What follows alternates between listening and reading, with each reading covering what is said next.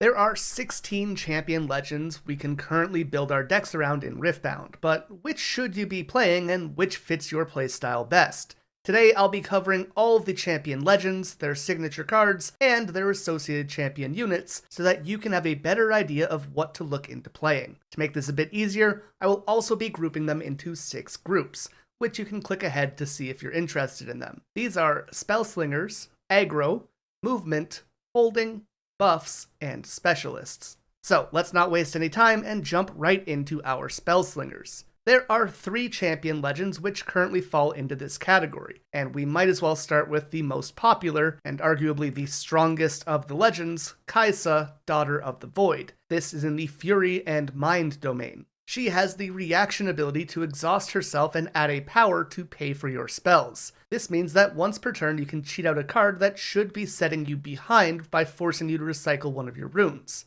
Really powerful cards like Void Seeker, Shakedown, and Smokescreen can suddenly cost no power, which is just fantastic. It is essentially having one of the seal gears in your legend zone. This makes for some really effective ways of developing small advantages every turn, which build up throughout the game and eventually will allow you to overwhelm your opponent. Her signature spell is Icathian Rain, a 7 energy spell that also costs 3 runes. This spell deals 2 damage to any unit, and you can do that 6 times. It's pretty expensive, but it's really great at either nuking 1 or 2 big units or clearing out literally everything token players like Viktor have been working towards the entire game. Notably, while this is expensive because Kai'Sa helps you avoid recycling your runes all game long, it's actually much more affordable than it would be with just about any other legend if they were able to play it. With that though, let's take a look at Kai'Sa's associated champion cards. Firstly, we have Kai'Sa Survivor, a Fury card with 4 might for 4 energy, which can be accelerated, and who lets you draw a card whenever she conquers. This is a solid resource generation engine, and she's able to act immediately, which just makes her a really well-rounded unit overall, and it's why we see her in so many other decks outside of Kai'Sa as well. Her counterpart, Kai'Sa Evolutionary, is a much bigger card. This card has 6 might and comes in for 6 energy and a blue power. Like Red Kai'Sa, she also has a conquering ability, but this time she allows you to play a spell from your trash that costs less than the amount of points you have in the game, and then you can play that spell without paying its energy cost before recycling it. That could be pretty insane.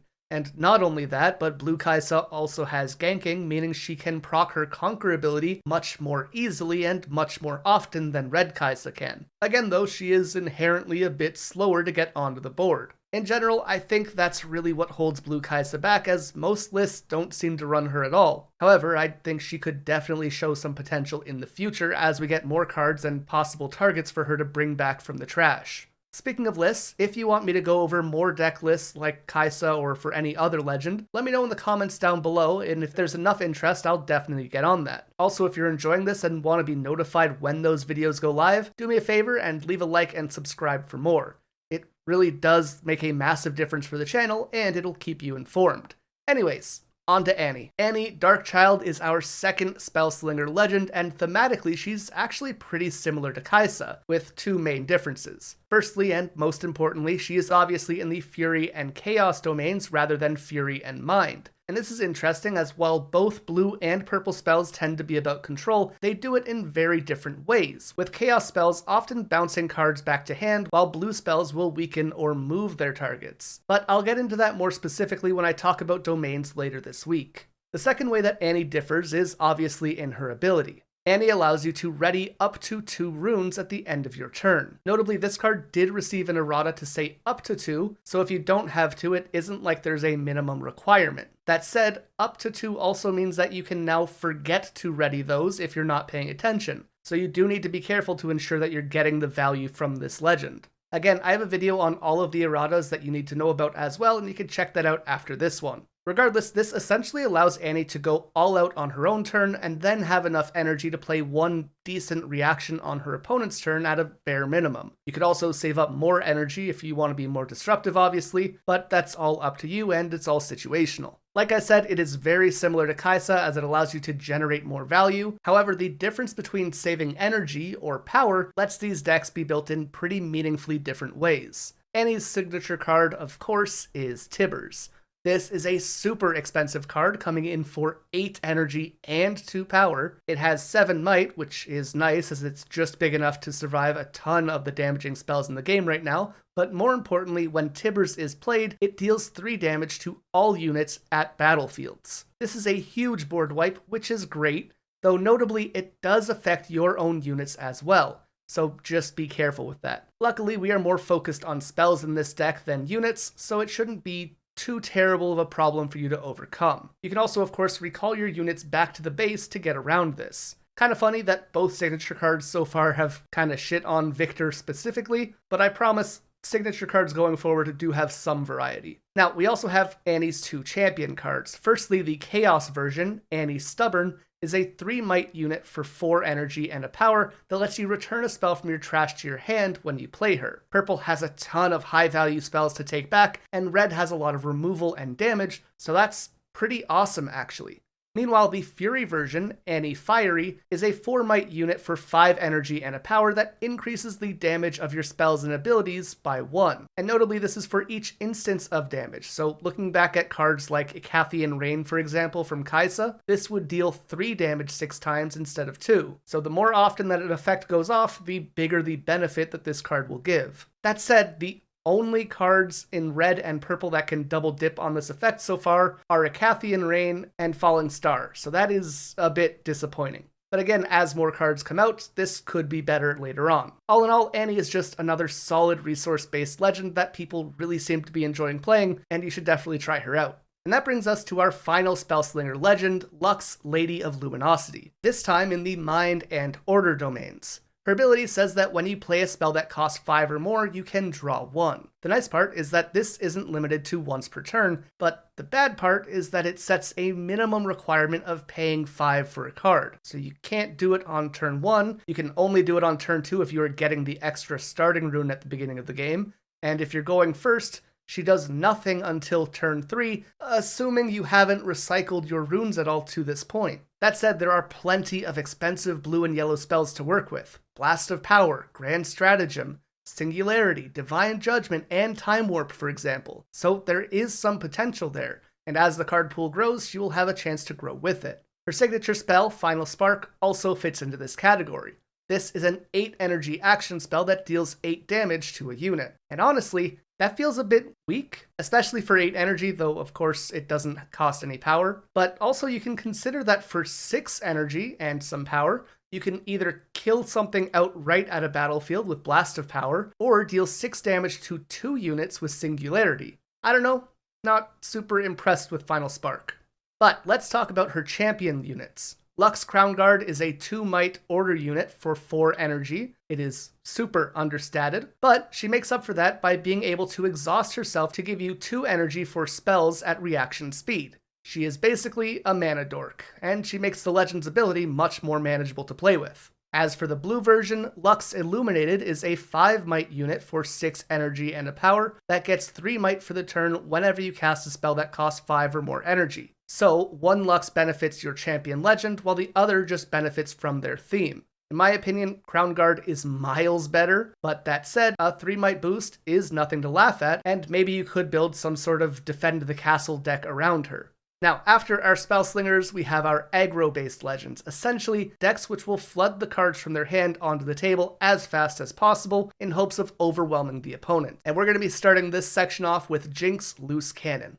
Okay. This is probably one of the most flexible legends in the game. Jinx is in the Fury and Chaos domains, just like Annie, and lets you draw 1 card in the beginning phase if your hand has 1 or fewer cards in it. Notably, this will happen before the normal draw step. But what makes Jinx so open-ended is that all this really wants to do is empty your hand, and you can do that however you want. Slinging spells, playing low to the ground energy curve with a lot of small units, or just by discarding things. All of which these colors really excel at, and it lets Jinx feel really good to play most of the time. She also has one of the most consistent and annoying signature spells in the game, the Super Mega Death Rocket. This deals 5 damage to any unit, they don't even need to be at a battlefield. And whenever you conquer, you can discard a card to return the spell from your trash to your hand. Essentially, you can blast something for 5 damage every turn in the best case scenario, which can be very hard for the enemy to come back from. Couple in a few cards that want to be discarded, like Flame Chompers, and you have an all-around solid card that makes it difficult for your opponent to ever catch up. As for our champion units, in red we have Jinx Demolitionist, a 4-might unit for 3 energy and a power that can be accelerated to come in ready. She also has Assault 2, which gives her a solid boost when she attacks, and hopefully lets you conquer so that you can get your Super Mega Death Rocket back. On top of all of that, when she is played, you need to discard 2. This is a bit of a steep cost, but remember she is both slightly overstatted, and this deck wants you to discard in most cases, so it should be okay, but even so, this is something you need to be smart with. Now, something I do want to bring up here is that in Riftbound, you will pay as much of a cost as possible.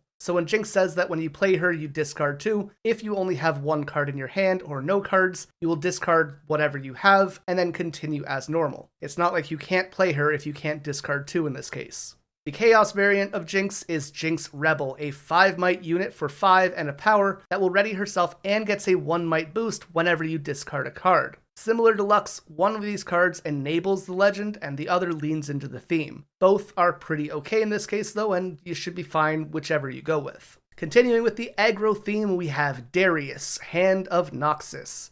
This legend is in Fury and Order, and has a reaction ability to exhaust himself to add 1 energy. However, this is also a Legion ability, meaning you will need to play another card earlier in the turn to activate this effect. This one is, pretty okay. It wants you to play multiple cards per turn, but you'll definitely need to have a solid draw engine to be able to keep that up, because unlike Jinx, once you're out of cards, he's kind of done. That said, this is a super fun deck, and I recommend you check it out if you like aggro beatdown styles, especially because red and yellow work so well with battle tricks, recruits, assault, accelerate, and removal spells.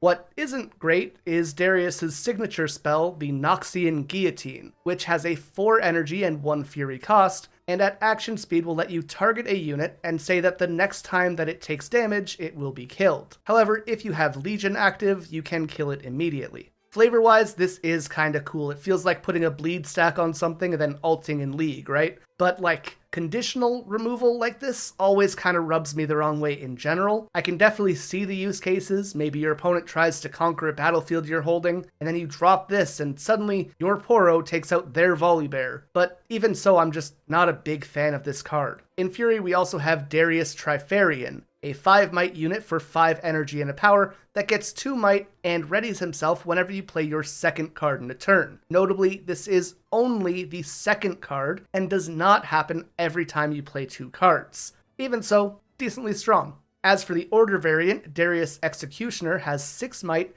and comes in for 6 energy and a rune. They give all friendly units at their location 1 might, and if you have Legion active, it comes in readied. Also, not a bad option, but the red one is probably easier to work with. And well, we covered Darius, we might as well do Garen next. Garen, Might of Demacia, is in Body and Order, which are very combat-heavy colors, and has the ability to draw 2 cards when you conquer if you have 4 or more units at that battlefield. This is absolutely booty cheeks, and it's my pick for the worst legend in the game right now. Sure, draw 2 is pretty cool, but you need 4 units at a battlefield? So best case scenario, probably turn 3 if nothing is removed yet? On top of that, you have to be conquering with it. Which yeah, ideally that can happen once per turn, but it just isn't always possible, right? And so, in many games, he might just do nothing. This is the single most win more legend, but offers you nothing to set you in a winning position. But maybe his signature card will help, right? This is Decisive Strike. It is an action speed spell for 5 energy and a power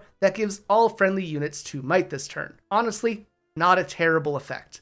And clearly, Garen wants you to be spamming out units, so the buff should be pretty considerable, but again, it's just very win more. And if you aren't ahead, this doesn't do much. You can compare it to Viktor's signature spell, Siphon Power, which chooses a battlefield and then lowers enemy units there by 1 might and boosts your own by 1 might. So effectively, again, a 2 might swing. But that one is a reaction speed spell and costs less than half as much. And sure, it is battlefield specific, but it is way more versatile and faster. As for his champion cards, in order we have Garen Commander, a 5 might unit for 6 and a power that gives other friendly units their 1 might. And like, that sounds familiar, right? Well, that's because we just covered Darius, who has effectively the same card in the same color, but which also has 1 more might and can come in readied if you have Legion active. I do like Darius and Garen kind of having mirrored cards. I don't like that Garen's is just worse for no reason.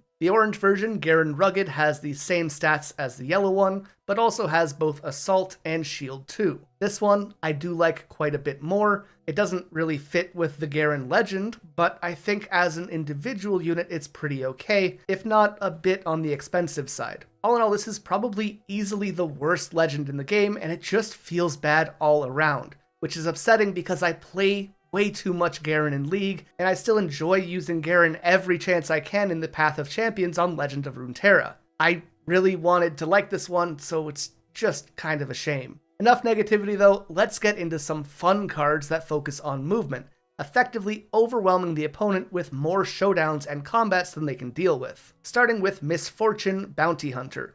This legend is in Body and Chaos, and she can be exhausted to give a unit ganking this turn. I think this is such a strong ability and gives you an absolute boatload, no pun intended, of mobility and versatility on the board. Couple it with a couple move spells, and you can easily score bonus points all over the place. But you can't exactly move your units to a battlefield full of enemies, which is where Misfortune's signature spell comes in. Bullet Time costs 1 energy, and at action speed allows you to pay any number of power you want to deal that much damage to all enemies at a battlefield. This is a crazy strong AoE removal spell that has built-in flexibility and versatility. However, it sets you pretty far behind in mana economy once you actually use it. That said, if you're planning on this being the last turn anyways, that doesn't matter. So, spend 12 runes, blow that shit up. Overall, I do think this is a pretty great card though.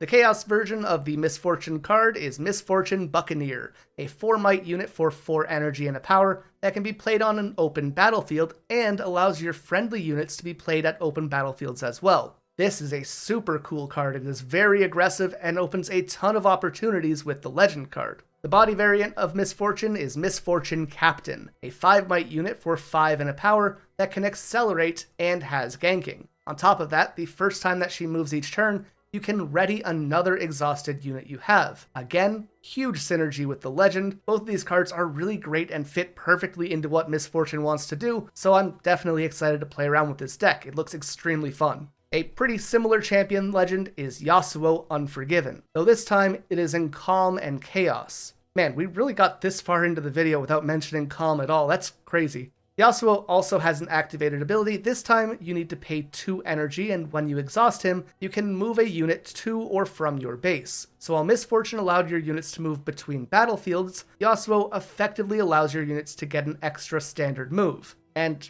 kinda gives them pseudo accelerate as well. Again, there's a ton of utility here, and you can do some really cool stuff with him. His signature spell, Last Breath, costs 3 energy and 2 power, and it is an action speed spell that readies a friendly unit and then deals damage equal to that unit's might to an enemy at a battlefield. Again, super solid in terms of giving you mobility, and it has built-in removal on top of that. Yasuo's first champion is in Calm. It is Yasuo Remorseful, a 6 might unit for 6 energy and 2 power that deals damage equal to its might to an enemy unit at the location that he attacks in. It is a really strong attacking unit, especially when combined with the Legend. I will say, it is pretty expensive though. The Chaos version, Yasuo Windrider, is a bit cheaper, being 5 energy and 1 power for a 4 might unit. This version has ganking, and the third time that he moves in a turn, he will score you a point. Having a champion with an alternate win con is always kinda nice, and the deck definitely offers enough ways to move him around to guarantee that he can go off.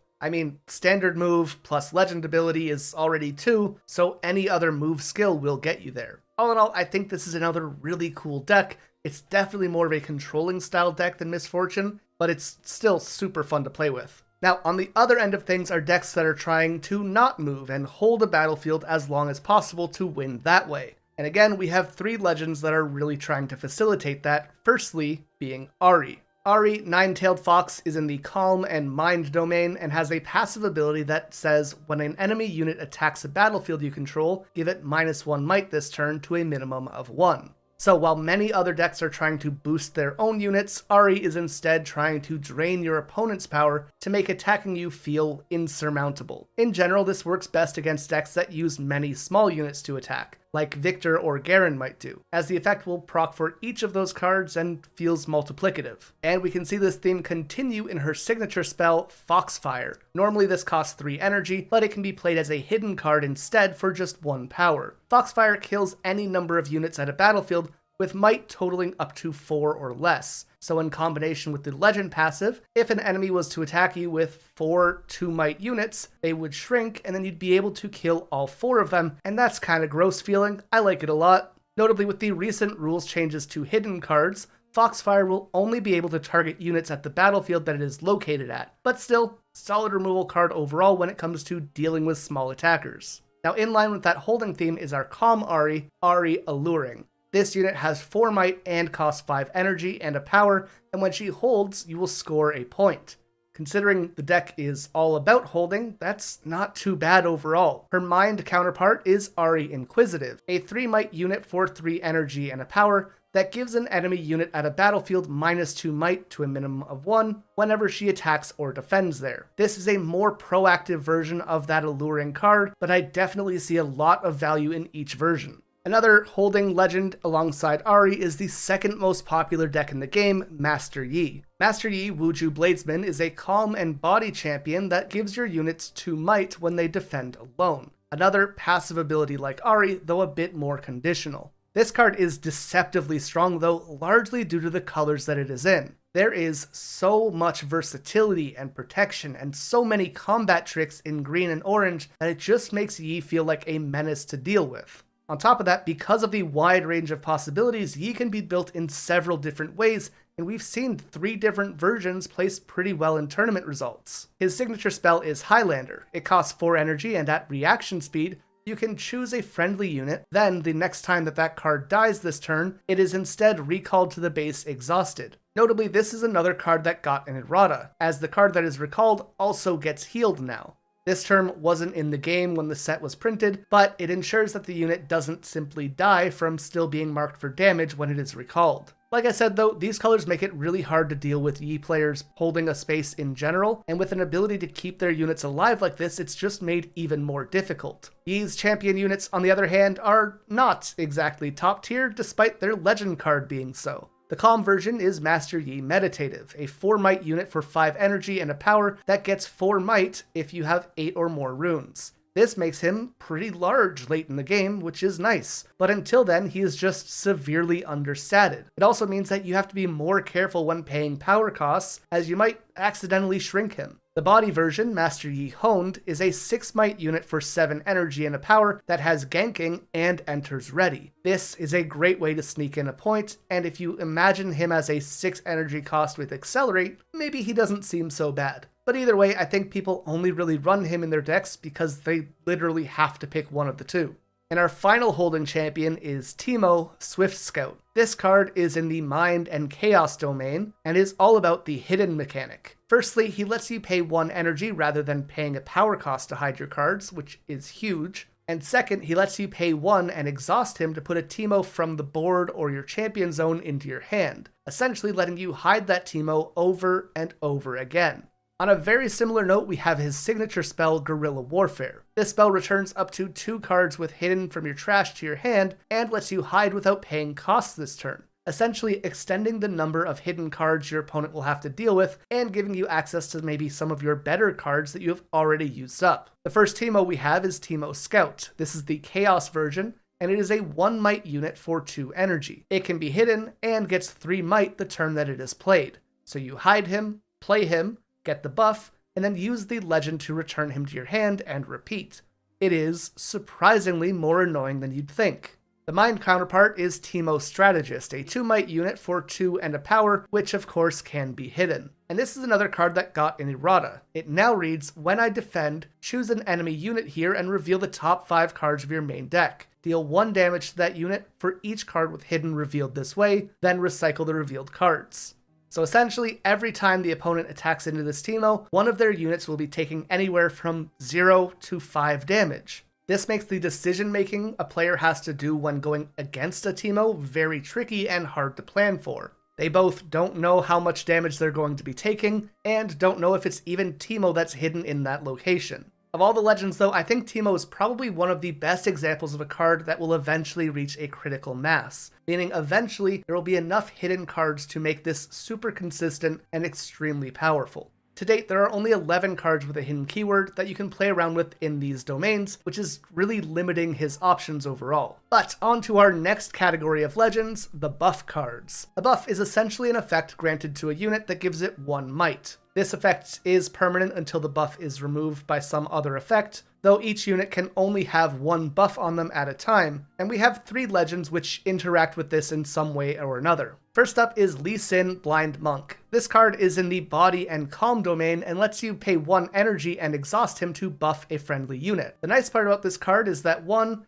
it is a simple and consistent source of buffs, and 2, it makes your units stronger. However, the biggest downfall of this legend is that it shares a color combination with Master Yi. Essentially, it is just unlucky enough to be paired up with one of the most popular and effective decks in the game, and so it is inherently compared to him. Lee's signature spell is Dragon's Rage. It costs 4 energy and a power, and reads, move an enemy unit, then choose another enemy unit at its destination. They deal damage equal to their mights to each other. This honestly is not too bad. It is effectively being a cheap way to kill 2 units with 1 card, but it relies on your opponent actually having 2 units, and if you want both to kill each other, they have to have the same might, though it could be used in tandem with other cards to kill things off, or it could just open up a battlefield. Either way, it's very situational, and it needs some support with whatever you want to do with it. Lee's calm champion is Lee Sin Ascetic, a 5 might unit with shield for 5 energy and a power that can be exhausted to buff himself. He also lets you put any number of buffs on him. And I really like this card,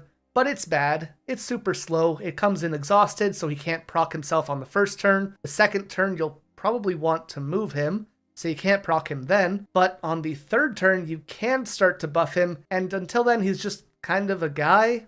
You can combine him with move effects to speed this up a bit, but that's a lot of investment for very little reward. He's essentially the ultimate example of a defend the castle kind of card, but he requires you to put all of your eggs in one basket, and it's a shame, but I just don't think he's all that great. The body version, Lee Sin Centered, is a 6 might unit for 6 energy with Accelerate, who gives other friendly buffed units at his battlefield 2 might. This can be great, but like Garen, I just think it's kind of a win more card. So while the legend is super cool, the actual champion cards are a bit lackluster.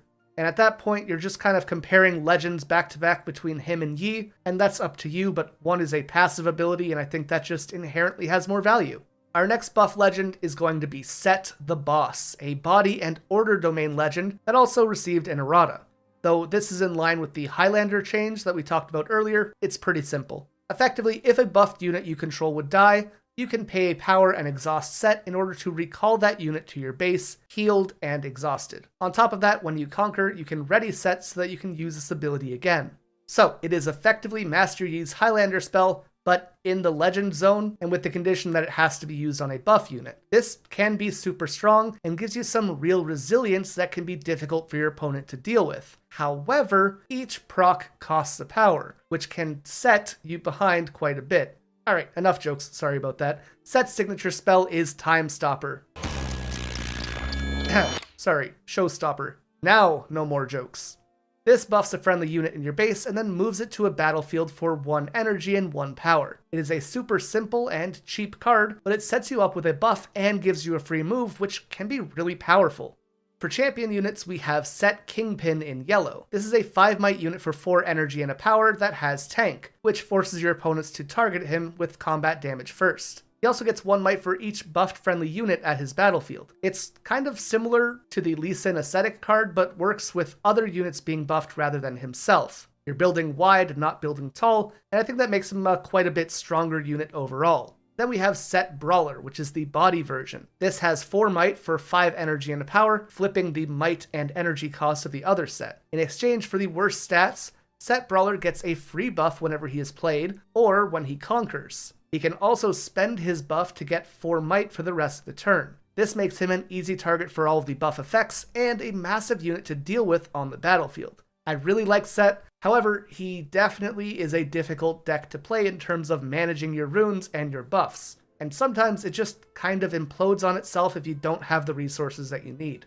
Our final buff legend is Leona, Radiant Dawn, a calm and ordered legend who allows you to buff a friendly unit whenever you stun one or more enemy units, and that's Leona's unique feature, stun. Basically, this drops a unit's combat damage to 0 for the turn without lowering their actual might, and so she makes her own units stronger with the buff while making your opponent's units vulnerable and unable to defend themselves. On paper, I really like her, though I haven't had the chance to actually play with her much. Her signature card is Zenith Blade, a 3 energy, 2 power action speed card that can stun an enemy unit at a battlefield and then allows you to move a friendly unit to that enemy's battlefield. I think this could be a super strong card, though it feels a bit expensive for what it does. It's like a souped up version of Sett's Showstopper that ensures that your unit won't take damage from a specific enemy. In the order domain, we have Leona Determined, a 4 might unit with shield for 4 energy and a power that stuns a unit at any battlefield that she attacks, giving you an easy proc for your Legend's ability. As for the calm Leona, Leona Zealot,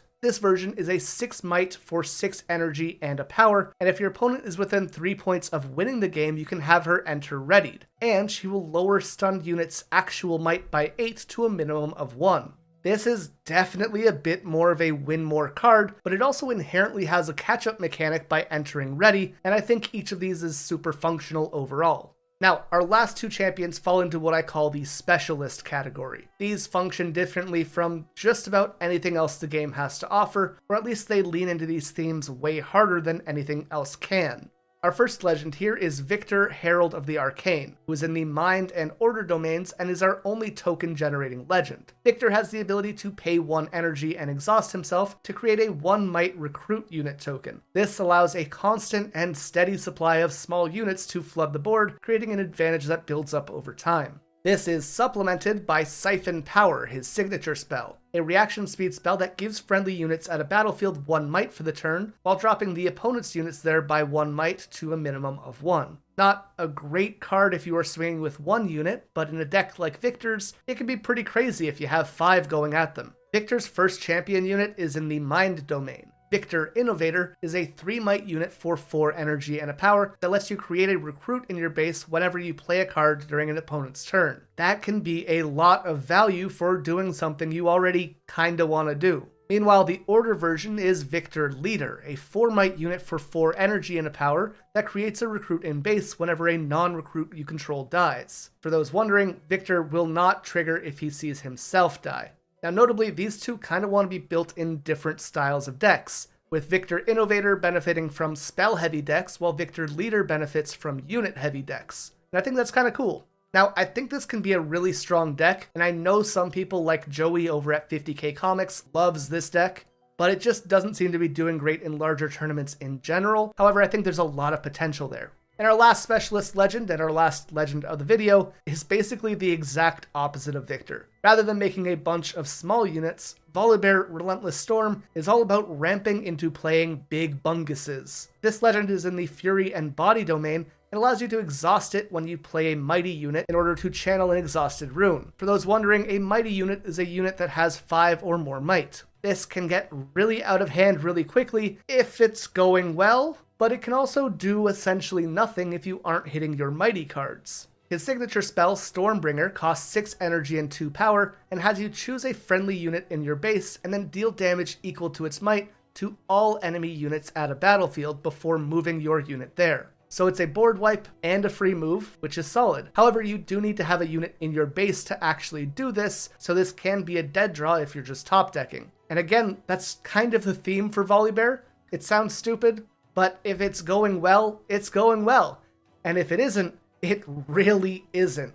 It's very much like Sett in that way. Volibear's first champion unit is in the Fury domain, fittingly called Volibear Furious. A massive 9 might unit for 10 energy and 2 power with Deflect 2, making it one of the very few possible chosen champions with built-in protection. When this Volibear attacks, he deals 5 damage split among any number of enemy units at that battlefield. Again, kind of a small board wipe on tokens, or a spot removal for a decently sized unit.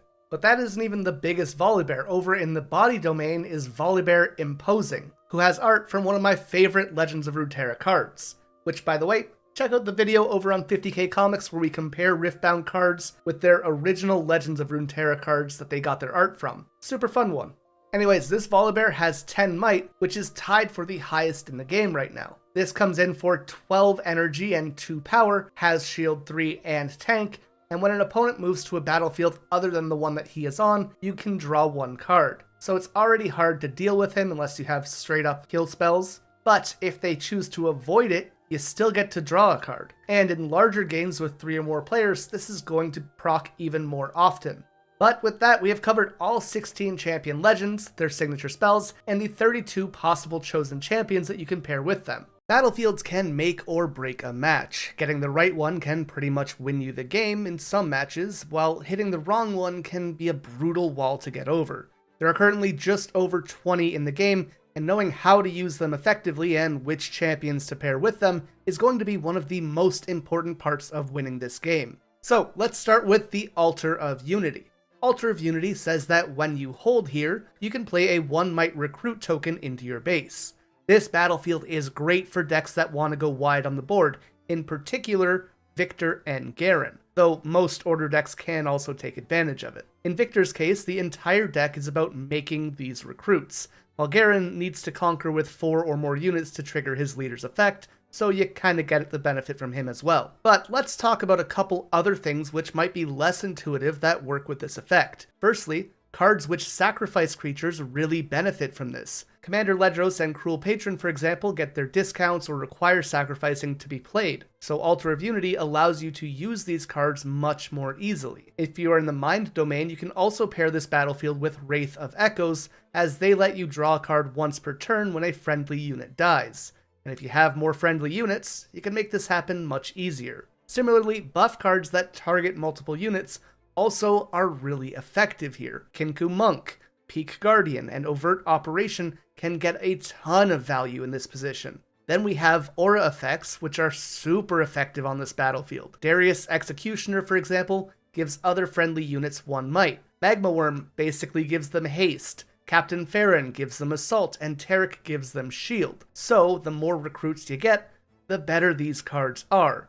But you want to know what real Unity is? Leaving a like and subscribing to the channel. Like I said, we are stronger with more people here, and if you want to go the extra mile, you can also support me over on Patreon, or join the Discord in the description to take part in future videos. Our next battlefield is a bit of a weird one, Aspirant's Climb. This increases the number of points needed to win the game by 1, so you'll typically be playing to 9 instead of 8.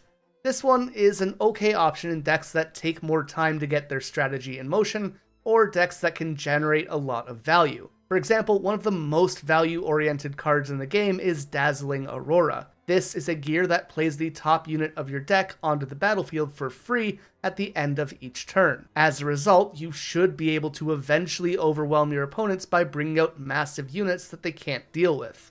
However, this thing costs 9 energy, so it isn't like you can play it in the early turns.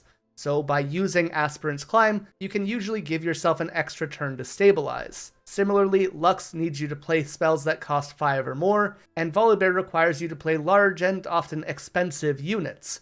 Both of these really appreciate getting extra time to set things up. Another angle you can go with this is to use it in decks which have alternate scoring conditions. Ahri Alluring, Yasuo Windrider, and Tryndamere can all get you extra points, so basically they can mitigate how slowed your game plan is by this battlefield. Though on the flip side, the points that they score are worth more when the game needs less points. Cards like Draven or Kaisa Evolutionary also become stronger as you get more points, so these can be great here as well.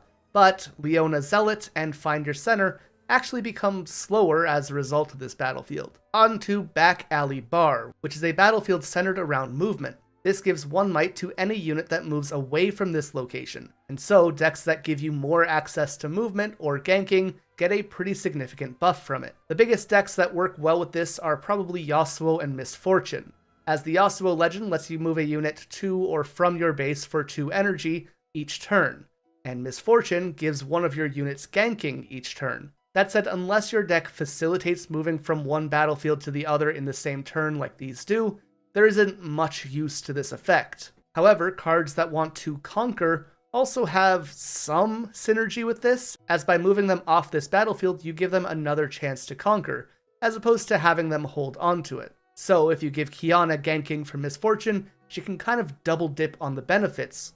Speaking of which, holding decks really don't get anything from this, so Ahri and Master Yi, for example, who give bonuses when you are defending, are cases where the players don't really want to pull their units off of this location, so they won't get a benefit almost ever. Next is a battlefield that is just as niche, and that is the Bandle Tree, which allows you to hide an extra card at it. In general, this is mostly a Teemo battlefield, allowing you to effectively have even more control over the game than you normally would. However, while there are decent hide cards in several colors, most non-Teemo colors only have one or two good options. You'd only really get value out of this if your domain includes Mind or Chaos in some way. This is a battlefield I think will become more powerful as more cards are released. However, it only is really useful in Teemo right now. Notably, this is probably the first example of a must-take battlefield. If you're playing against a Teemo and you see this, you need to take it from them, or you'll basically never be able to get it back again. Fortified Position, as the name suggests, is a battlefield that wants you to hold it down. When you defend there, you can choose a unit to give shield 2/2 for that combat. Essentially, you get 2 might when you defend, which is pretty solid. As I mentioned earlier, Yi and Ahri love this. For Ahri, she drops every enemy unit who attacks into her by 1 might, which, if they're attacking with several units, can be pretty significant. And Yi gives 2 might to a defending unit who's alone. So if that unit is something like Wielder of Water, this can be huge. Basically, that unit alone goes up to 6 might on the defensive, which is pretty solid for a 3-drop. This can also be combined with On Guard to make a massive defensive wall. On top of that, putting units with Deflect on this battlefield can make them more difficult to deal with as well. Fiora, for example, is a great target, as the 2 might boost that she gets from shield will proc her ability as well, giving her Deflect and an extra shield. Next up is probably the single most flexible battlefield in the game, Grove of the Godwillow. This lets players draw a card when they hold it, and card draw is fairly universal, so every deck can really benefit from this. That said, it is of course easier to proc in decks like Ahri and Yi. However, removal-heavy decks are also really good here. For example, if a Kai'Sa or an Annie player holds this battlefield, they can use spells to remove opponents' units before they can even attack, meaning this is more easy to hold, and then they can draw a free card, which hopefully allows them to replace the spell they just used, and they can do it all over again. Hollow Tomb, like the Bandle Tree, is a bit of a niche one. When you hold there, you can return a chosen champion from your trash to your champion zone if your champion zone is empty. So this is obviously meant for decks that really rely on their chosen champion, but that said, most decks can use their chosen champion at least decently well, so it's going to be a fairly neutral battlefield in most cases at the very least. I don't mind using this one in decks like Yasuo, Lux, or Teemo. Yasuo allows you to get extra points with Windrider, Lux Crown Guard gives you a discount on expensive spells, and Teemo can be used as a hidden spell once again. Notably, this is also typically better on cheaper champion units. For example, Jinx Demolitionist is often brought out pretty early, so when it inevitably dies, you can get it back to use it again. You might also make an argument for units that are difficult to deal with, for example the Volibears, but I'd say that if those get removed, you're already probably too far behind to waste another turn playing them. On to Monastery of Hirana, a battlefield that lets you spend a buff when you conquer it to draw 1 card. This pretty much limits the deck options to Sett, Lee Sin, and Leona, though arguably anybody in the body domain would be okay, maybe Order or Calm. In particular, this is nice though because if you're playing against a deck without buffs, this is a draw engine that only benefits you. I think Lee Sin probably procs this the most easily, as his legend card can give him buffs directly. However, Sett might be the deck that benefits the most from the battlefield. That's because the Sett deck specifically has a really hard time with resource management, so any hand advantage is definitely welcome. That said, if you spend a unit's buff to draw, you won't be able to heal them with Sett unless you put another buff on them, so just be careful with how you manage things. In a very similar line, we have the Navori Fighting Pit,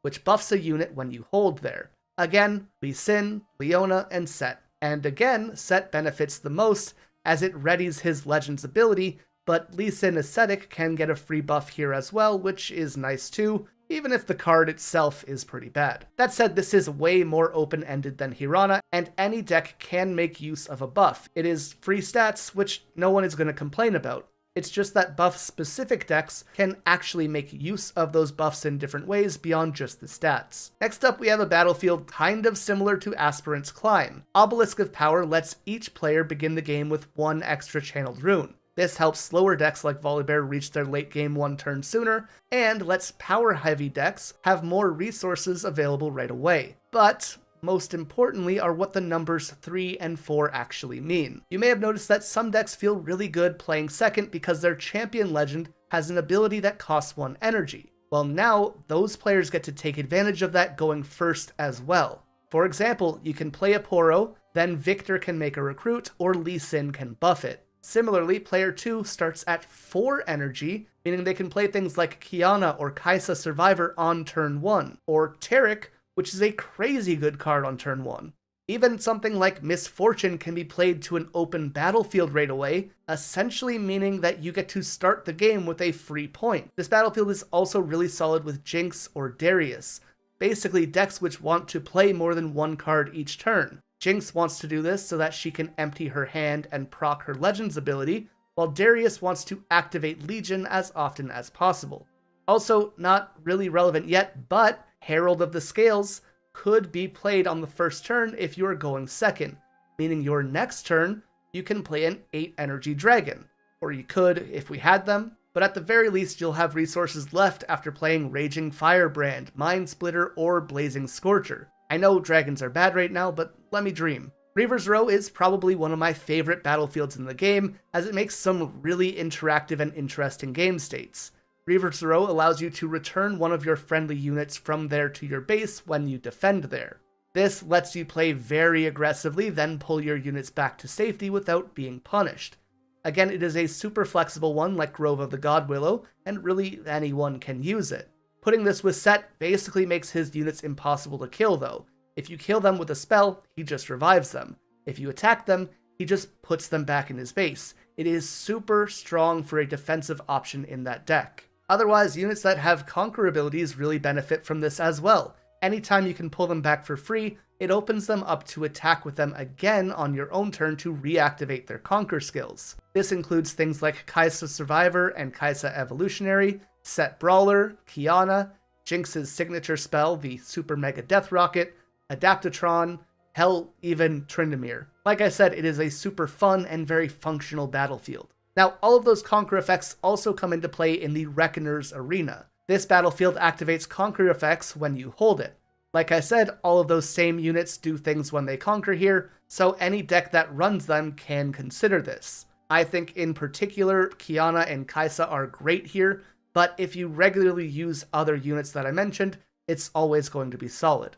On to Sigil of the Storm, a super weird one. This battlefield makes players recycle one of their runes when they conquer it. So we have a few schools of thought here. Firstly, decks that can easily ramp like Volibear, or decks that can mitigate power loss like Kaisa, are okay with this as they will make up for that disadvantage in other ways.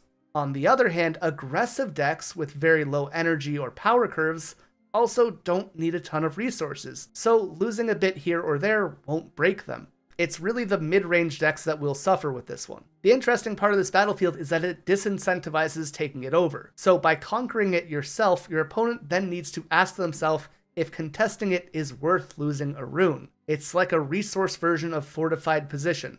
They know that if they attack, they need to overcome an extra hurdle, and that can be a powerful factor. Decks that hate playing into this include Darius and Sett. They need their energy and power, and so proccing this even once can be a huge detriment for them. On the opposite of which is Star-Tipped Peak. When you hold there, you get to channel an exhausted rune. Obviously, Sett, Darius, and Volibear go nuts here.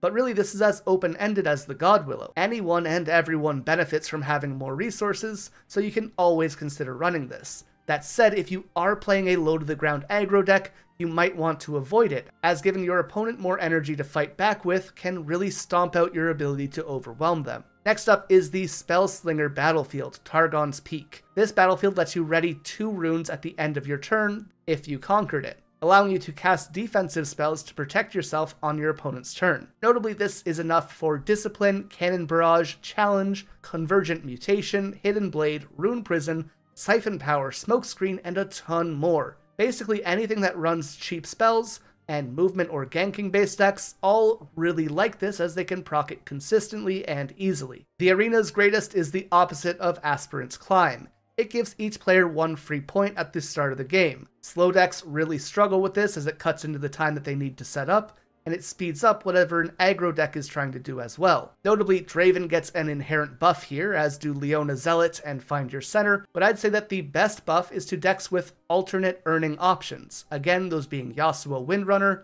Ahri Alluring, and Tryndamere. In a normal game, earning an extra point is worth about 12% of your total goal, but in this game, where you only need 7 points to win, that jumps up to 15%.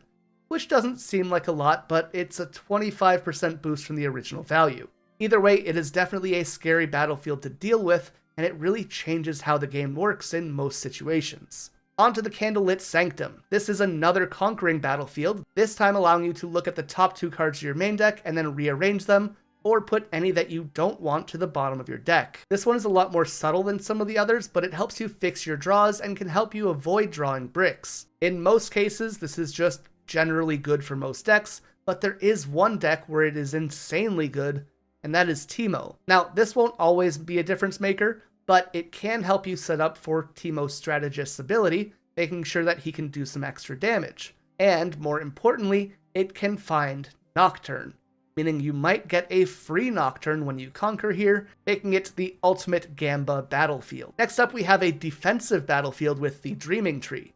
This allows players to draw a card when they target a friendly unit with a spell there for the first time each turn.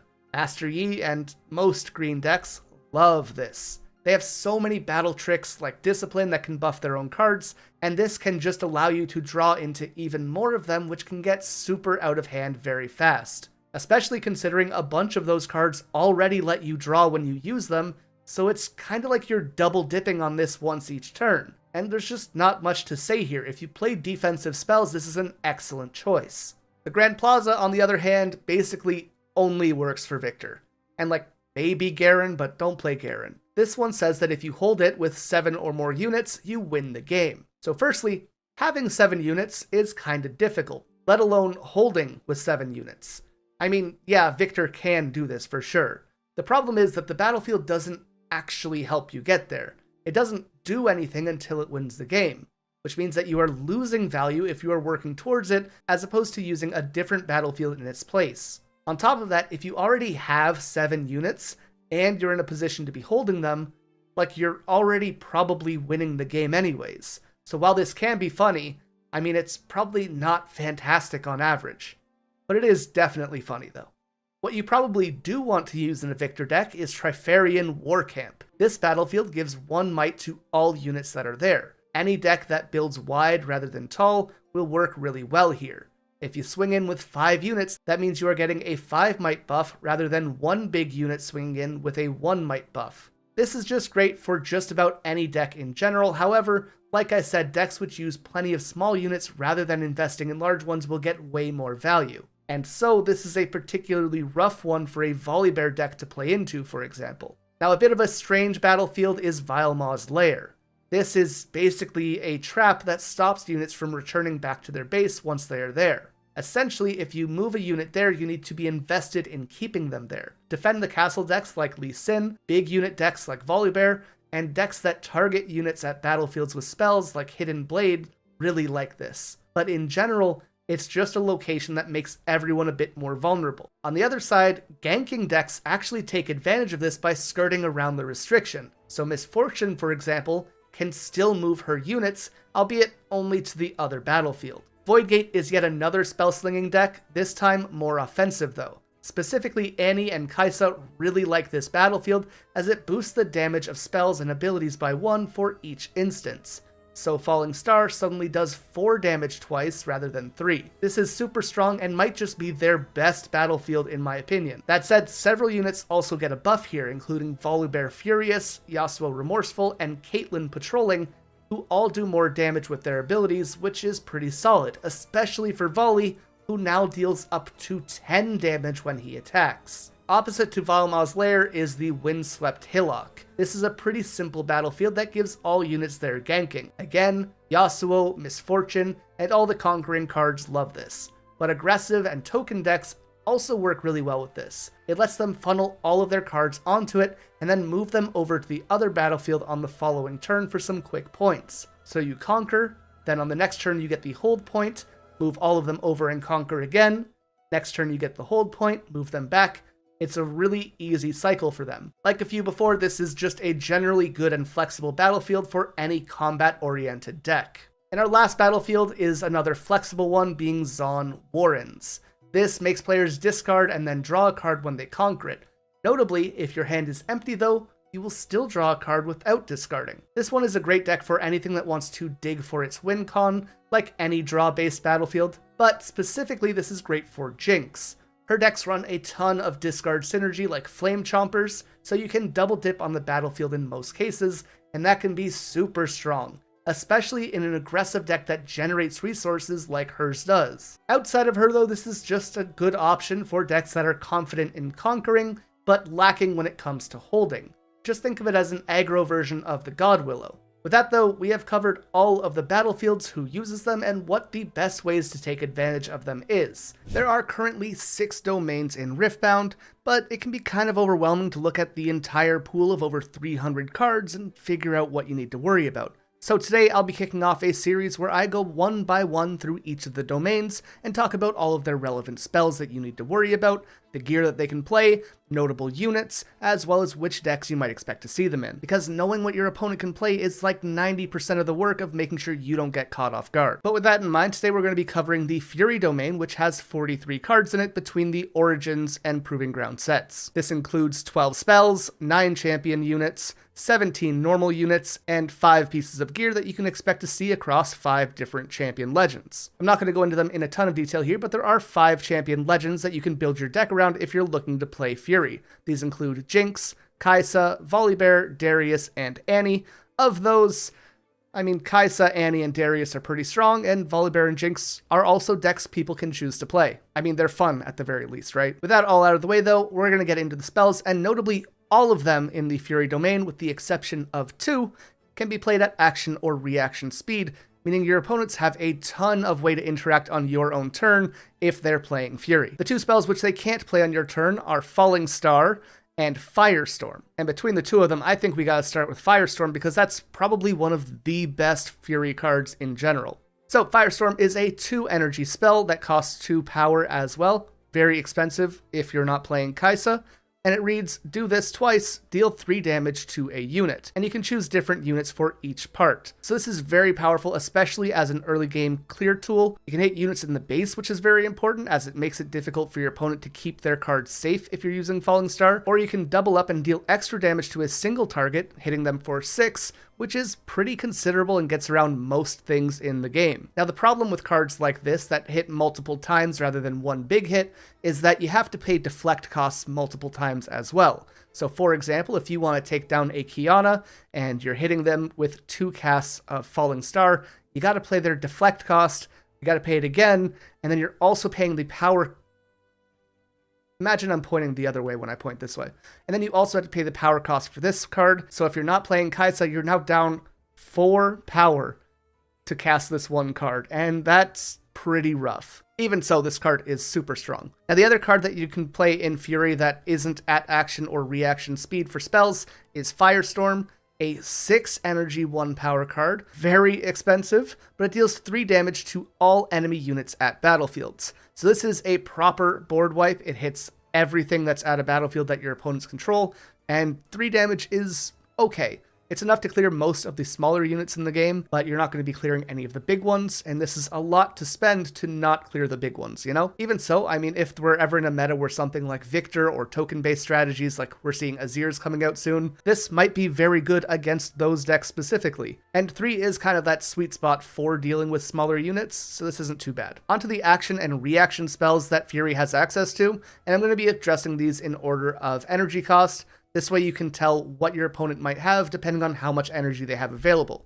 So starting with Cleave, which costs 1, this has action and says give a unit Assault 3 this turn, so it gets 3 might when it's attacking. Now this is very strong on your own turn. Obviously, it gives a big buff that lets you get over a ton of different units, but it can also be very strong if you're playing against a Calm or Chaos player, as their units can also make your units move and attack. So for example, someone uses Charm, or Blitzcrank, or Fight or Flight, or any other card that works in a similar way. If they're pulling your unit into one of their units at a battlefield, you can still use Assault as a reaction or action in response to that to buff your unit, as they are technically attacking now, and that could make or break a situation.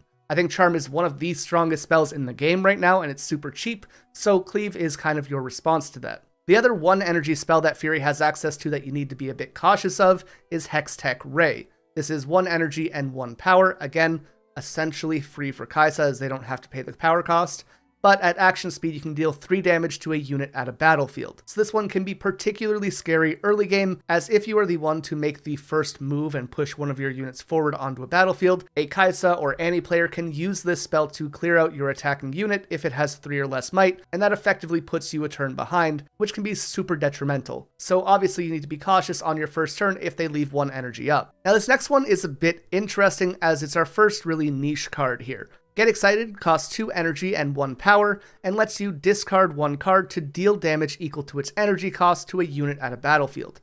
The reason I'm saying it's niche is because most of these decks that I've talked about so far don't really have much of a top end.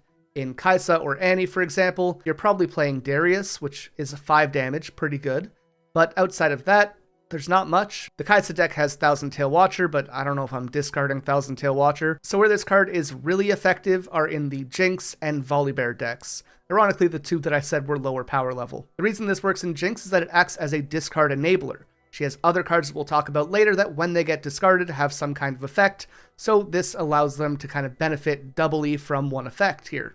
And on the Volibear side, all their units are just big as shit. So by discarding them, you can sometimes burst something for 10 damage, which is quite a bit. And that actually makes this a really good answer to a lot of those cards with Deflect, or in some cases even things like the Aurora decks, as their units don't typically have 10 might. They might sometimes, but in general, this can clear some of the things they bring out, which is pretty huge. Next we have Incinerate, which is from the Proving Ground set. This is a 2 energy spell that at action speed deals 2 damage to a unit at a battlefield. This is just a worse Hextech Ray at the expense that you're not paying a power cost and instead you're paying an extra energy cost and dealing less damage as a result. So notably, this is better in the Annie deck than it is in the Kai'Sa deck, as she readies 2 runes at the end of her turn, whereas Kai'Sa can't get that discount by tapping herself if she's not paying any power costs, right? So it is more flexible in Annie specifically, but I still don't think that it's better than Hextech Ray at all. Shakedown is actually the only reaction card that Fury has access to. It is a 2 energy, 1 power spell that says at reaction speed, choose an enemy unit, deal 6 damage to it unless its controller has you draw 2 cards. So on the one hand, this is pretty good removal, and we've talked about how 6 is a decent amount to actually hit something for. But on the other hand, if they want to keep their unit, you're suddenly drawing 2 cards for 2 energy. That's not bad. So either way, I think Shakedown in general is just an okay card. No matter what happens, you're going to get some advantage out of it, and that's pretty strong. The only downside is that you can't really guarantee that this is going to be used as removal, but if you're going into it thinking it's probably going to act as a card draw engine rather than removal, I think you're going to be pretty happy playing this most times. Onto Voidseeker, which is a 3 energy, 1 power action spell that deals 4 damage to a unit at a battlefield and allows you to draw a card. This is, I think, an extremely strong card. I know a lot of people cut it, but I just disagree. 4 damage is very strong. There's a lot of units that are at that 4 mark rather than 3, and you're guaranteeing a card draw, which is just great. And again, in Kai'Sa specifically, you get to negate the power cost. This is just an all-around really solid removal spell, and it replaces itself, so if your opponent ever has 3 up while they're playing Fury, be expecting that you can take 4 damage from their cards. Now, a strictly worse version of that is Disintegrate, which is kind of similar to Incinerate, as it is more expensive than a very similar card, but does less damage. And in this case, it has another negative condition as well. So, Disintegrate, 4 energy action spell, deal 3 damage to a unit at a battlefield. If this kills it, draw a card. This is 1 less damage than Void Seeker, and it's conditional card draw. Just rough. Don't play Disintegrate, it's bad. Blind Fury is a really weird Fury spell. It is 4 energy and 2 power, and says, at action speed, each opponent reveals the top card of their main deck. The errata to this will have you choose one, then banish it and play it, and then recycle the rest of them. So this is a interesting card. I think if we're ever in a meta that has a lot of top end, like Dazzling Aurora is everywhere, this could be super good. We are currently not in that meta. Most of the decks right now are Kai'Sa, and you're looking at like a 3-cost unit on average if you hit something. This can cast spells as well, which is nice, but I don't know. Notably, this is better in multiplayer games as well, so if you have 3 or 4 people playing the game, you get more options. But I just don't think that this is so fantastic right now specifically. Probably the number 1 side deck card that Kai'Sa has access to right now is Thermo Beam. 5 energy and 2 power, and at action speed it allows you to kill all gear. So obviously if you're playing this, you're probably not playing gear in your own deck, or maybe your gear has death knell effects, which I don't believe exists right now, but don't quote me on it. And this can be used to clear things like your opponent's Dazzling Aurora. If you're playing this with purple, you might have Scrap Heap in the deck. If they have Seals out, if they have the Sun Disc, there's a bunch of decent gear in the game, and this can clear all of it, which is pretty cool. But it is 5 energy, and if they're not playing gear, then this is just a dead draw. So it's a really high-risk card if you're playing it in the main deck, but very rewarding if you put it in the sideboard and swap it in for games 2 or 3. And our last Fury spell is Sky Splitter at 8 energy and 1 power. This is an action spell that says this spell's energy cost is reduced by the highest might among the units you control. Deal 5 damage to a unit at a battlefield. Again, we're looking at this being played in the Volibear deck specifically, as they have a bunch of big bunguses that can lower this card's cost. In those decks, this isn't too bad. However, it is better late game than early game, and those decks are fine late game, but they really struggle early anyways.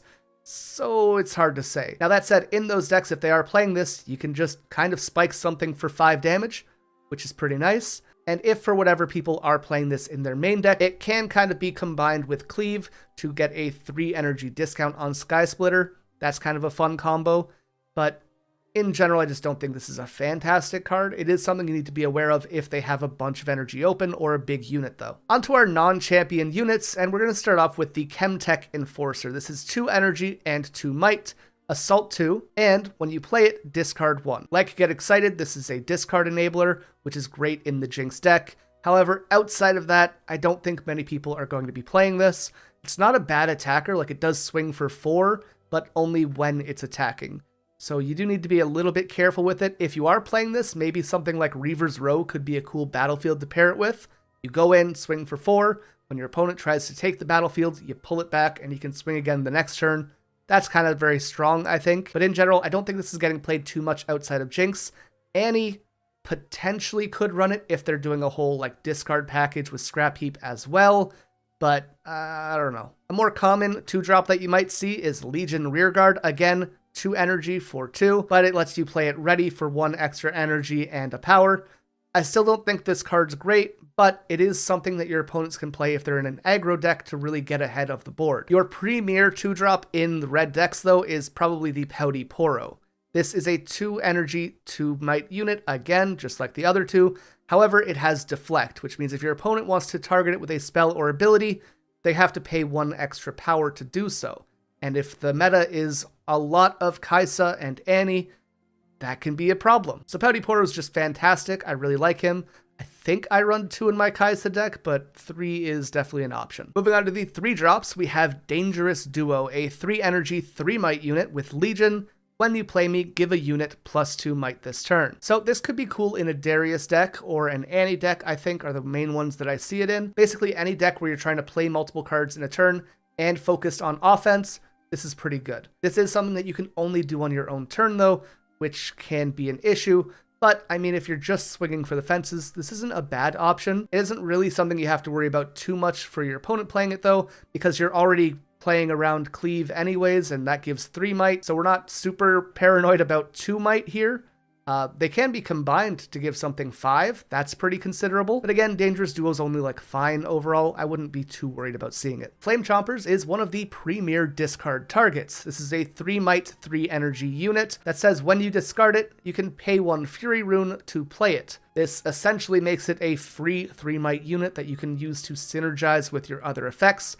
That's pretty strong. For example, let's say the Jinx player starts, they use Chemtech Enforcer, they discard Flame Chompers and recycle a rune. Suddenly they have this 3 might unit and a 2 might unit that swings for 4 that they have access to on the next turn, and that's pretty good, I think. A very scary card is the Immortal Phoenix, a 3 energy, 1 power unit with 3 might that has Assault 2, and when you kill a unit with a spell, you can pay 1 energy and a power to play it from your trash. So this is a card that comes back turn after turn, as long as you can keep popping things on the field with spells. So we're probably looking at Annie and Kai'Sa again. The whole reason those 2 cards are so good is they just work with everything, unfortunately. There is an argument that it could be paired with Jinx as well, as she has a Super Mega Death Rocket and a bunch of the red removal spells, but I mean, Annie and Kai'Sa are probably where you're seeing this. More specifically, Annie seems to be the one making the most use of this, and you do need to be careful because this is a triggered ability, which means it's not really restricted to the normal playing times that a unit would have. So if you move something forward to a battlefield, they hit it with a Void Seeker, and then cast this from their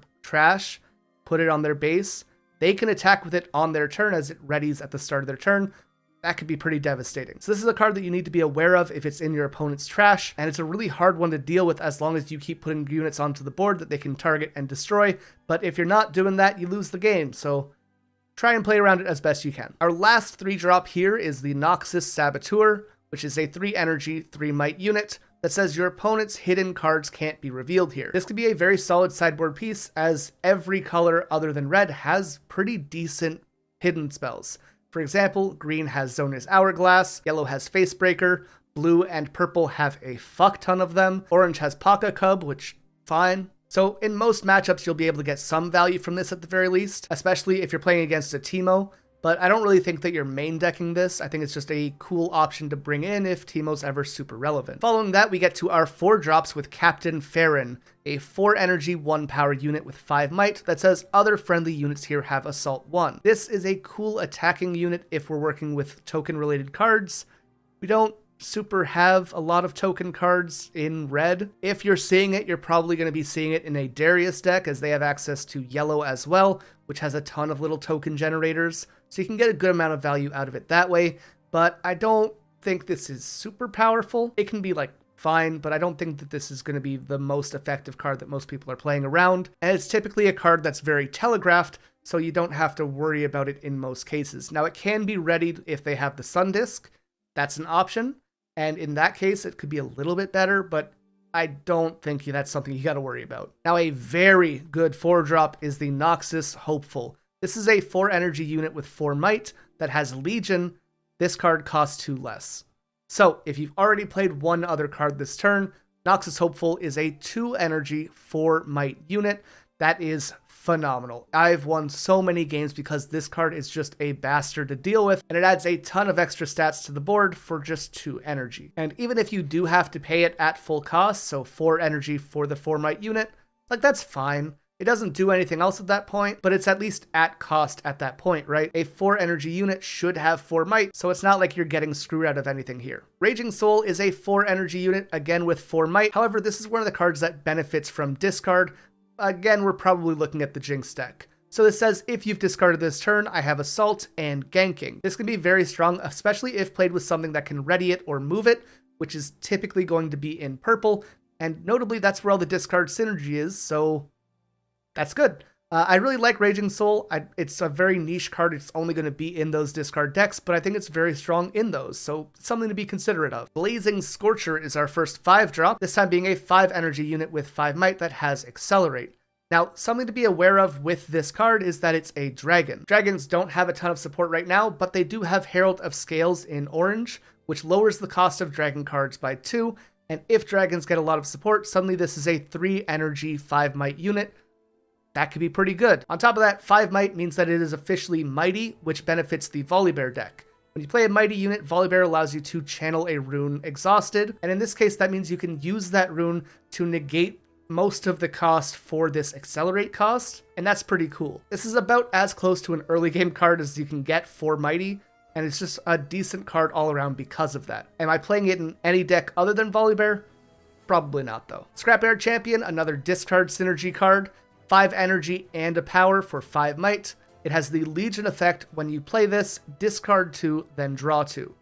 Now, notably, the discard 2 is not part of the cost, it is part of the effect. So if you play this when your hand is empty, now you can draw 2 cards for free. That's very good. So this can be something to bring you back in the game once you're completely tapped out of cards, and I think that's great. However, it is a little bit complicated to play it with Jinx, and that's the deck that you want to play this in, right? So let's say you start your turn, Jinx goes off, you draw your card for turn. That's now 2 in hand. This is one of them. You need to play whatever that other card is, and then drop Scrapyard Champion to get the most benefit, the discard 0 to draw 2. But then you need to be able to play one of those extra cards so that Jinx has 1 card in your hand at the start of your turn, so you can get your extra draw there. You don't need to do that, but to effectively pull this card off, if you're triggering Jinx, you need to be playing 3 cards in a turn, which is a lot to worry about. Even so, I mean, this is a really cool card, and you can do a lot of cool things with it. Moving on to 6 energy, and we have Brazen Buccaneer, which comes in at 5 might. However, if you discard a card when you play him, you can lower his cost by 2. This is essentially the red version of Cruel Patron, which needs a sacrifice to be played.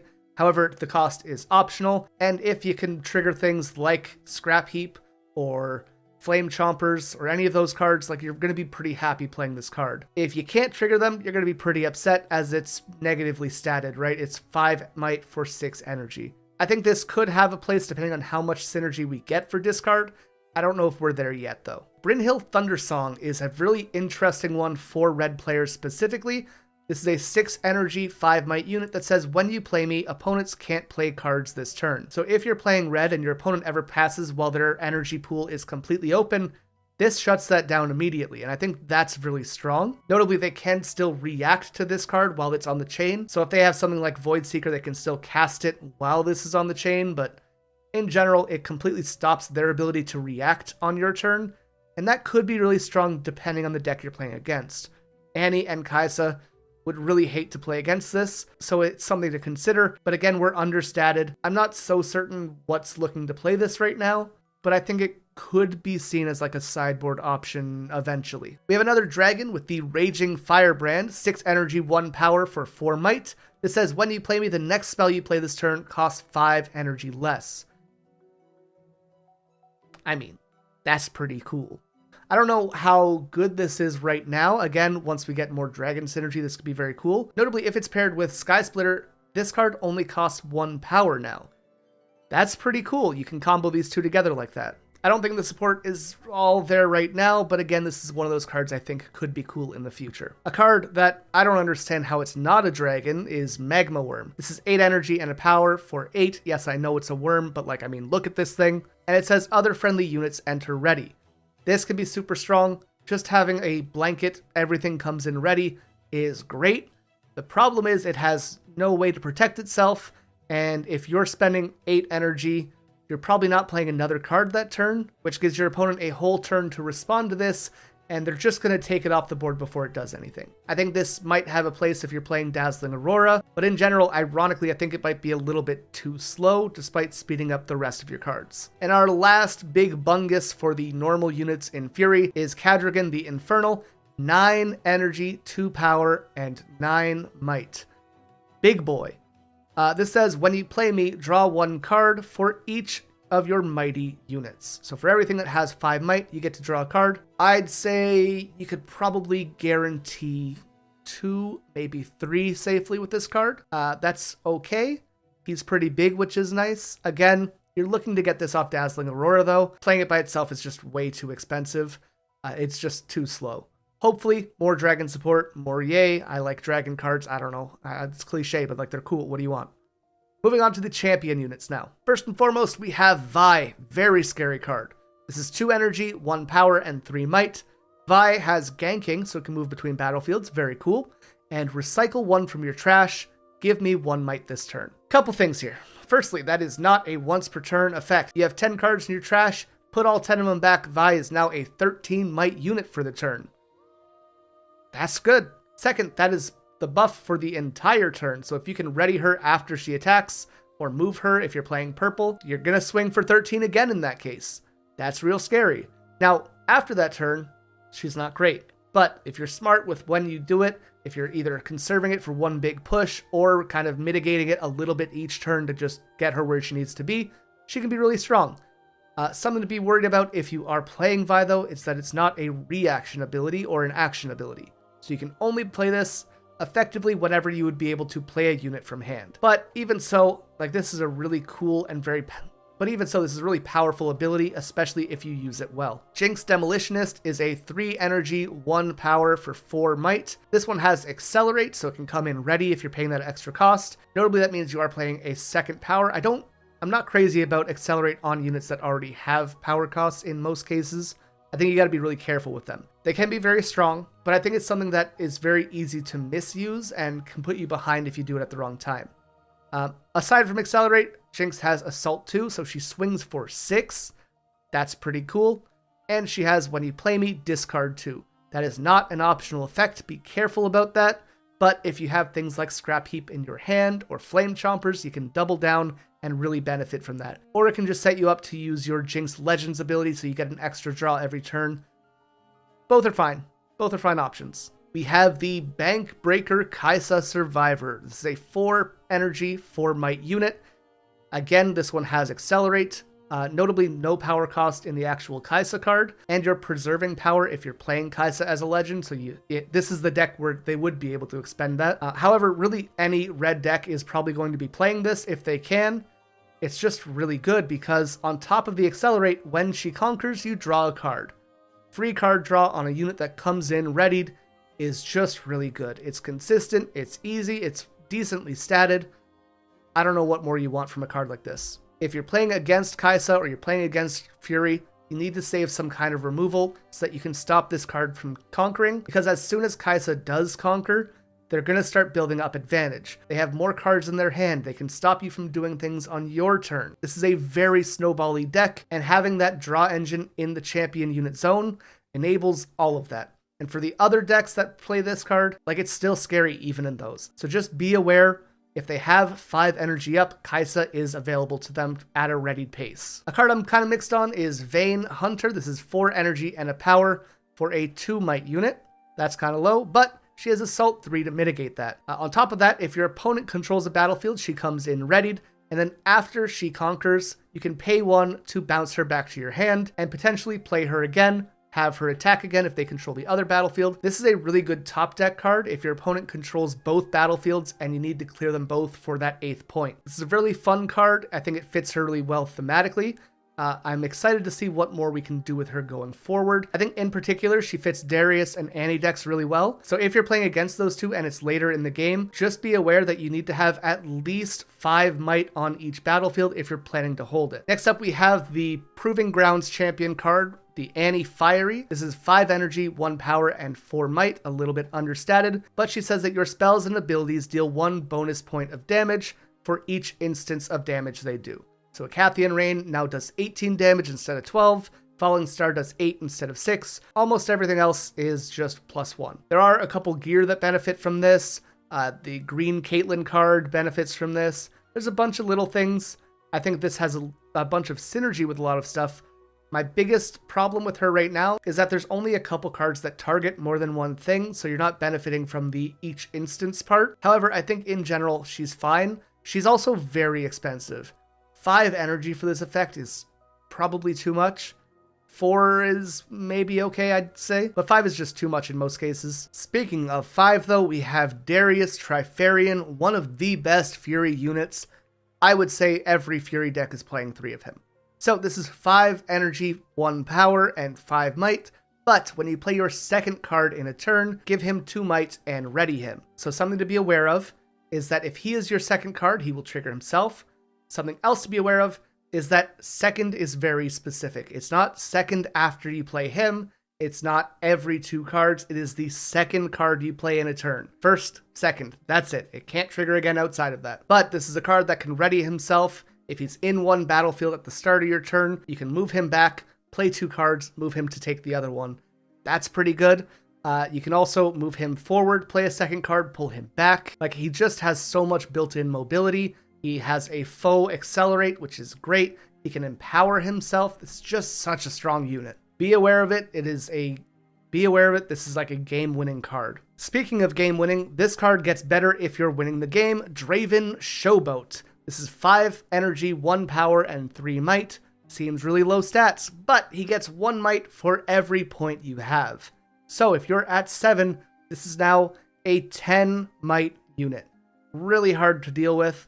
Can be a very cool top end for a lot of decks. I don't know which decks particularly want this right now. Probably Darius is the main one, maybe Jinx. Not so much in any of the other red legends right now though. In general, he's just a very big win more card. If you're ahead, he's great. If you're behind, I mean, you've probably got 3 or 4 points at least in most games. So he comes in 6-7 on average, I'd say. 6-7.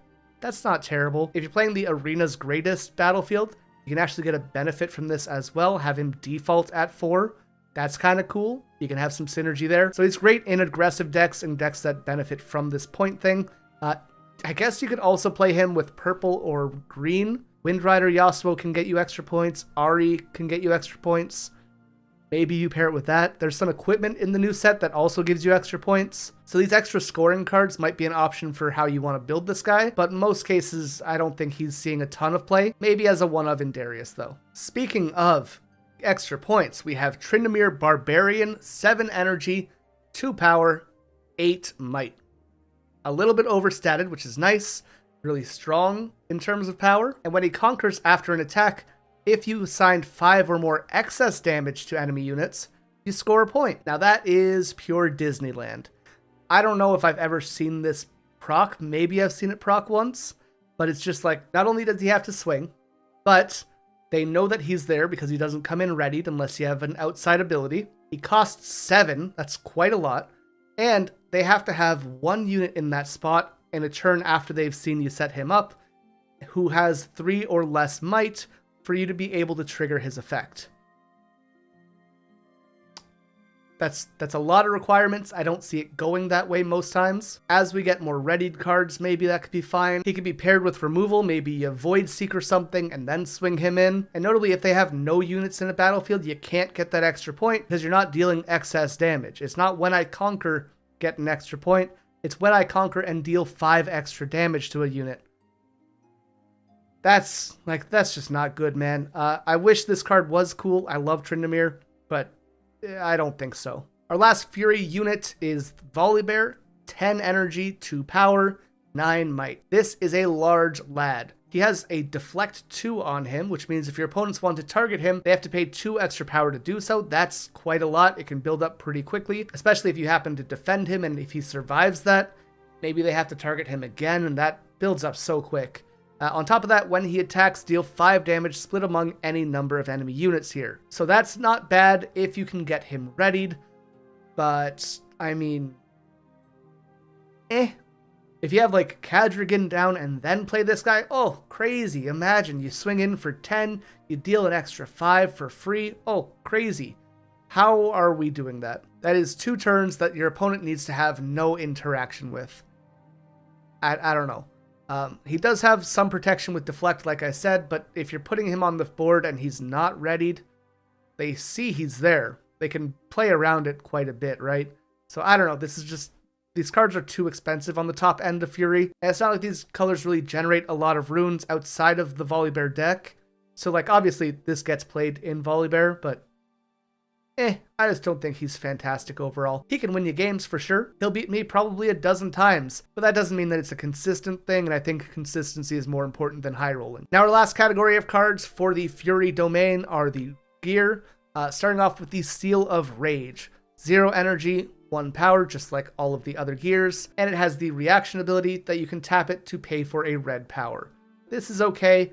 A lot of red cards do have a power cost, so you're helping out with that. But I think in general, a lot of these red decks are trying to move a lot faster. And if you're spending one of your draws on picking up this, Like, that's a card that could have been an aggro piece to set you up further on the board. These are great incremental value pieces, and I don't think that red typically needs incremental value in that way. Some colors are better for this, but like the main red deck is Kai'Sa, who already covers one of your power costs every turn for spells, so you're saving on that already. Then we have Annie, who untaps energy every turn, and she can maybe build more towards energy than power costs. Darius, there's an argument for. Jinx, there's an argument for. Volibear, I don't think you really care. You're making an extra power every turn because of the legend once you hit mighty cards. So I just think like you could play this in a couple red decks, but for the most part, The Sun Disk is a card I really like. Okay. We gotta talk. How the fuck is Azir in yellow and green when the Sun Disk is in red? Did I go I went the right direction. That's how angry I am. Who the fuck planned? Azir is on this card. Fuck, I did the wrong way. Azir is on this card. Like, what are we doing here? That's his whole thing is the Sun Disk. I don't know. I don't know who did this. I don't know why. Mistake.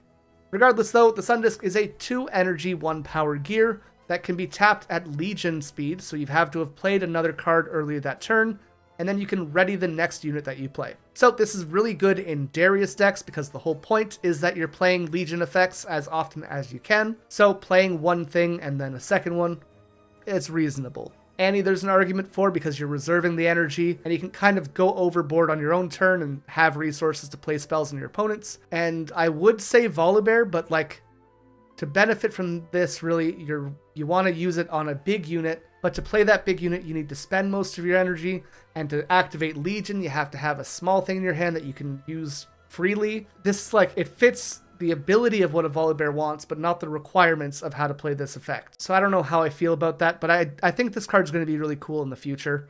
I just don't think it's really useful right now in most decks. He even had... The flavor text is Azir. What are we doing here? Our next gear is 2 energy for the Unlicensed Armory. You can tap it and discard 1 to choose a friendly unit. The next time it dies this turn, pay 1 red power. Recall it exhausted instead. This is kind of cool. It's a discard enabler, which is great. It's some recursion, which is also okay. It is kind of expensive if you're using it a lot, because discarding, you kind of need things to work with the discard effect for it to be good. And the power cost is a lot. Like, if you're playing this, you might as well play the Seal of Rage as well.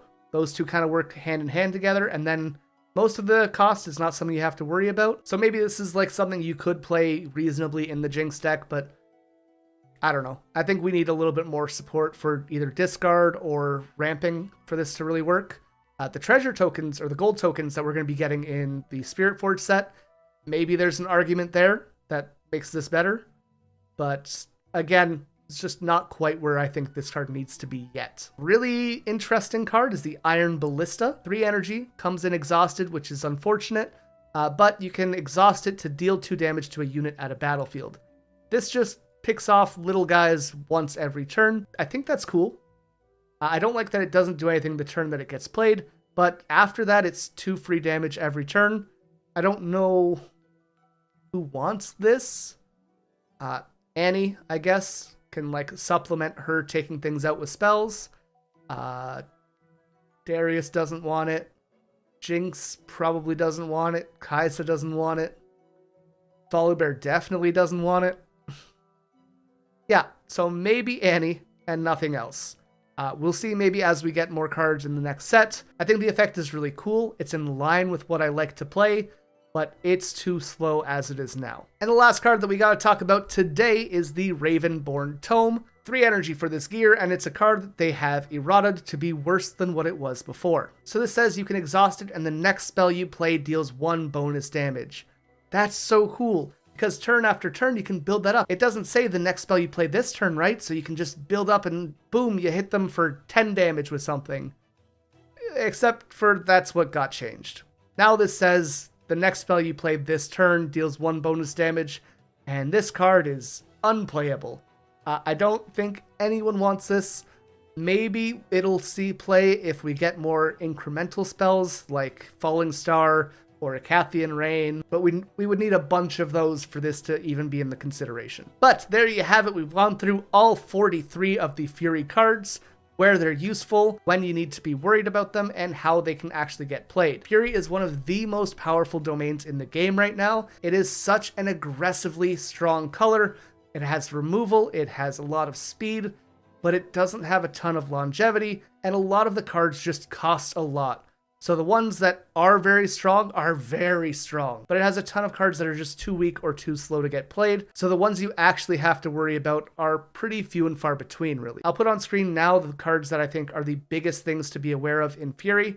These are the cards you need to look out for every game if you see them. There's probably a couple that are good in like specific decks or whatever, but these are the big ones. I'm talking about Falling Star, Cleave, Hextech Ray, Void Seeker, Thermo Beam if you're playing a gear deck, Immortal Phoenix in very specific decks is a recurring threat. The Kai'Sa champion, the Vayne champion arguably, and the Darius champion is a huge one. And those are really it. Those are all the big threats that you need to be aware of within the Fury domain. But I think knowing everything that's possible from a certain color is really important so that you can play effectively. We recently covered every card in the Fury domain within the Origins and Proving Ground sets, and today we are going on with the second domain, the Body domain. This is the best color when it comes to fighting for the board and playing large units, so much so that they almost have twice as many units as they do spells. And one of their cards in particular is so powerful that almost every deck or side deck in the game has to run an answer for it, or they're just kind of giving up and conceding. Now, just as last time, we are not going to be covering champion legends or their signature spells, as we've covered that in a different video in the past. But outside of that, we're going to be covering every one of the Body Domain's cards, including their 13 spells, 15 units, 9 champion units, and 5 gear, giving us a total of 42 cards, which can be played with 6 champion legends, including Misfortune, Volibear, Garen, Master Yi, Lee Sin, and Sett. With that in mind though, let's get into the Body domain, and as always, we're going to be starting with the spells so you know what your opponent can do on your turn with their reactions and actions. Now, only 2 of the Body domain's cards don't have the action or reaction tag, so you do need to be prepared for just about all of them at any given time. We're going to start with the 1-cost spell, Flurry of Blades. This, at reaction speed, lets you deal 1 damage to each unit at a battlefield. This is not a bad card if you're playing it into like a Viktor or Garen, something that makes a lot of little tokens, but outside of that, it's not super useful. That said, it could be paired with something like the Void Gate to make it 2 damage to everything, and that makes it a little bit better. A lot of the early game units only have 2 health, so that's okay. If you're playing Volibear, I guess you could also run it with like the Annie that boosts damage by 1. I don't recommend doing that. Neither of these cards really fit that deck, but in the future, if we get more orange and red colors, then that might be something you can look at. All in all, not a fantastic card, but if you are playing a token deck, it's something you need to be worried about. Their other 1-drop spell is Unyielding Spirit. This one does require a power, but it's much stronger, and it can be a very effective counter against anyone who's playing Annie, Kai'Sa, Yasuo, Misfortune, like half the decks in the game that deal with direct damage. Really anything in the blue, red, or orange domains kind of have these direct damage spells, so this can get around that. Unyielding Spirit at reaction speed again says prevent all spell and ability damage this turn. Notably, this does protect your opponent's cards as well, but like you're playing Body, you're not going to be doing that super often.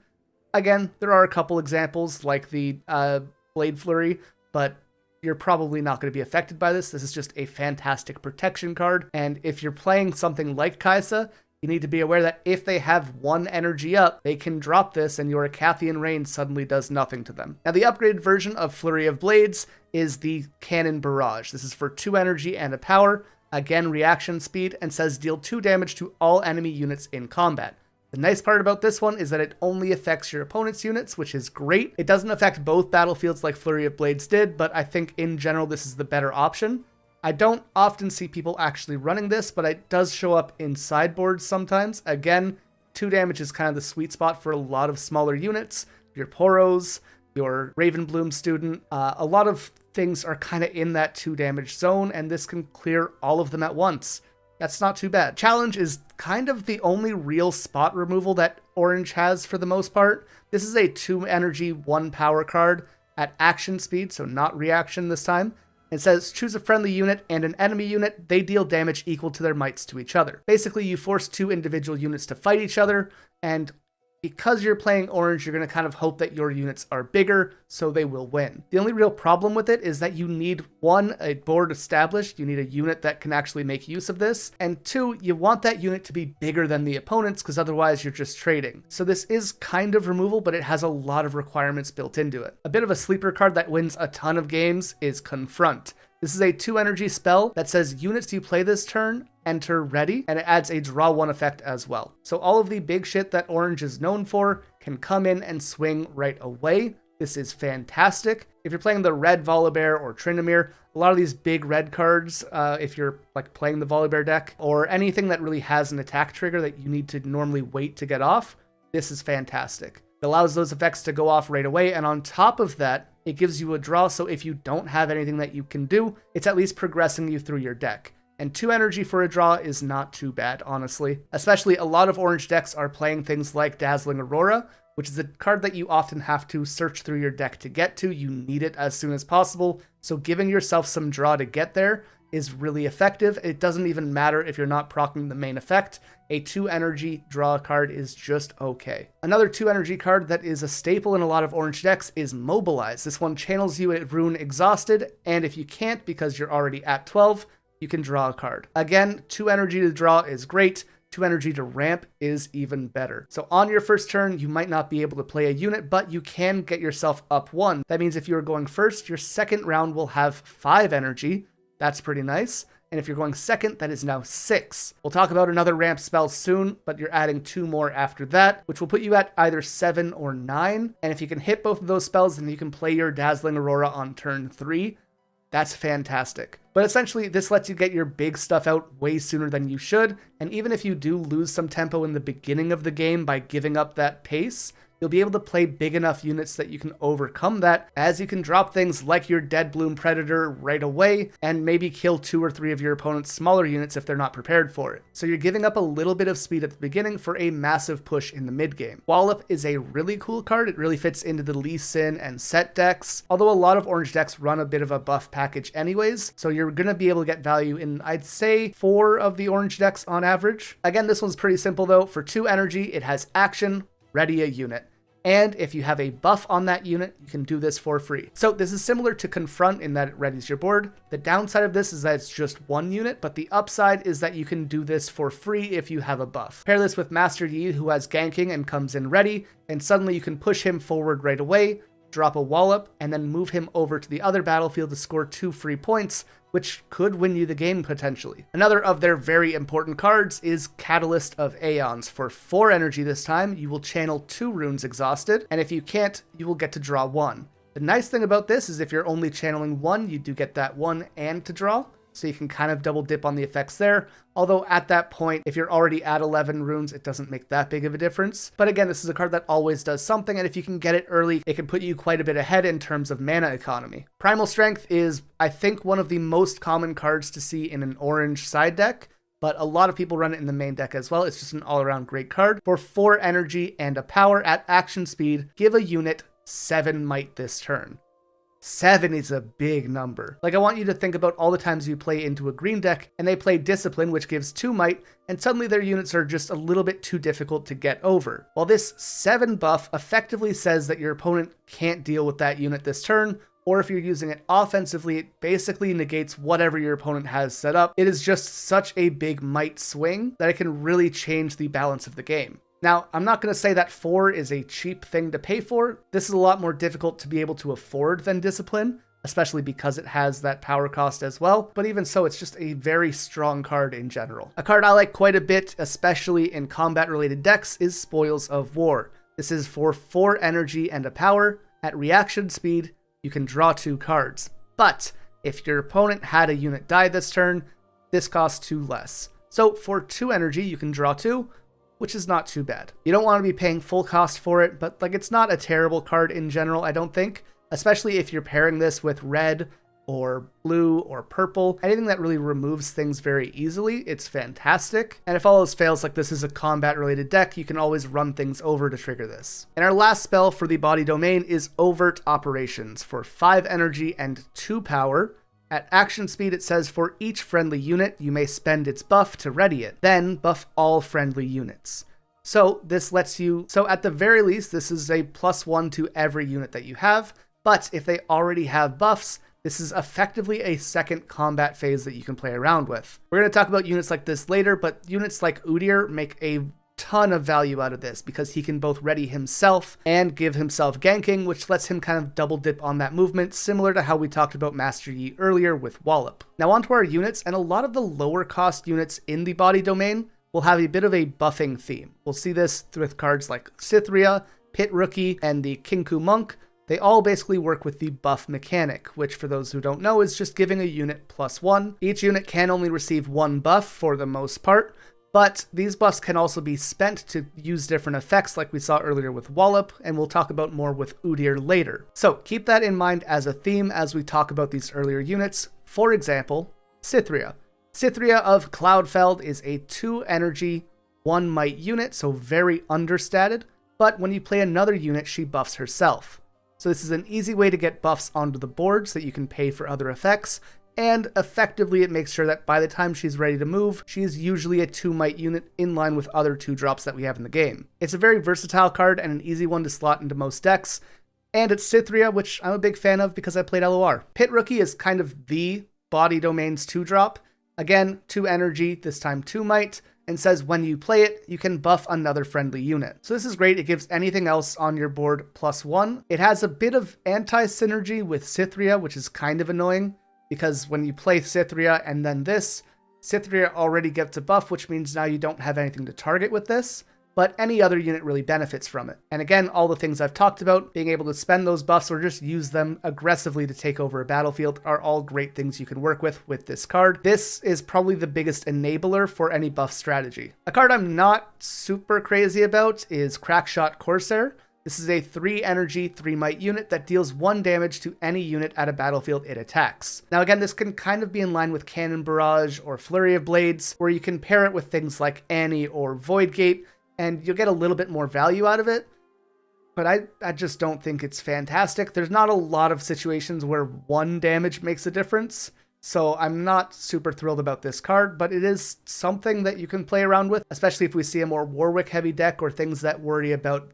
damaging enemy units. So I don't know, maybe this just hasn't found a place yet, and maybe it will as we get more cards in the pool. Now, if Pit Rookie isn't the biggest enabler in Orange, First Mate probably is. This is again 3 energy for 3 might, but it says when you play him, you can ready another unit. This is really good. It enables you to do so much and gets things into play just way faster than you should be able to. You can pair this with any of the big units that Orange has access to become an immediate threat. It is basically Wallop or Confront, except on a body, which is really strong. Now, my pick for one of the Orange cards that is so close to being really, really broken is probably Kraken Hunter. I don't think it's quite there because of what we have for support for it, but if it gets a couple more cards, I think this could go really crazy.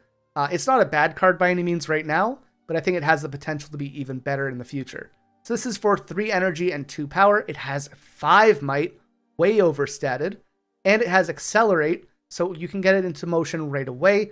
All very good so far. If that wasn't enough, it also gets Assault, so it swings for 6, which is really strong. And then she has the ability, as you play me, you may spend any number of buffs as an additional cost, reduce my cost by 1 orange power for each buff you spend. So if you have a Cytherea or whatever that has a buff on it, this suddenly becomes way cheaper. If you have a couple, you're effectively negating the accelerate cost as well. This is just a very fast unit that can get onto the board, and it's big and difficult to deal with. All around, very solid. We just need a little bit more support, I think, for it right now. But that said, if your opponent's at 4 energy, you suddenly have to worry about 6 damage coming your way at accelerated speed. So, like, it's something to consider for sure. Paka Cub, who is a card I will almost exclusively call Paka Club for some reason, I don't know why I can't say it right, is a 3 energy unit for 3 might, not too bad, with the hidden keyword, which allows you to hide it at the battlefield and flip it up to surprise your opponent with a burst of damage that they might not be expecting. Notably, this is the only hidden card that we have so far in orange, which means if you're not playing a deck that facilitates another color that has secrets or hiddens, then they'll immediately know that it's Paka Cub and they can play around it. So you might not want to play it in like a Volibear deck because red also doesn't have access to hiddens, but if you're playing with like orange blue or orange purple, then it becomes a lot more flexible and it can be hidden more easily. A card I am just waiting to break is Herald of Scales. This is 4 energy for 3 might, a little bit understated, but it lowers the cost of your dragon units by 2 energy to a minimum of 1. This does stack, which is nice. If you get multiple of these out, your dragons are extremely cheap. But we only have like 8 dragons in the game right now or something like that. About half of them are in orange and red, so like these are things that you can play around with, but it's just not enough that you can actually benefit from playing this in most cases. There's not like the consistency there, right? But as we get more dragon support, and like we will, we still gotta get Aurelia, we gotta get Aurelian Soul, and like it's dragons in a card game, they're gonna play with it as much as they can, right? So I think this card's gonna be very strong eventually. Right now, not so much though. Now our next 2 cards are kind of the middle to top end of our buff package, starting with Kinku Monk for 4 energy, 1 power, and has 4 might. This one says that when you play it, you can buff 2 other friendly units, so it's basically an upgraded pit rookie, which isn't too bad. The downside of this is that you need a board established for it to do anything, and it's kind of getting to the expensive side where it's annoying to play it, right? Pit rookie's just 2, easy, simple, you don't gotta worry about it. This is 4, which is a lot, and it costs a power, which is a lot, and it needs 2 units to really get all of its value, which can be difficult to set up. But it's very strong. Like, I'm not saying it's not a good card by any means. I'm just saying there is a bit of restriction and requirements to get the most out of it. Wildclaw Shaman, a really, really solid card, especially if you're playing Lee Sin. This one is a 4 energy, 3 might unit, a little bit understated, but it says when you play him, you can spend a buff to ready him. So this works really well with Cythria, because if you have a Cythria on the board, you can drop this afterwards. You can choose the order of their triggered effects, so Cythria can get her buff, and then you can have Wildclaw Shaman pay that buff to come in readied, and suddenly he's just ready to go. Similarly, in Lee Sin, you can just tap your legend to give anything a buff and then proc it that way. So it's a pretty flexible card in how to actually get it out, and it's a good amount of damage that comes out of nowhere, so it's difficult for your opponents to play around. Now our first really solid big unit that Orange has access to is Carnivorous Snapvine.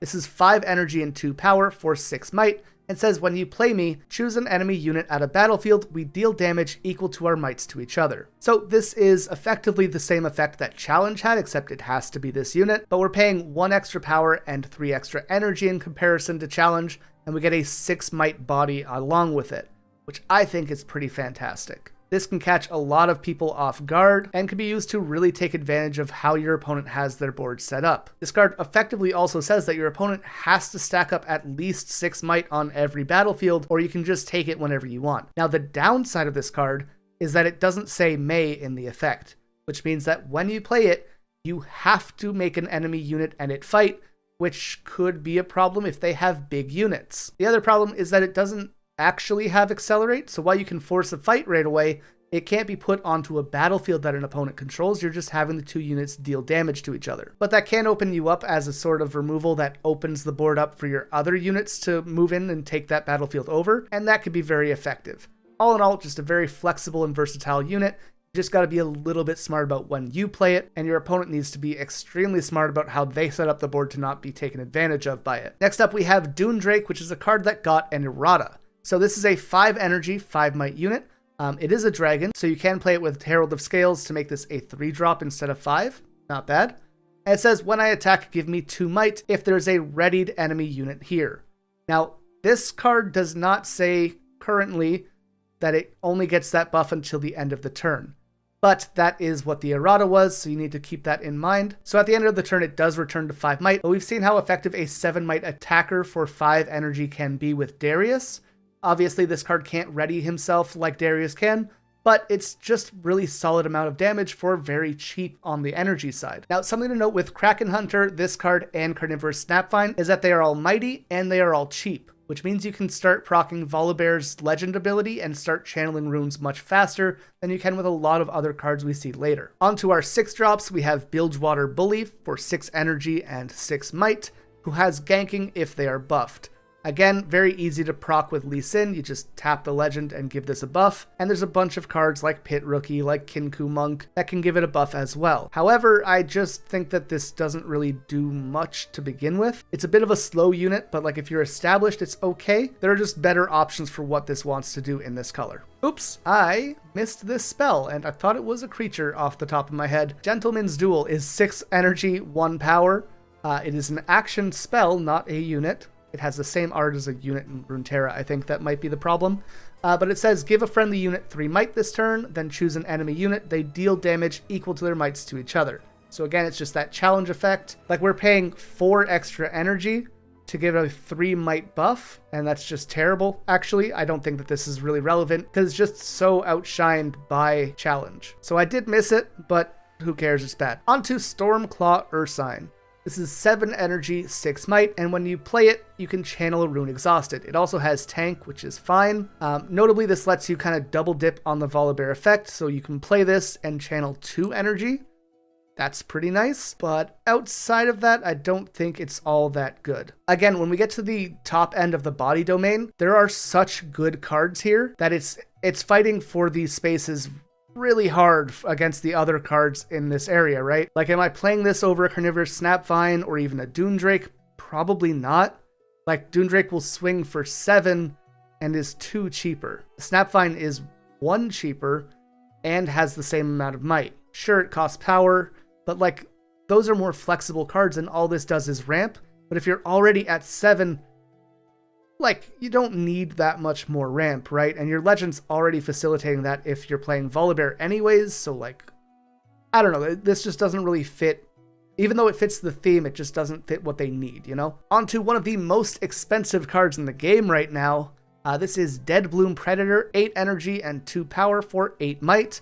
It has Deflect, which is always one of the strongest keywords that they can have. Essentially, your opponent has to pay a power every time they target it. So if they have to take it down with a Cathian Rain, that means they'll have to target it 4 times with 4 different pings, and that can be a big problem for them. And on that note, you can actually fuck with your opponent a little bit if they ever do that. So let's say they use Cathian Rain to try and take down some other unit you have on the board, and you have that and Deadbloom Predator out. And this is very unoptimized, but like, just as an idea of what you can do here.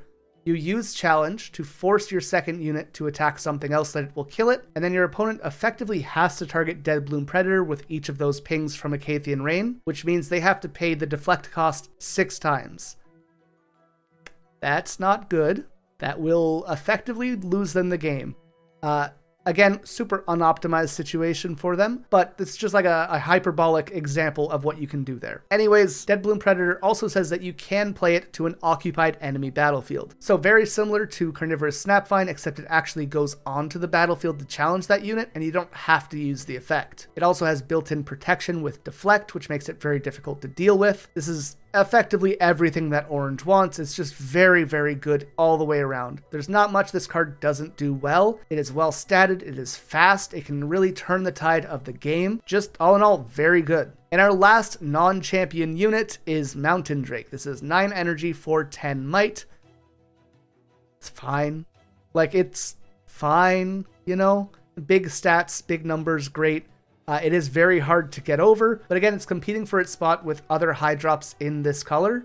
And like, if it's gonna be this or the Volibear unit we'll talk about in a bit, I'm going Volibear. If it's gonna be this and Deadbloom Predator, even though Deadbloom Predator is a little bit cheaper, I'm going the Deadbloom Predator. The numbers on this are fantastic, right? 10 is huge, and for 9, it's a little bit above stat, but there's no ability that comes with it, and I think that holds it back a lot. Not a bad card, but still not typically gonna make it into the deck. Now, starting off our orange champions, we have what I consider to be probably top 5 cards in the game overall. And that is Qiyana Victorious. For 4 energy, 1 power, it has 4 might, so pretty okay there. It has Deflect, which makes it really difficult to deal with. And when she conquers, you can either draw 1 or channel an exhausted rune. That is so good. So think about the red Kaisa that makes that deck so powerful. When she conquers, you can draw a card. This also has that effect. It doesn't have Accelerate, obviously, but it does have a built-in protection with Deflect. It's in colors that allows you to protect and support it with things like Buff, or when it's paired in a Master Yi deck, for example, Discipline or On Guard or whatever else you have there. And you have the flexibility of saying you want to ramp as well if you don't need the extra card draw. Now you're typically going for the card draw, but having the option is always good. Having the protection is good. It's just such a strong unit. And notably, with 4 Might, the only real thing that can kill it in most situations early game is Void Seeker. And if it has a buff, that means that Void Seeker no longer kills it. They have to hit it with 2 hits from Fallen Star, which is 2 deflect procs, on top of the 2 power that Void Seeker already requires. That is game losing if they can't deal with this in combat. Now, later game, things like Singularity can take this out, but even so, that's a lot of power investment to get into this. With that, we can move into Captain Misfortune, 5 energy, 1 power for 5 might. This one has Accelerate, so already a very fast unit with good stats is great, but it also has ganking, which is never a bad ability to have. And the first time that she moves each turn, you can ready something else that's exhausted. This can let you get your big units into action a lot faster. This can help you conquer an extra battlefield in a turn. It's just a very flexible effect. It's basically Pit Rookie on a bigger body that can use her effect every turn and can come in accelerated as a 5-drop. That's just so good across the board. Now, this doesn't go in every deck by any means, but if you're using it as your chosen champion in the Misfortune deck, I think it's really strong, actually. What's not strong is the Garen deck, but to be fair, this unit isn't terrible. It is 6 energy and a power for 5 might, which is below stats, because, Garen was too strong to begin with, but it does have Assault 2 and Shield 2, which effectively means that its stats are 6 energy for 7 might in almost every situation. Actually, that makes it a little bit worse because it doesn't allow you to survive things like Singularity because he's not technically in combat. So I'm not sure why they hate Garen so much, but just all of his cards are worse than they should be. Now, if they're not targeting it with a big spell like that, the stats are pretty okay, the abilities are okay. It's like a fine card, it's worse than it could be, and even then it would just be an overstated vanilla unit. Now, a unit that's extremely good in Lee Sin specifically, it's okay in other buff-based decks, but Lee Sin really makes good use of it, is Udyr. This is a 6 energy, 1 power unit for 6 might, all very solid so far, but where he gets to be a very interesting unit is his ability. So Udyr lets you spend his buff to choose one option that hasn't been chosen this turn. You can either deal 2 damage to a unit at a battlefield. We've talked about how 2 damage is enough to clear a lot of smaller units earlier with Cannon Barrage. So just using this to pop a Ravenbloom student or a Poro, not bad at all. You can stun a unit at a battlefield. So if they have a particularly big unit, you can kind of kill it without worrying about it hitting you back.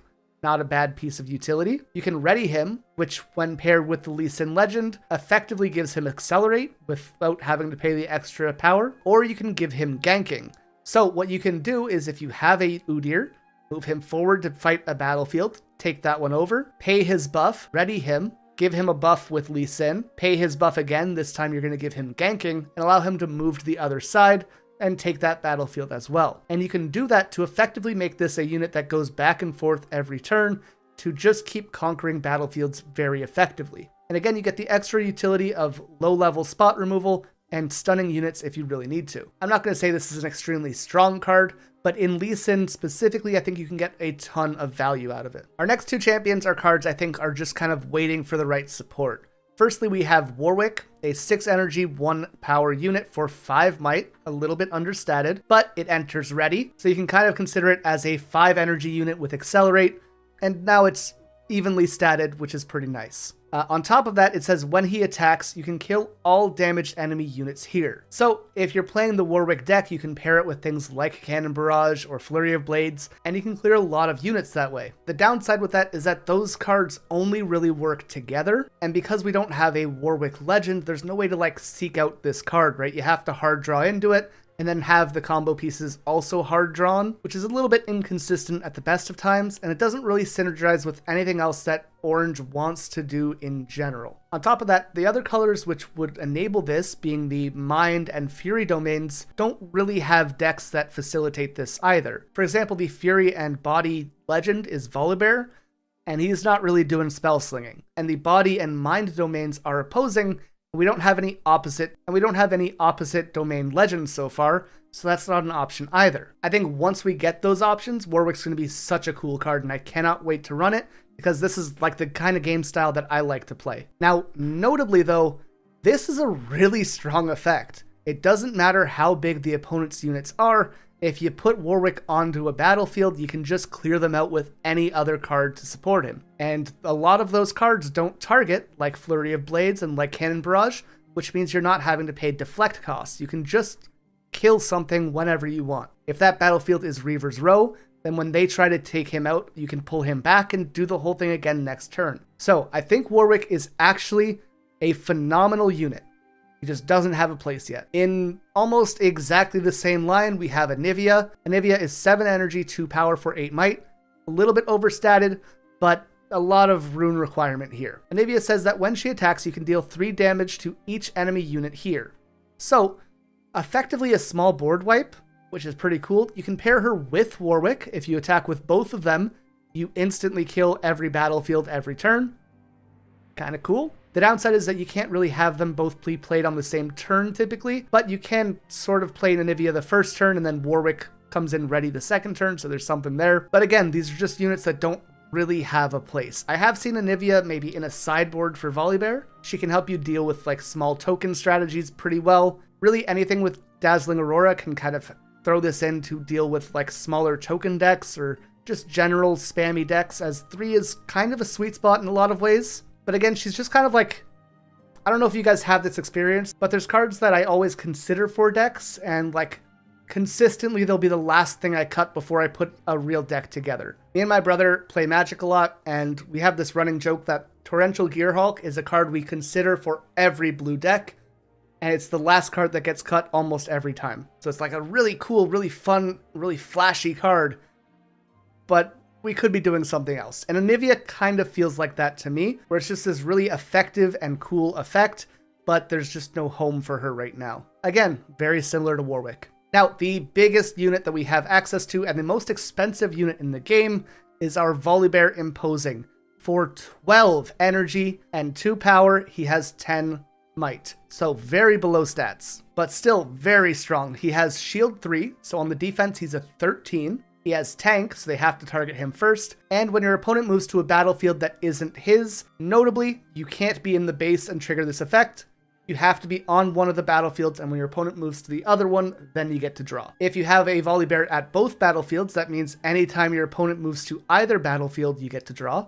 That's kind of funny. And this effect does stack, so if you have 2 Volibear at one battlefield, you can draw twice when they go to the other one. That's all very cool.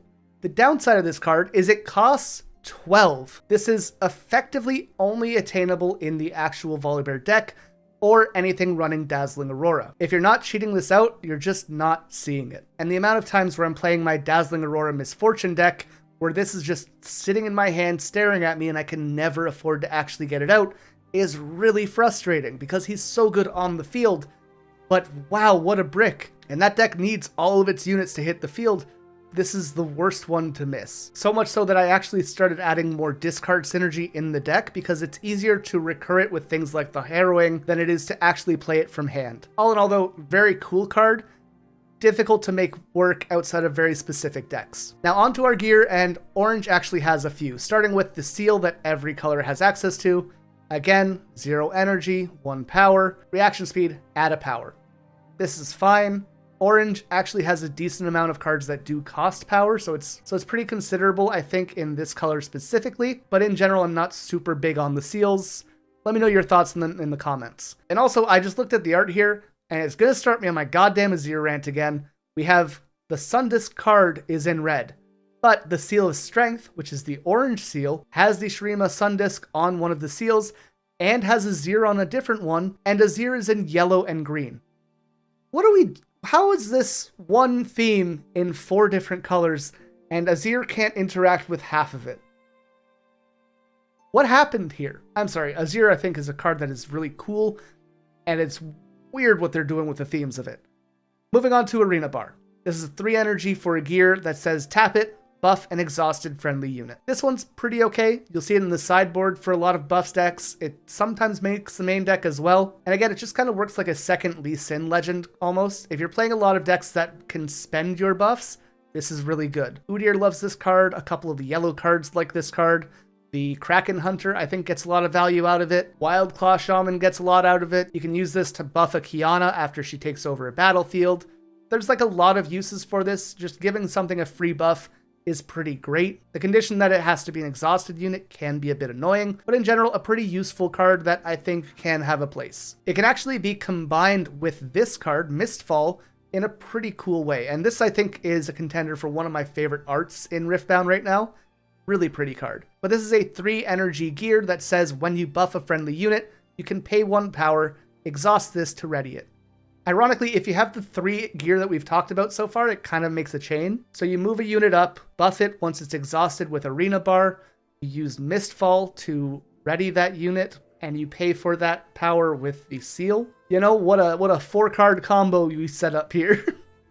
But like that can be okay if you have a lot of units with ganking specifically. It gives them the access to be able to move between battlefields pretty well.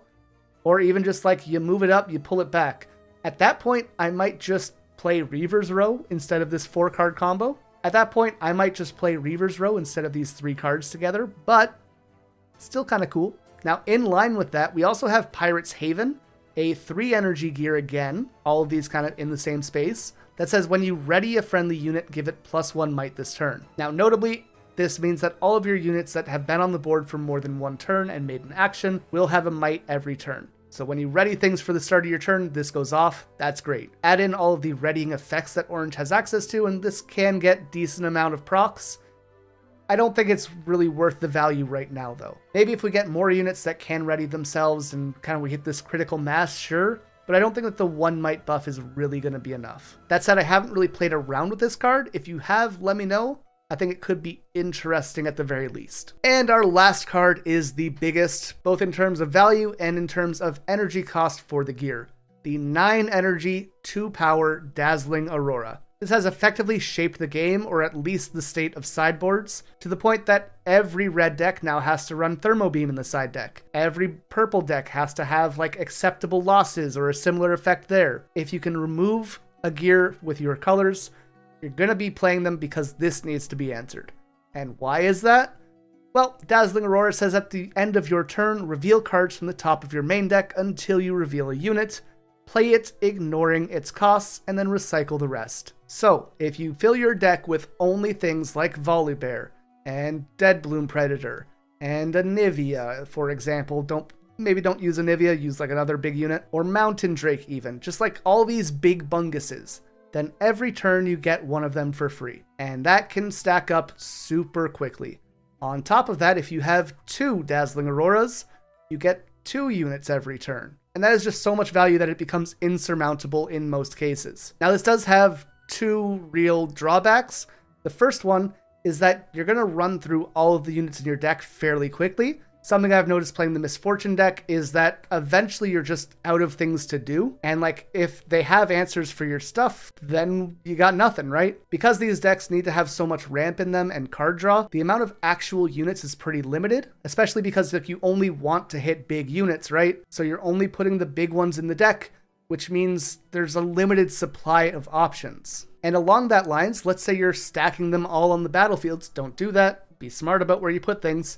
If you're playing against a blue deck and they have like unchecked power, that is 12 damage to all of your units. You've lost every unit in your deck. That's not good. Now, something I want to bring up here is that recycling cards to the main deck is different than recycling cards to the rune deck if you're recycling more than 1 card at a time. For those curious, this is Rule 403.5 and 403.5a in the rulebook. But basically, if you're putting 2 or more runes to the bottom of your rune deck, you can choose the order. However, if you're putting 2 or more cards to the bottom of the main deck, the order of those cards is randomized. So at the end of your Dazzling Aurora, you're not stacking your deck in a specific order, you are randomly shuffling those cards and then putting them to the bottom in a big stack. That is just something to be aware of so that neither you nor your opponents basically stack the deck and make sure they get what they want to draw, because once you're out of units, this effect still procs at the end of each turn, so you would technically have to look through your deck and recycle each time, right? So that does mean that you're going to be recycling the... So that does mean that you're going to have to shuffle the deck every turn, but it doesn't mean you can just choose the top card of your deck after each sequence. Welcome back to our series going through every card in each domain in Riftbound so that you know what to expect from your opponents and what cards you might want to try out. So far we've covered the Body and Fury domains. You can check those videos out after this one if you haven't already, but today we're going into my favorite domain of all, Chaos. The color known for movement, cycling, and reanimation.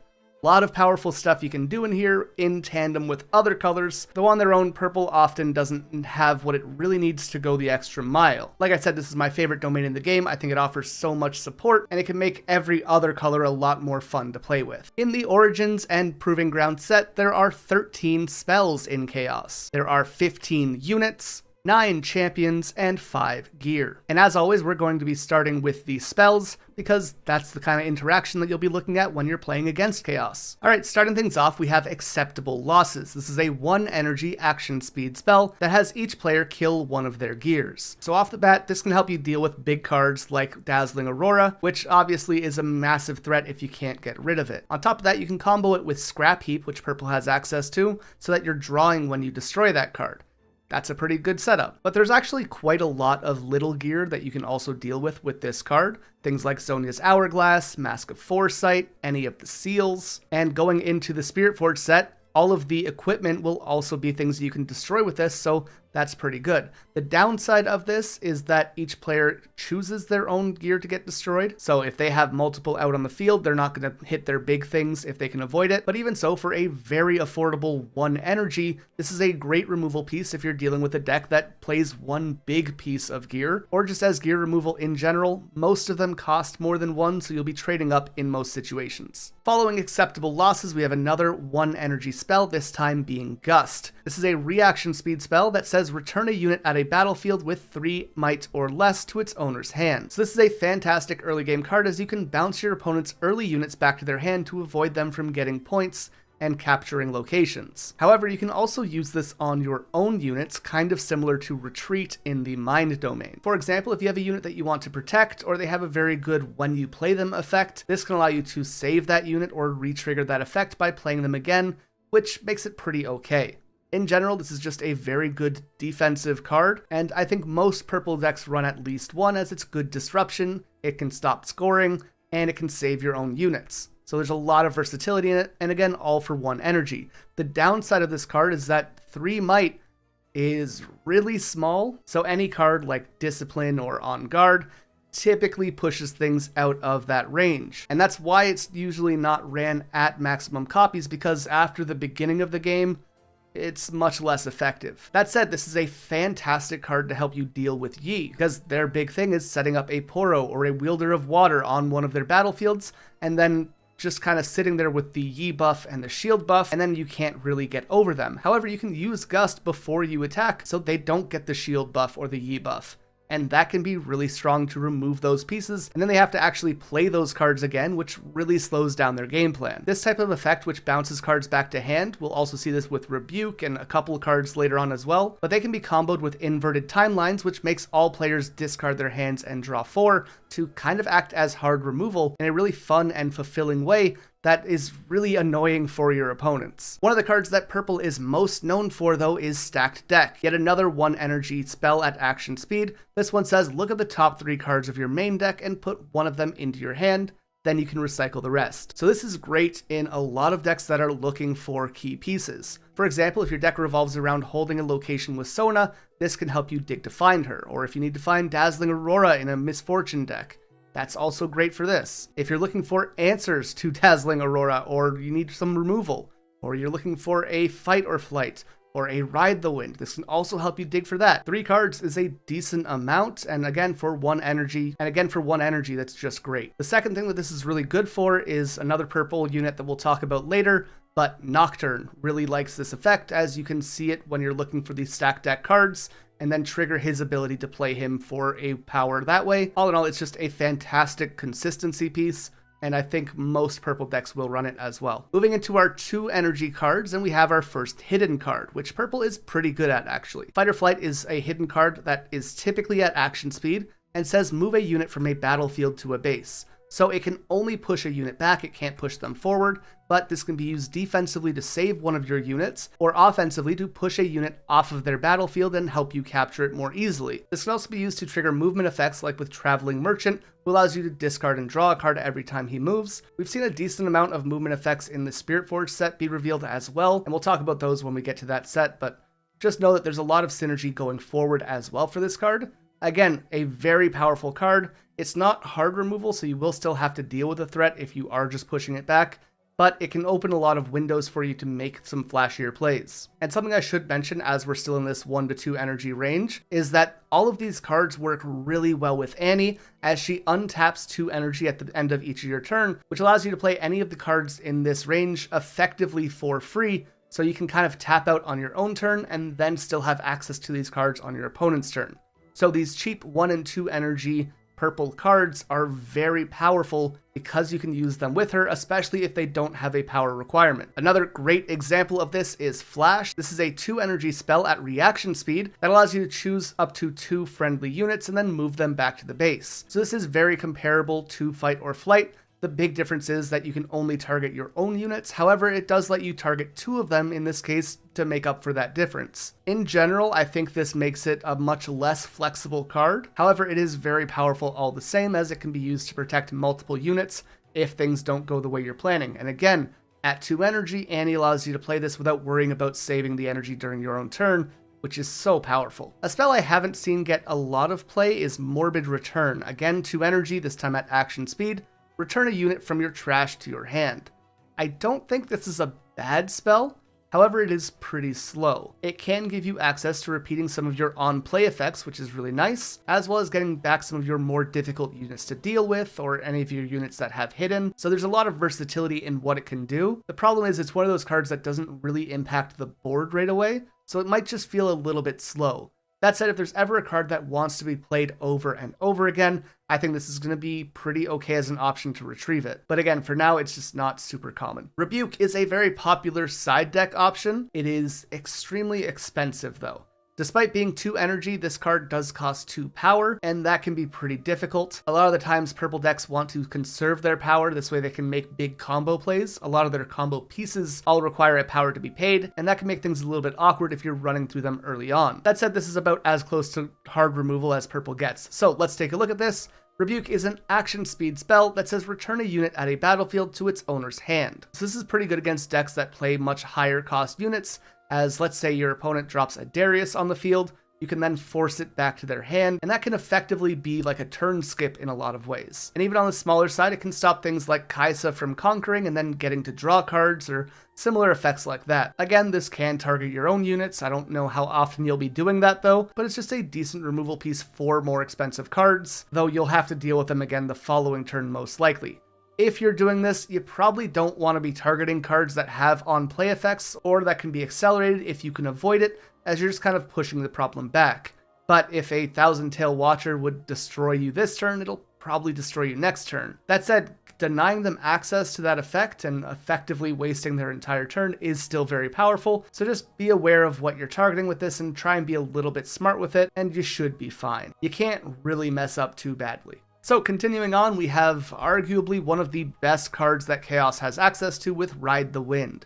This is 2 energy and a power, and says at action speed you can move a friendly unit and ready it. So this is super strong. You can use it to capture points on your opponent's turn, which is great. Let's say they funnel in against one of your units, you just say, cool, Ride the Wind, move it to the other side, and then you score a point at the battlefield they're leaving unattended, which can get you the win. This can also catch your opponent off guard by moving a unit from your base to a battlefield, and you can sometimes get a sneaky hold point that way, and that can win you the game, especially if you're looking to get that 8th point. On top of that, big units like Mundo from blue love this. If you have a 20-point Mundo, they might just try and funnel everything to the other side of the battlefields, and then you just say too bad and send him over and crush through all their units. This is like the finisher card for the color, and it just works so well with all of the big cards that the other decks have access to as well. Like I mentioned, you can swing in a big Mundo, or you can push over your Kiana or your Kai'Sa to get another trigger of their Conquer effects. You can get move effects like Traveling Merchant to go off. If you're using Thousand Tail Watcher in like a Teemo deck, You can play the unit, accelerate it in the back row, drop all of their units' mites by 3, attack with it normally, and then swing this thing over to the other battlefield to deal with all of their other units that also had their stats lowered. This is just, in my opinion, probably the best card that Purple has access to, and it just closes out so many games. I did also mention ganking earlier. In a lot of ways, this kind of gives a unit ganking, but more importantly, it also works with ganking really effectively. So for example, let's say you're using this with a unit that has ganking. I think one of the best examples of this is Vi, and we can imagine that your opponent controls both battlefields already. So you play Vi in your base, you use her ability a bunch of times to make her a 10 might unit, whatever, and then you use Ride the Wind to push Vi up to one of the battlefields and you conquer it. But now because she is ready and she has ganking, she can move herself to the other battlefield, so you can get that one as well. And if you're already at 6 points when you start that turn, that is 1-2 right there, you win the game. So this is a super flexible card that allows you to make use of a lot of the strengths that other cards have and elevates them to be even stronger than they should be. On top of that, you can use it to steal points effectively. You can catch your opponent off guard with them. It makes your opponent play the game differently. Very, very good card. Like I said, my choice for probably the best card in Purple. One of my favorite cards in Purple, though, is Invert Timelines. This is 3 energy and a purple, and says each player discards their hand and then draws 4. So this is such a funny card. Let's say you're playing against a Kaisa or any deck that's using the Dreaming Tree and they've accumulated a big amount of cards in their hand. You drop this and they have to get rid of all of it, and then they draw 4. I have used this card as a removal piece almost for 10 cards sometimes, and that just is game winning. To lose that much advantage is crazy. Admittedly, if they don't have a lot of cards in their hands though, this can be a card that feels kind of bad to play as you're giving them a couple cards as a draw. On top of that, if your hand has important combo pieces like Ride the Wind or Dr. Mundo, whatever your finisher is, then this can also feel pretty bad to play. So it's a very situational card, but it can be game winning. But to make up for that, it also combos with a lot of cards as well. For example, Scrap Heap, when it's discarded, also lets you draw a card. Or Flame Chompers can be played to the battlefield for paying a power. There's enough cards that have discard synergy that when they're discarded do something, that Inverted Timelines can feel extremely powerful to play. It can lower the amount of cards in your opponent's hand pretty significantly. It can refuel yourself if you're playing an aggro deck. It can help you find answers if you're having a difficult time reaching them in the deck. And my own personal favorite way to use it is it can fuel things like Dr. Mundo and Vi, which care about the amount of cards in your graveyard. Because even if you're the one with 10 cards in your hand and you have one of those units on the field, you can then play Invert Timelines, discard your 10 cards, and then they have access to 10 more might. That's pretty good. And again, those are exaggerated numbers. They're pretty high. They're not going to happen all the time. But if you can get this as a combo maker, this is a phenomenal card. On to our 4 energy cards, and we have Fading Memories. This is 4 energy and 1 power. It says give a unit at a battlefield or a gear temporary, which means that the owner will kill it at the start of their beginning phase before they score points. This card sees a lot of side deck play. It can be used to help deal with large or difficult to get over creatures like Dr. Mundo or Deadboom Predator, because you're just saying basically get rid of it at the start of your turn, and that's pretty good. In comparison to other hard removal cards, we have one in yellow for 4 energy and 2 power. I think Vengeance, it might be the name. So it is fairly statted, I think. The biggest problem with this is that it isn't at action or reaction speed, but really it doesn't need to be because you're getting the effect before the opponent scores anyways, so that's not that bad. The other big problem is that it doesn't happen immediately. So even if you're saying that card dies at the start of your turn, it's still sitting there during your turn, which can be pretty annoying because you can't conquer the battlefield, and it gives your opponent a chance to set things up again on their field before you can really act on it. Again though, it is decent equipment removal. It can get rid of any gear, not just equipment, but in general that's what we're looking for going forward. It clears Dazzling Aurora, it clears big units.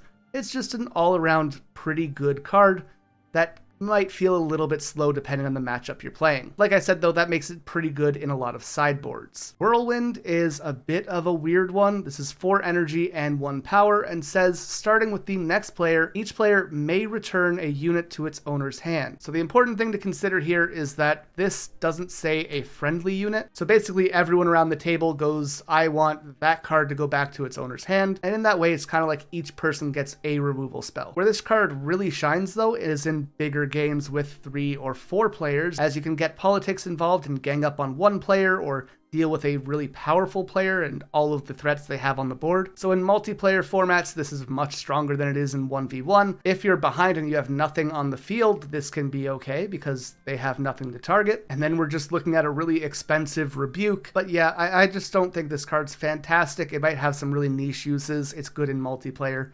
Not really seeing a lot of play in 1v1. A very cool card is the Harrowing. 6 energy, 2 power.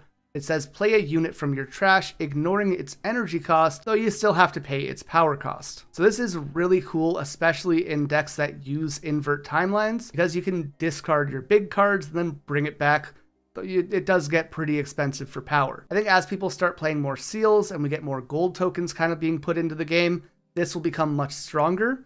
But it is very expensive right now and can be kind of difficult to afford. What this card is very good at, though, on top of just bringing back generally good units, is bringing back units that have high stats but no power cost.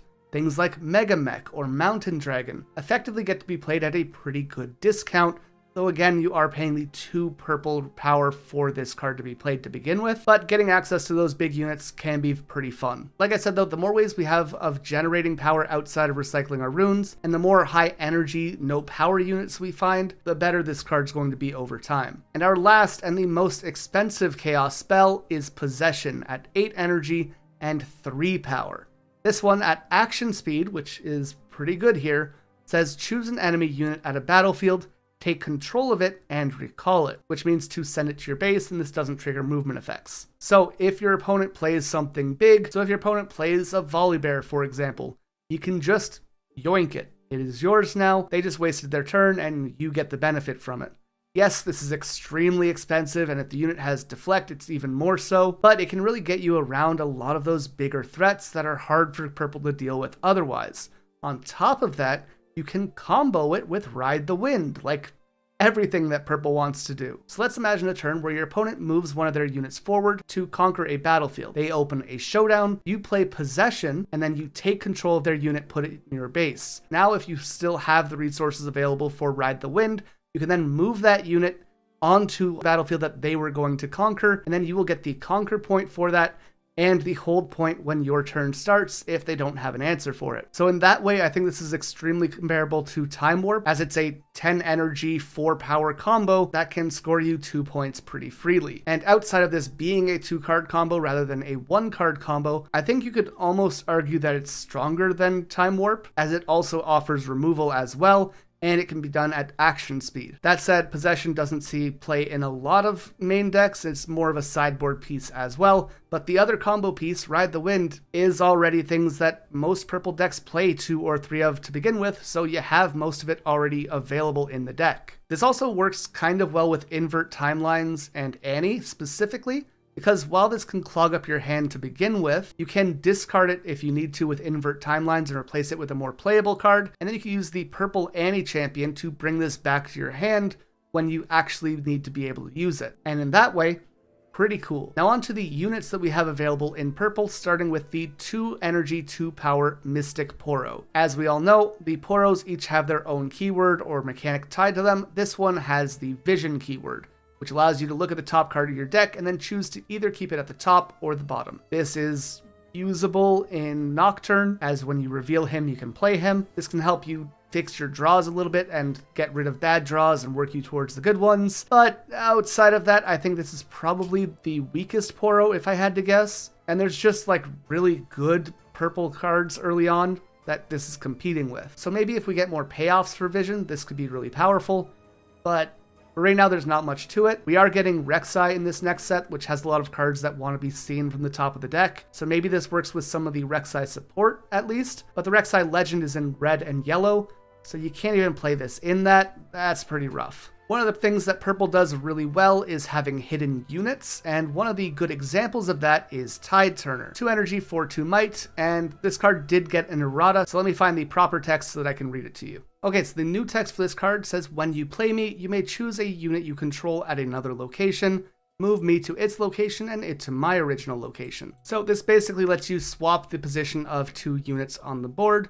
So you can move a big unit from one of your other battlefields to this one and surprise your opponents that way, or you can kind of use this to accelerate your units or activate move effects. What I mean is, let's say you're holding battlefield A and your opponent commits to conquering battlefield B to avoid fighting your units. You would normally have to pull them back and then move them forward the following turn, but by then it might be too late. So what you can do is play Tide Turner in your base, pull one of the units at your battlefield back, and put Tide Turner in their original spot, and then that other unit is still readied and able to move to the other side. And that can be a pretty powerful effect. On top of that, move effects like Traveling Merchant can be activated with this, which is pretty good. Just all in all, this is a pretty okay card. And the fact that it's hidden adds value to the other hidden cards that you're playing, as it adds more to the mind games and things that your opponent has to play around. Alright, so I've talked about how Ride the Wind is probably the best spell that purple has access to.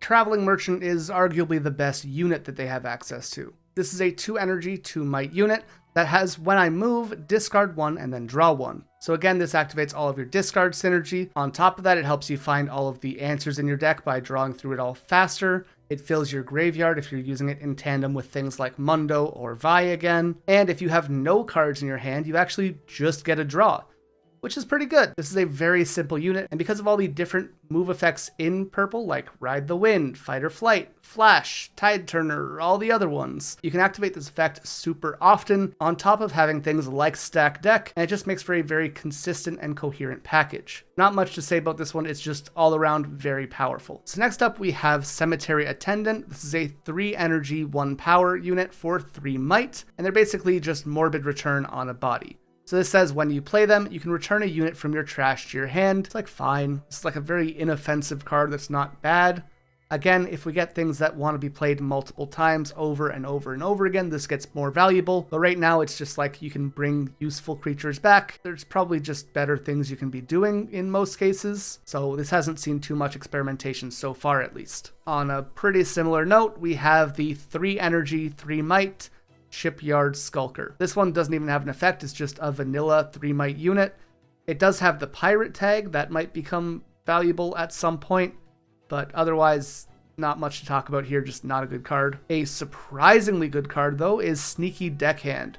3 energy for 2 might, and you can play them to an open battlefield. So if you're going second, you can effectively just drop this onto a battlefield and get a free point on turn 1. Pair this with the Arena's Greatest and now you're at 2. If you can put this onto a battlefield like Zon Warrens, you get the discard effect to go off. Any battlefield that has a Conquer effect becomes much better as well because of this. So yeah, all in all, this is just a really good card that can help you get points in the early game and help you deal with decks that are much slower than you, and maybe you can just take the win by outpacing them. Again, this is something I super undervalued when I was first playing around with purple, but this has become a pretty big favorite of mine. Ember Monk is a bit of hidden synergy. This is 4 energy for 4 might, so pretty okay as far as stats go. And it says whenever you play a card from hidden, give it +2 might this turn. So in most games, you can go up to potentially 8 might in one turn. And if you're playing the Bandle Tree, I think is the location where you can put 2 hidden cards on one spot, then this can go up to 10 might, which is pretty crazy,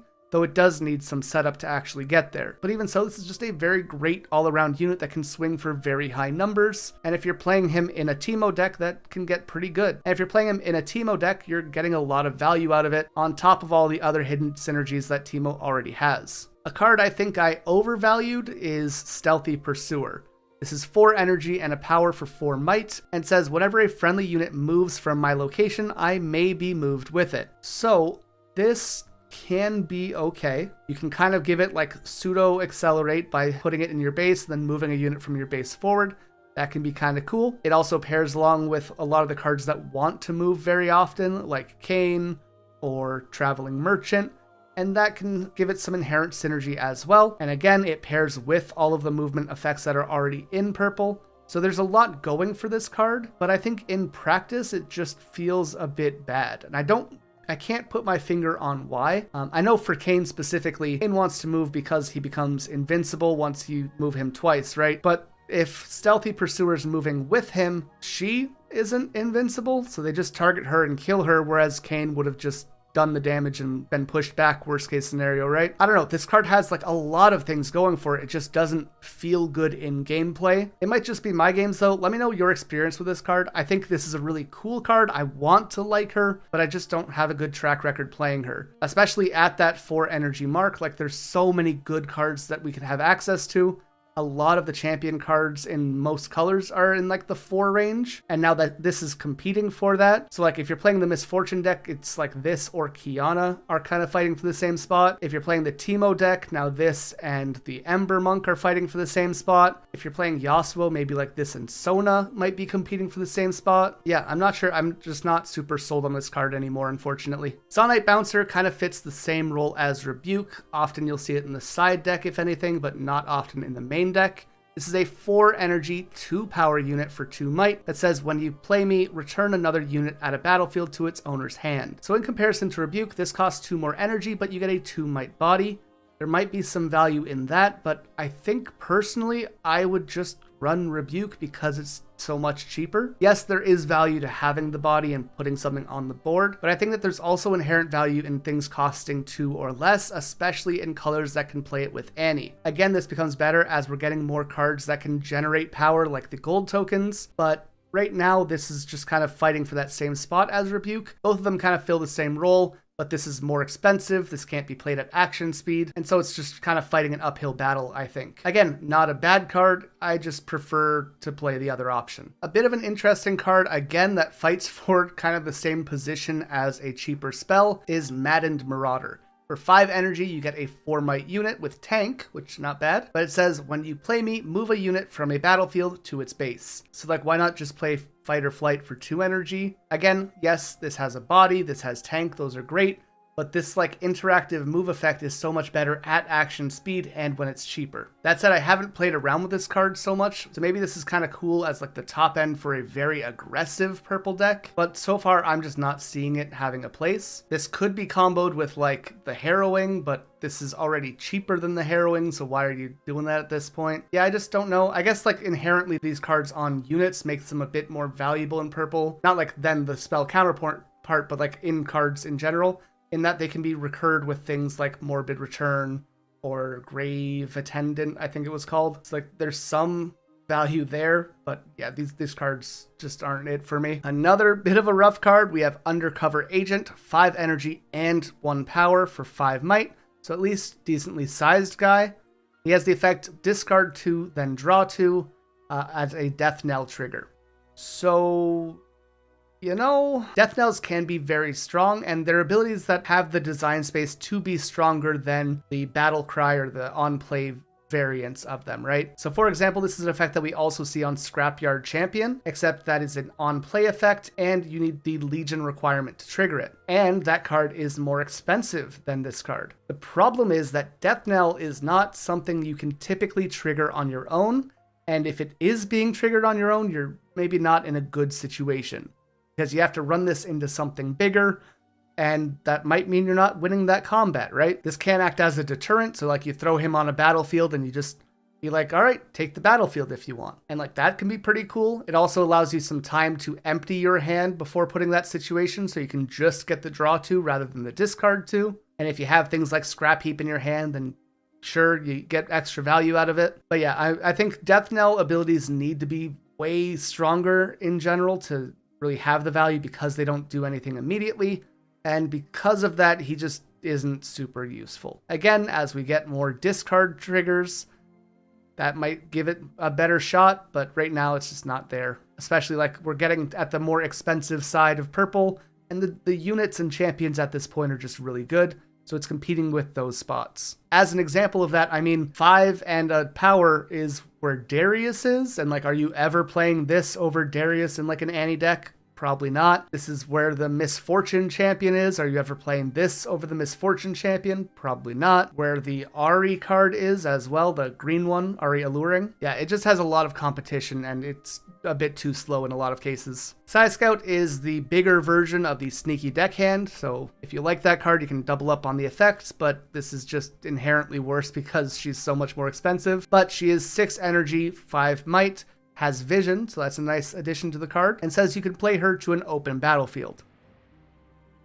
way too slow. There's like an argument for this, like you've been holding one battlefield, maybe you can use this and fight or flight to like win the game. Sure, but like you could also do that with the cheaper one, right? So why are you playing this one? And again, as we get to these more expensive values, the cards just need to do more. And the vision effect is not really doing more. Getting into the real top end of the chaos units, we have Mind Splitter, 7 energy, 2 power for a 7 might dragon. They say when you play them, you can choose an opponent, they show you their hand, and then you choose a card from it that they have to discard. Really good. You can use this to get rid of things like Dazzling Aurora before they can play it. You can get rid of Time Warp, Acathian Rain, all the big threats that you don't want them to put on the field, this can help you solve before they become a problem. There's also no requirement on what you're targeting, unlike things like Sabotage, which can't target units, so there's some value in that. He's a bit of a big bungus at 7 might, which is hard for opponents to deal with. As we've talked about in other videos, like 6 is that sweet spot where after 6 it becomes a bit more tedious to kill them. Singularity, Falling Star, like those don't remove this anymore. Do you need something bigger or multiple cards? So yeah, all in all, this is just a really effective card to play. It can be a little bit difficult to work with because of the 2 power requirement. But again, as we've said many times in this video now, with gold tokens, with seals becoming more popular, this is much more manageable. Now, the Harrowing was a card we already talked about, this 6 energy, 2 power spell. This is the version of that on a body. I'm noticing purple does that a lot. They'll be like, here's a cool card effect, and here's that on a bungus. It's like, fine. But this is an 8 energy, 2 power unit for 5 that says when you play me, you can play a unit from your trash, ignoring its energy cost. You do still have to pay its power cost. So again, it's all the same things I said about the Harrowing. It's pretty expensive. It's very expensive, yada yada. This one can't be countered with like Windwall, which is nice, or Mystic Reflection. Again, kind of nice. You can also play this in like a Dazzling Aurora Misfortune deck, and if you hit this, you can bring back a Volibear or something from your grave. There's some argument there. Or like a Mountain Drake if you're running those. It's like, there's a spot for this, and there's some synergy with it being a bigger unit. But again, I probably would just run the Harrowing. I think this, I do like run this in my Dazzling Aurora Misfortune deck as a one of, I think. It's like, it's not a bad unit, but it's very niche and very specific. But if you build your deck around using it by including things like the Mountain Dragon, or Mountain Drake, whatever it's called, then it becomes a little bit better, and especially in tandem with Aurora. Our last non-champion unit is Rasa the Sunderer. This is 10 energy, 1 power for 6 might.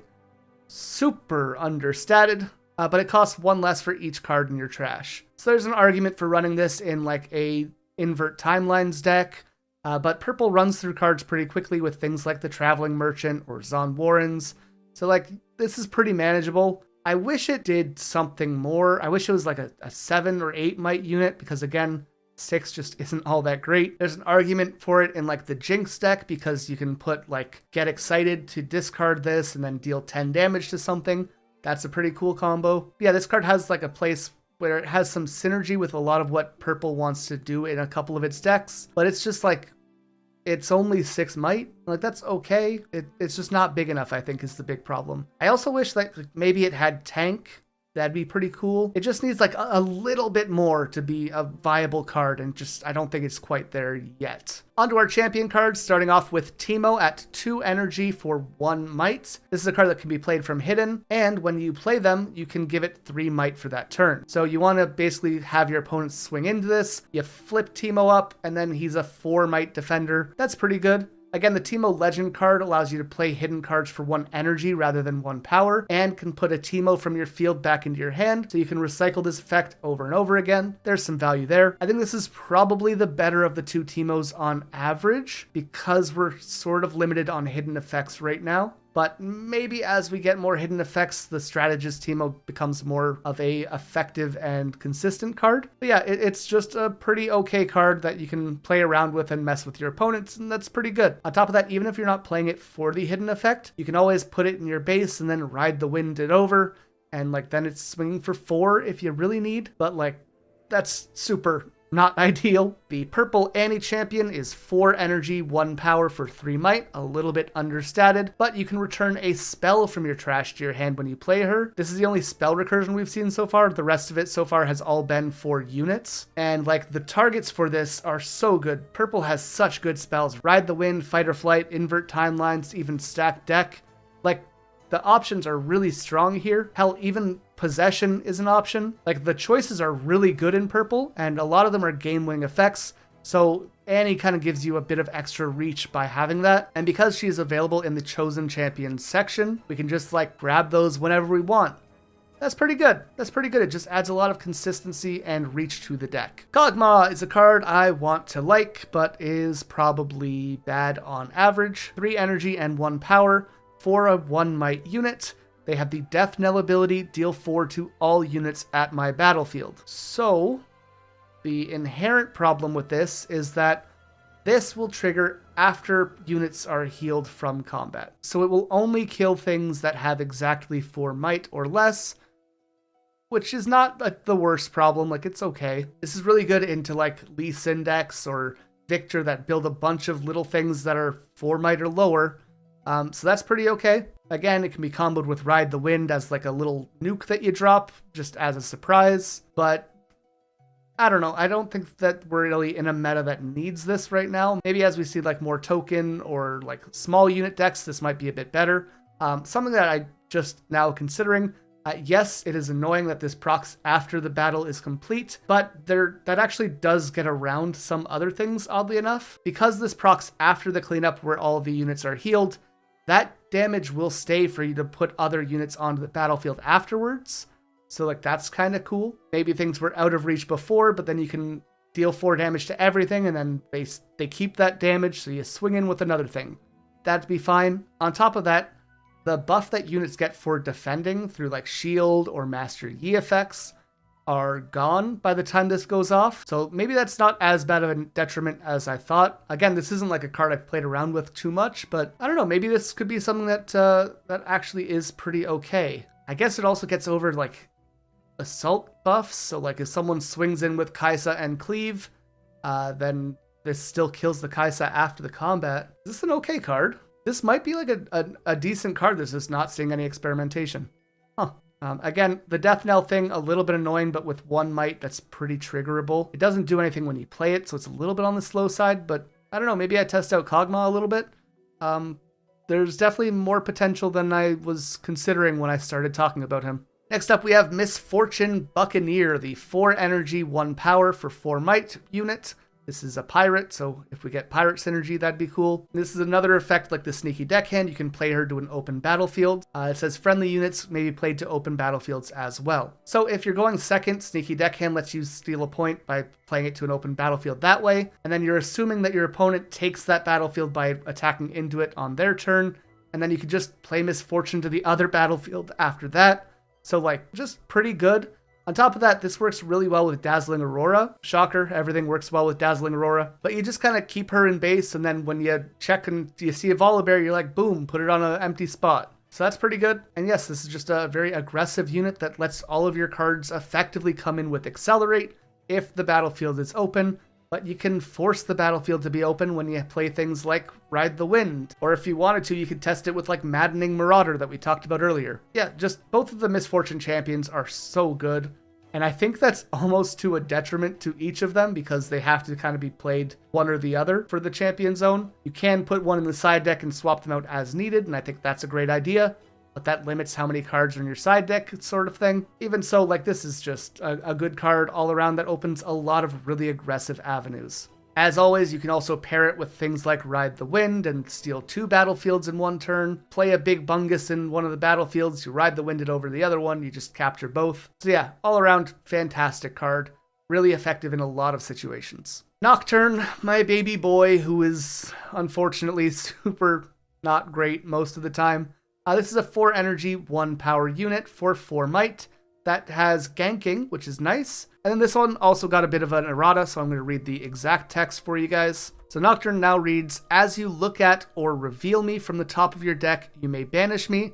If you do, you may play me for a power. So this is in line with all the other cards that let you play things from the top of the deck, just adding in that banish text. This way, if you don't play it, it just stays banished. It doesn't come up super often, but just know that that's the change of the text. Nocturne is a really cool card. It works with the Vision keyword, it works with the Candlelit Sanctum, Teemo Strategist, stacked deck. We're getting the Called Shot in the next set as well. So like there's a lot of little synergies. We might also get some support as we get more Rek'Sai cards announced. Anything that looks at the top card of the deck has a chance to now drop a Nocturne out of nowhere. Again, as we get more access to gold and power generating cards as we play more seals, Nocturne is better because you're getting him for free at that point. The problem is you can't plan for it. And building your deck around something you can't plan for is a little bit frustrating. Every time you draw a Nocturne, it feels like absolute dog shit. That said, he does kind of work with like Dr. Mundo and Vi, as even if you draw him, you can like discard him with inverted timelines or just kill him on the field and then put him back to the bottom of your deck with those cards' effects. And then you have another chance to proc him for effectively free later. That's been a nice combo for him. But a lot of the times if you have to play him for his real cost, that just feels bad. And because you can't plan on the effect going off, like there's only so much you can do. This is just a really cool card that doesn't have the support it needs yet and is inconsistent in most cases. The only time you're really going to see this right now is like a Teemo deck, if they're like maybe running the Strategist package. But outside of that, it just doesn't have a home as of right now. Speaking of things without a home, we have Twisted Fate Gambler, 4 energy for 4 might, and it says, when I attack, reveal the top rune of your rune deck, then recycle it. Then do one of the following based on its domain. If it's in the Fury domain, you're dealing 2 damage to a enemy unit there, and then 1 damage to all the other enemies. That's pretty okay. If it's in the Mind domain, you get to draw 1 card, also very good. And if it's in the Order domain, you get to stun a card. Also very good. So let's talk about the problems with this. First and foremost, he doesn't have a proc for purple runes. And if you're playing him in a purple deck, you probably want to have purple cards in them. Like, I can't imagine running the Chaos domain and not having things like Ride the Wind in the deck, right? So inherently he can miss.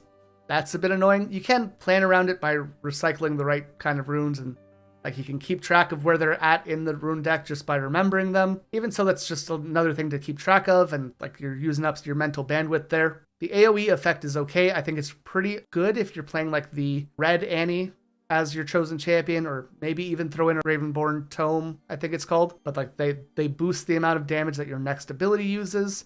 You can do 3 damage and 2. That's a much better damage range actually than 2 and 1, because most of the cheaper units in the game have 2 health. So that's an option. In a blue deck, like the draw 1 card pretty consistently is just good. Drawing is always good. And in the order colors, like stunning something could be kind of cool. But there's no yellow and purple legends right now, so this just can't be used. We'll probably get one when we get to the Vendetta set, I think it was called, which is like going to be focusing on opposites. So then he might be able to use this effect. On top of that, they also mentioned that we're going to be getting 3 color legends at some point, potentially. So maybe we'll see Twisted Fate there. I just think it's kind of funny that in the first set, they're like, look at this card with 3 abilities. You can use 2 of them. Isn't that cool? Also, you can only ever use 1 of them right now, because if you put him in a red deck, you don't have access to the blue. If you put him in the blue deck, you don't have access to the red, because they also need to have purple. So this is a card that I think is really cool, but I'm more frustrated by it than anything else. And I would like it to be good in the future, but I don't know. Again, we don't have all of the possibilities for this card yet.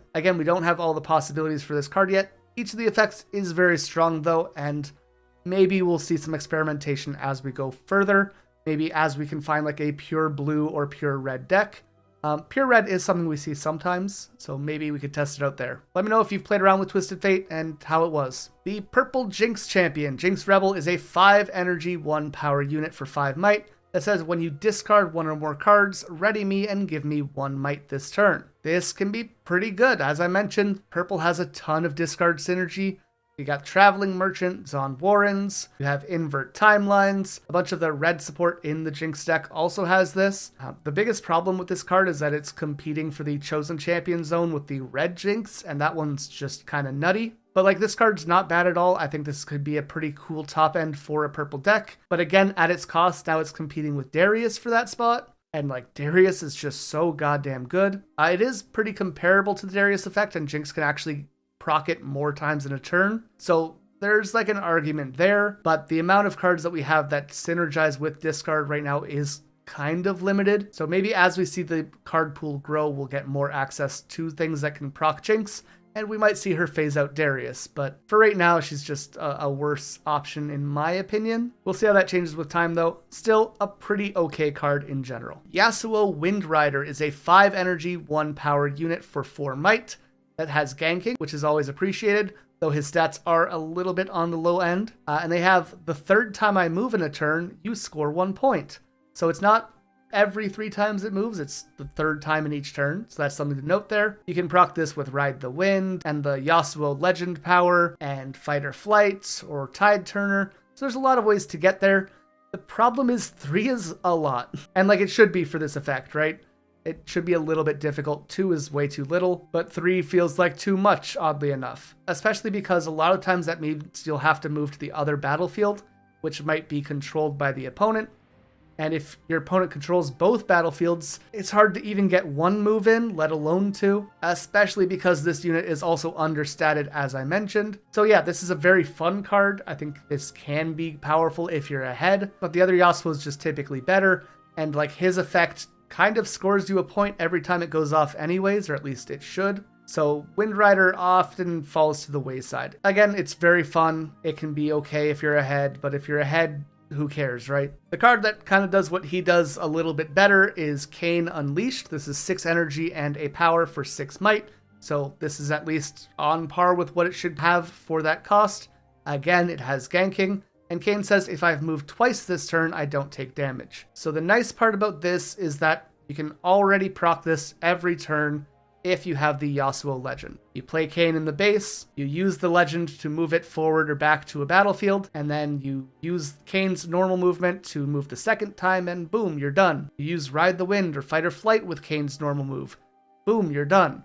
There are so many ways to proc this that it's just like, it's not something you'd really need to worry about. It's an extremely hard card to deal with once it's in motion and like once that player gets ahead. And like if you can proc this effect on the opponent's turn, then they're just not taking a battlefield from you, which is super annoying. So for example, if you have control of both battlefields for some reason, you can use Fight or Flight as a hidden card on one, pull Kayn back to your base, and then use a Tide Turner hidden from the other one to pull Kayn forward to the other battlefield once they attack into it, and they suddenly can't take that battlefield because Kayn can't take damage. Ironically, purple kind of deals with this by being able to push it back, so that's kind of funny. So if they use their own Fight or Flight, that they don't have to deal with him directly.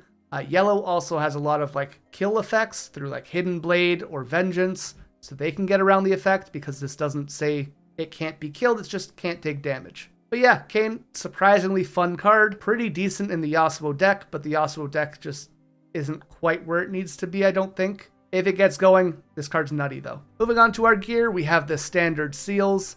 The Seal of Discord is actually probably better on average than a lot of the other ones because a lot of the good purple effects, like Fight or Flight, like most of the champions, like Invert Timelines, like Mind Splitter, they all cost power, so this helps you alleviate that problem. This also lets you play Nocturne for free if you ever check him from the top of the deck, which is nice.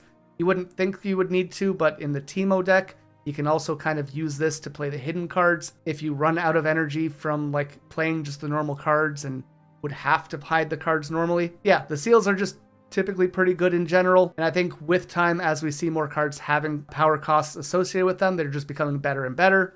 I think people are experimenting with them more and finding that they're pretty good in general. Pack of Wonders, another card that got an errata. This is a 2 energy gear that says you can exhaust it, return another friendly gear unit or face down card to its owner's hand rather than hidden card. Doesn't come up too often for the difference in that, but you can just bounce the card back to your hand, get on play effects again. In a Teemo deck, you might be running things like Lecturing Yordle that when you play them, you can draw a card. This lets you use that over and over again every turn, and like that's pretty cool. You can put your hidden cards back in your hand and put something else in their place. This is like a surprisingly versatile card. I would say I wish this has action speed, but I think it would be too strong if it did. Either way, it's just like an okay card. This works really well with Scrap Heap as well, as every time you play Scrap Heap, you get to draw a card similar to the Lecturing Yordle, but it's not just tied to the Teemo colors. You can also put the scrap heap back in your hand to discard it with other things. Even so, just a okay card. Speaking of scrap heap, quickly becoming one of my favorite cards in the game, unironically.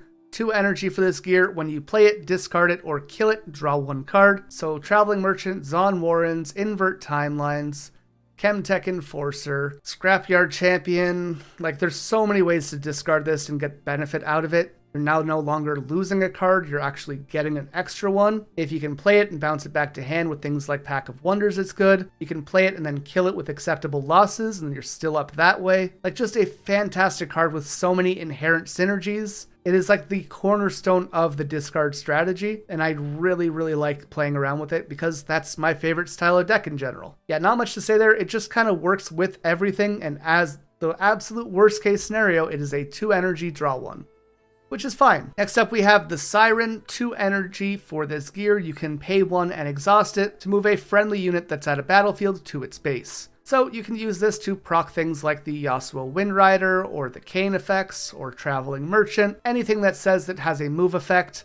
This is fantastic. It also has that kind of like pseudo movement effect that I talked about with Tide Turner, where you can give something an ability to move it again so it can swing from one battlefield to the other without having ganking. Just all in all, a very decent movement effect. And the fact that you can do it every turn really adds a lot of options to your game plan. And our last card is Treasure Trove. This is 2 energy for this gear, and it says when this leaves the board, draw a card and channel 1 rune exhausted. You can also pay 1 purple power to kill it, which allows you to trigger the effect, but in general you're using this with Pack of Wonders because it says when it leaves the board, not when it's killed.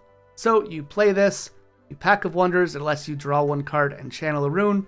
In the next turn you play this again, you Pack of Wonders again, and it's just a free draw every turn and a free channel every turn. Super powerful in combination with each other, and it adds a lot of ramp and consistency to whatever you're trying to do. If you really need to, you can always kill it by itself if you're not drawing that Pack of Wonders, or you can use acceptable losses to kill it. Again, tons of options in this if you have extra space in your deck, or you need the ramp like you might in Misfortune, Dazzling Aurora. This is a great way to get there. With that though, we have covered all of the Chaos cards in the game for the Proving Ground and the Origin sets. Welcome back to our series covering all of the cards in the Origins and Proving Ground sets of Riftbound. So far, we've covered the Fury, Body, and Chaos domains, and today we'll be going into the Calm domain. Green is the most defensive color in Riftbound and relies on powerful spells and supporting effects to hold down battlefields and ensure you can win the game. Currently, our legends for this color include Master Yi, Lee Sin, Ahri, Yasuo, and Best Girl Leona, as well as their cards, which includes 13 spells, 14 units, 9 champions, and 5 pieces of gear. So starting things off, we have one of the best spells in the game in my opinion with Charm.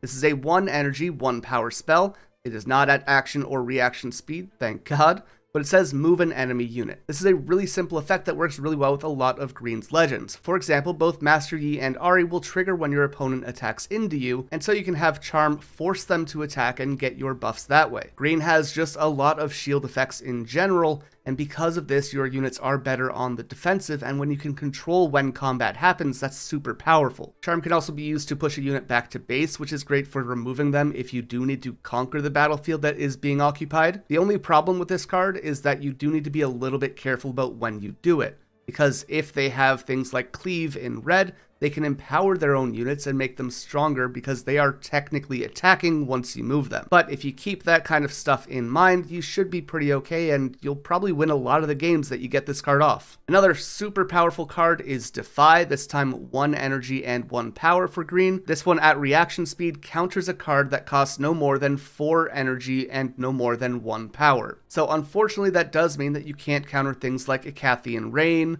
or Falling Star because they have too much power requirements or too much energy. However, 4 is just a huge range of cards that you can counter, and most used cards only require 1 power right now. So Defy can deal with, I would say conservatively, 60 to 70% of the cards that you're going to see in the game right now. Now, it's important to know when to use this card though, because defying the wrong card can leave your opponents with the resources they need to actually win. So knowing what the colors that your opponent is playing want to do can really give you a big advantage. For example, if you're playing against purple, you might want to save Defy for their Ride the Winds. If you're playing against red, maybe Void Seeker so that you can protect your units. That is a big investment on their parts, and if you're gonna just say no to it, it puts them pretty far behind. This is just a pretty straightforward card. There's not too much to say about it. It's just great for dealing with a lot of the things that will help your opponents get ahead, and if they can't get ahead, you're probably going to win. Next up, we have On Guard. This is a 1 energy spell at reaction speed that says give a unit 1 might this turn, then an additional 1 might this turn if it is the only unit you control there. So this is a fantastic card just in general if you're trying to hold down battlefields, but it is extremely effective in Master Yi decks who already try to stack just 1 unit on each battlefield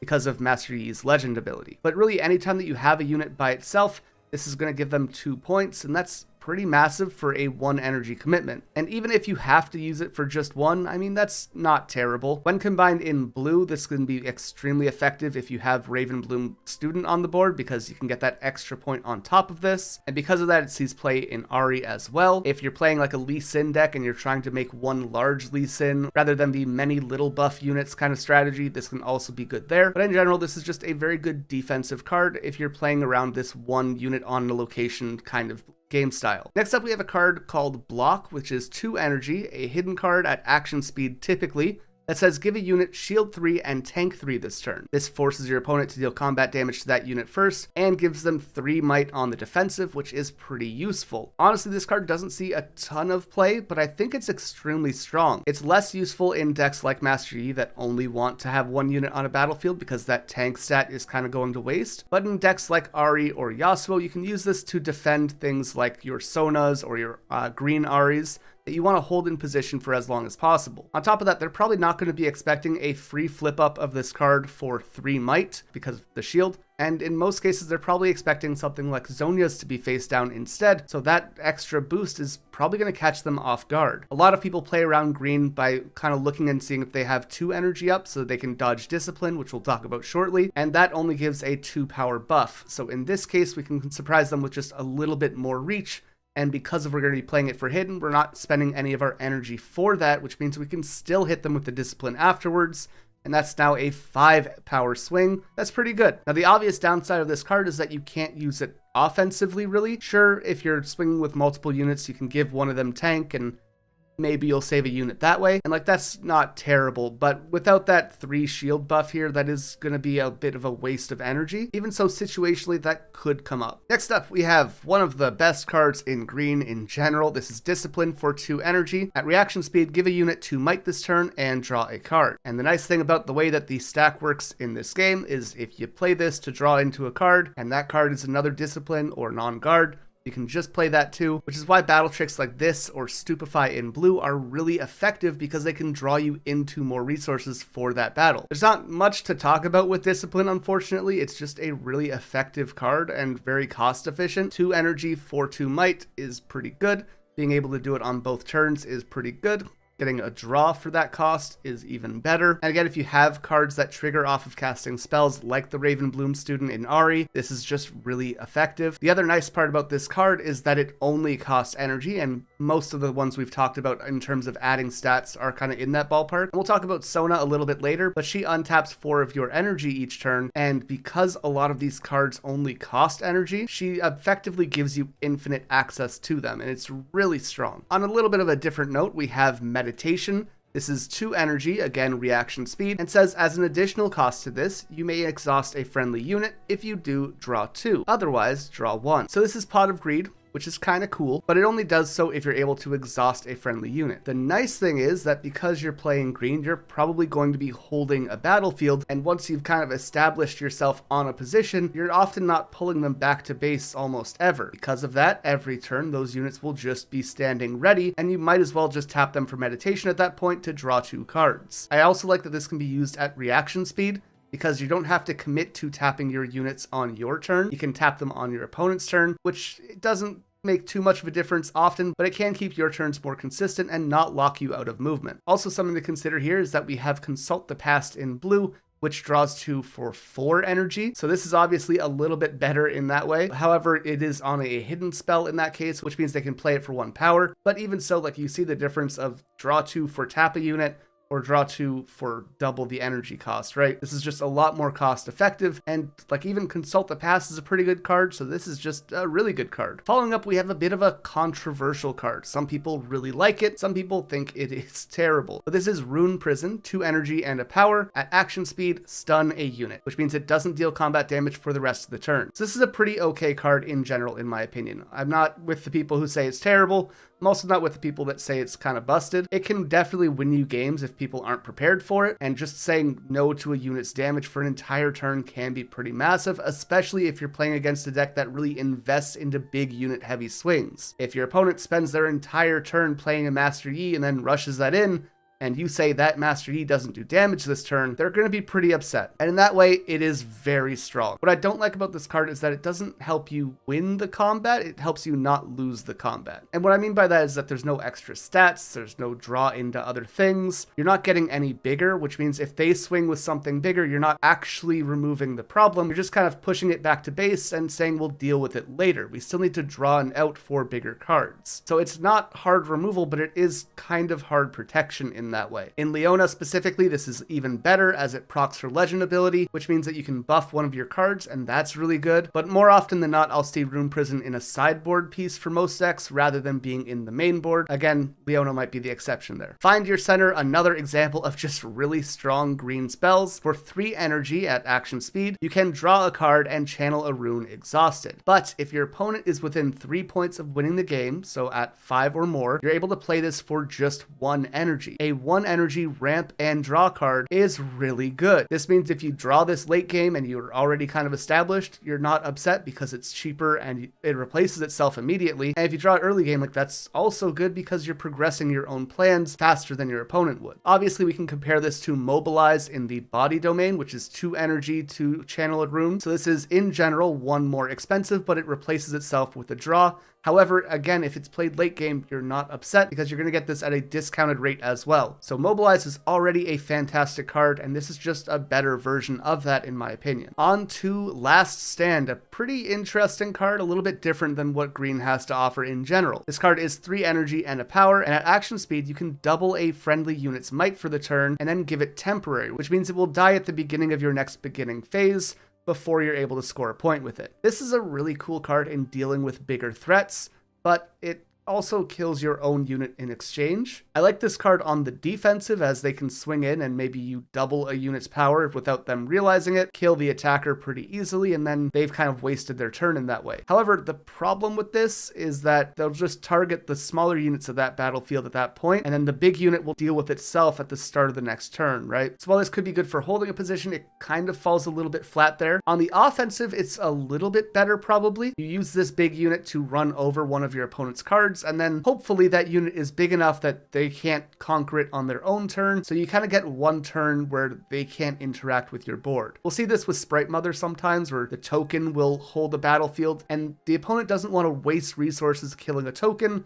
so they just kind of leave it there, or maybe that token is too big for their early game units to deal with, and that's kind of nice as well. So this kind of has a similar effect to that. The power cost is a little bit annoying. The fact that the unit dies is a little bit annoying. It's not a terrible card, but I just feel like we might as well try and keep the units alive if we can, right? Again, I've seen it sometimes in sideboards. I've seen a couple people try it out. They aren't super sold on it. This is the kind of card that I like, but just might not have a home yet, you know? Speaking of which, we have Party Favors, a almost entirely multiplayer card. So we're looking for this in like a 3 or 4 player game. This is a 3 energy spell that says each other player chooses cards or runes. For each player that chooses cards, you and that player draw 1. For each player that chooses runes, you and that player each channel a rune exhausted. So this is a group hug deck for those familiar with that term from Magic, where basically you're giving support to everyone at the table.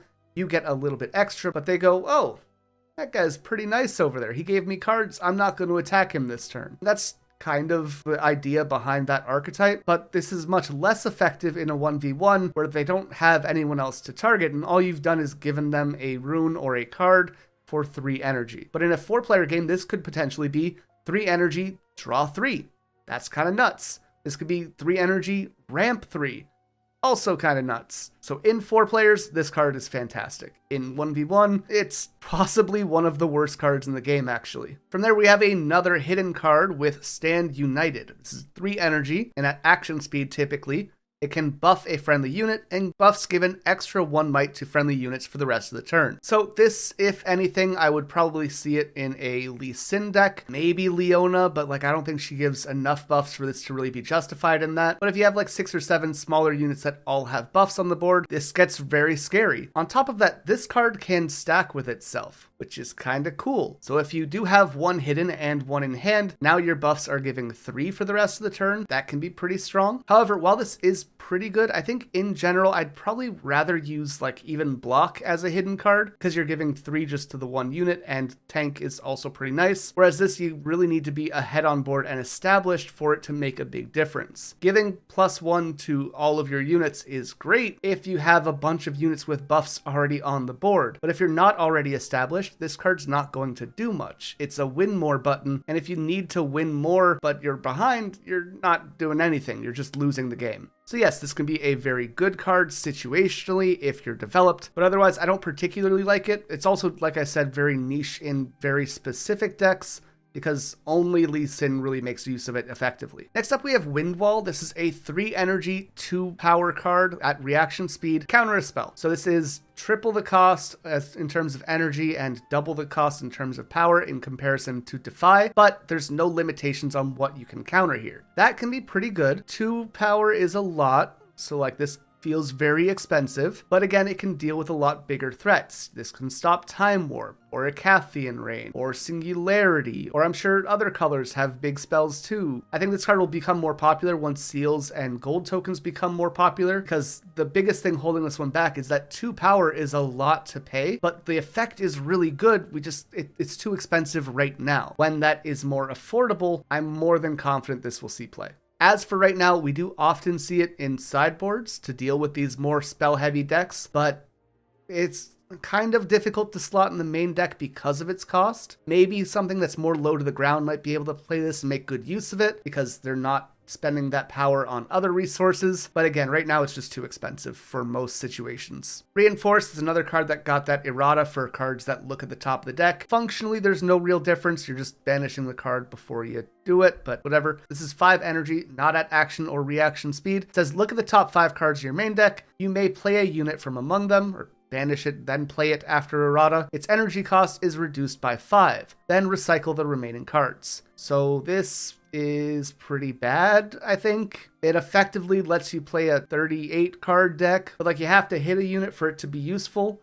And if you don't, you've just spent 5 energy on literally nothing. You should have enough units that you will, but in most green decks anyways, like the units tend to be like the Poro, Wielder of Water. They're all like in that 2 to 4 cost range anyways, and now we're paying 5 for a discount on those of 5, but like I don't need a 5 cost discount on a 2 cost Poro, you know? On top of that, we still have to pay the power requirements for those cards, so if we don't have the power available for that, or we can't justify spending it right now, then this also does nothing, which feels terrible. Or let's say we're playing this in a deck that has bigger units even, so we do justify that cost. What if we don't have enough energy available to spend the extra on this, right? So we hit Dead Bloom Predator is the only unit we've seen. Now we need to have another 3 energy and 2 power available for this to be able to even play that card.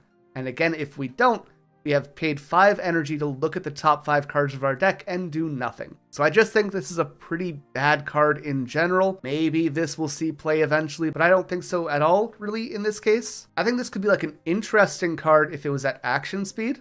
Like your opponent attacks into a battlefield you control, you play this, and then you're like playing a gamble for maybe you find something cool off the top that you can slam onto a battlefield, like a pseudo Shen almost. But it doesn't do that. You can only do it on your own turn, only in an open game state, and there's just no consistency to it. I don't think it's good at all. With that though, we have reached the units, and green has a lot of really cool ones. Starting off with Clockwork Keeper, 2 energy for 2 might, and it says, as you play me, you can pay a green power as an additional cost. If you do, draw a card. So early game, you probably don't want to be doing that, but it's at least like a 2 energy, 2 cost unit that you can play on your first turn if you do draw it. The nice part about this card is that if you draw it late game, this isn't a problem. Comparable to other Poros, for example, if it's like turn 10 and I draw a Pouty Poro when I'm playing red, I'm pretty sad because that card doesn't do anything. But if I draw this, I can spend that extra power and then draw into another card So I'm never just stuck with this card alone. And I think that makes it a lot better in the late game situation than a lot of the other 2-drops we have access to. The other part about that that's nice is that it's an immediate effect. If we're comparing it to cards like Watchful Sentry, which is the blue card, 2 energy, 1 might, and Death Knell draw a card, you can't actually proc that the first turn that the sentry goes down in most cases. You have to wait for your opponent to kill it or crash it on your own turn, and that kind of sucks. Whereas with the Clockwork Keeper, you're able to draw the card immediately if you need it, and I think that makes it infinitely better in most situations. Now this also has more might than the sentry, but again, you have to actually pay the cost to get the draw, so there's a bit of a trade-off there as well. But overall, I think Clockwork Keeper is just a fine card. I think it makes a lot of decks, and it's just a good consistency piece.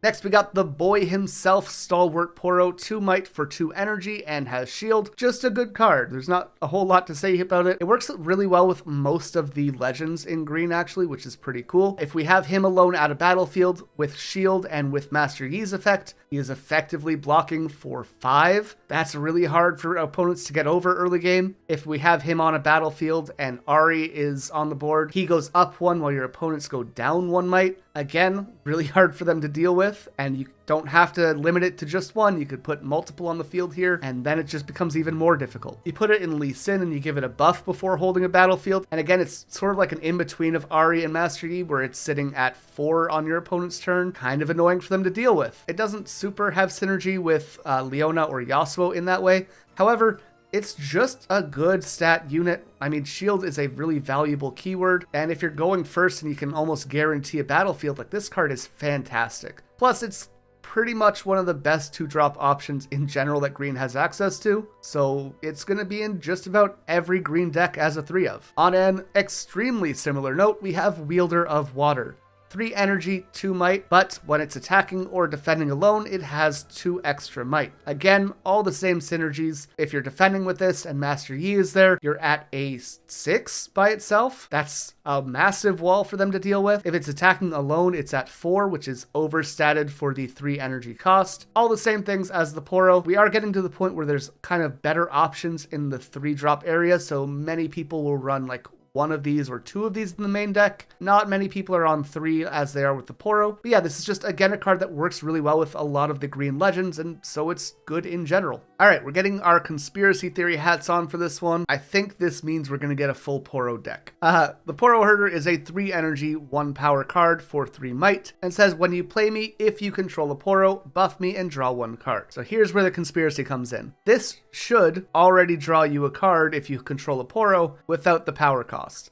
There is no reason that we should have to pay a power to get this draw effect, because we already have a condition on it that we have to have a Poro on the board, and that's already pretty difficult in most decks. There's 1 per color, right? There's like 1 in 4 of the colors, so we're pretty sealed off, and maybe we'll get more as we go forward, but right now this card doesn't do much outside of if you get lucky and play the Poro. So I think to justify more Poros coming out, this card has a power cost, and that's why it's not good now. But once we get all those Poro, for sure this will be good, right? So this card, it's like, okay, I could see people trying it out because the green Poro is so often run at 3, and like most of the Poro, I think, are at least seen in like 2 or 3s. The only one that's not really is like the Mystic Poro in purple. It's a card that cycles itself, like you can play it and draw. That's pretty okay, but it's just weak, I think, in general. Until we get more access to more Poros and more consistency for this card, it's just not great. The buff is kind of nice. Maybe some cards want to make use of that right now, but there's no like follow-up to make this good. If we could guarantee that like on turn 2, we drop this as a 4 might unit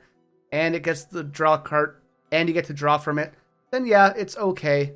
It sucks that it's putting you behind the power cost, but I just don't see this card doing much right now, unfortunately. But maybe in the future with more Poro support, it will be good. On a pretty similar note with like cards being stuck in a deck, this is Solari's Shieldbearer, 3 energy for 2 might. When you play me, stun a unit. This is fantastic in Leona and nothing else. So when you play this on Leona, you're able to stun a unit, give it a buff right away, which makes it a 3 might unit. That's okay. I mean, like, we're basically going even for like the might and the cost. Otherwise, it's very understated. But if you're not going for combat that turn, then this effect pretty much does nothing and you're just saying, I play a vanilla. And that's kind of depressing. If you are setting up for a combat, this is fantastic. It can allow you to win that fight very easily. Again, we talked about the stun spell earlier, and this is just similar to that. It does feel much worse on a unit, but it's a unit that needs to exist in Leona right now because there's just not a lot of other stun options that are effective, especially on a body, which makes this a little bit more valuable, even if it's a worse card in general. This also combos with Solari Chief, which says that if a unit is stunned, it will kill it.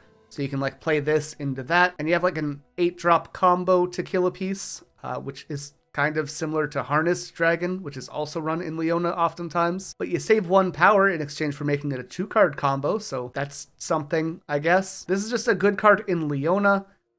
This is a functional card in Leona.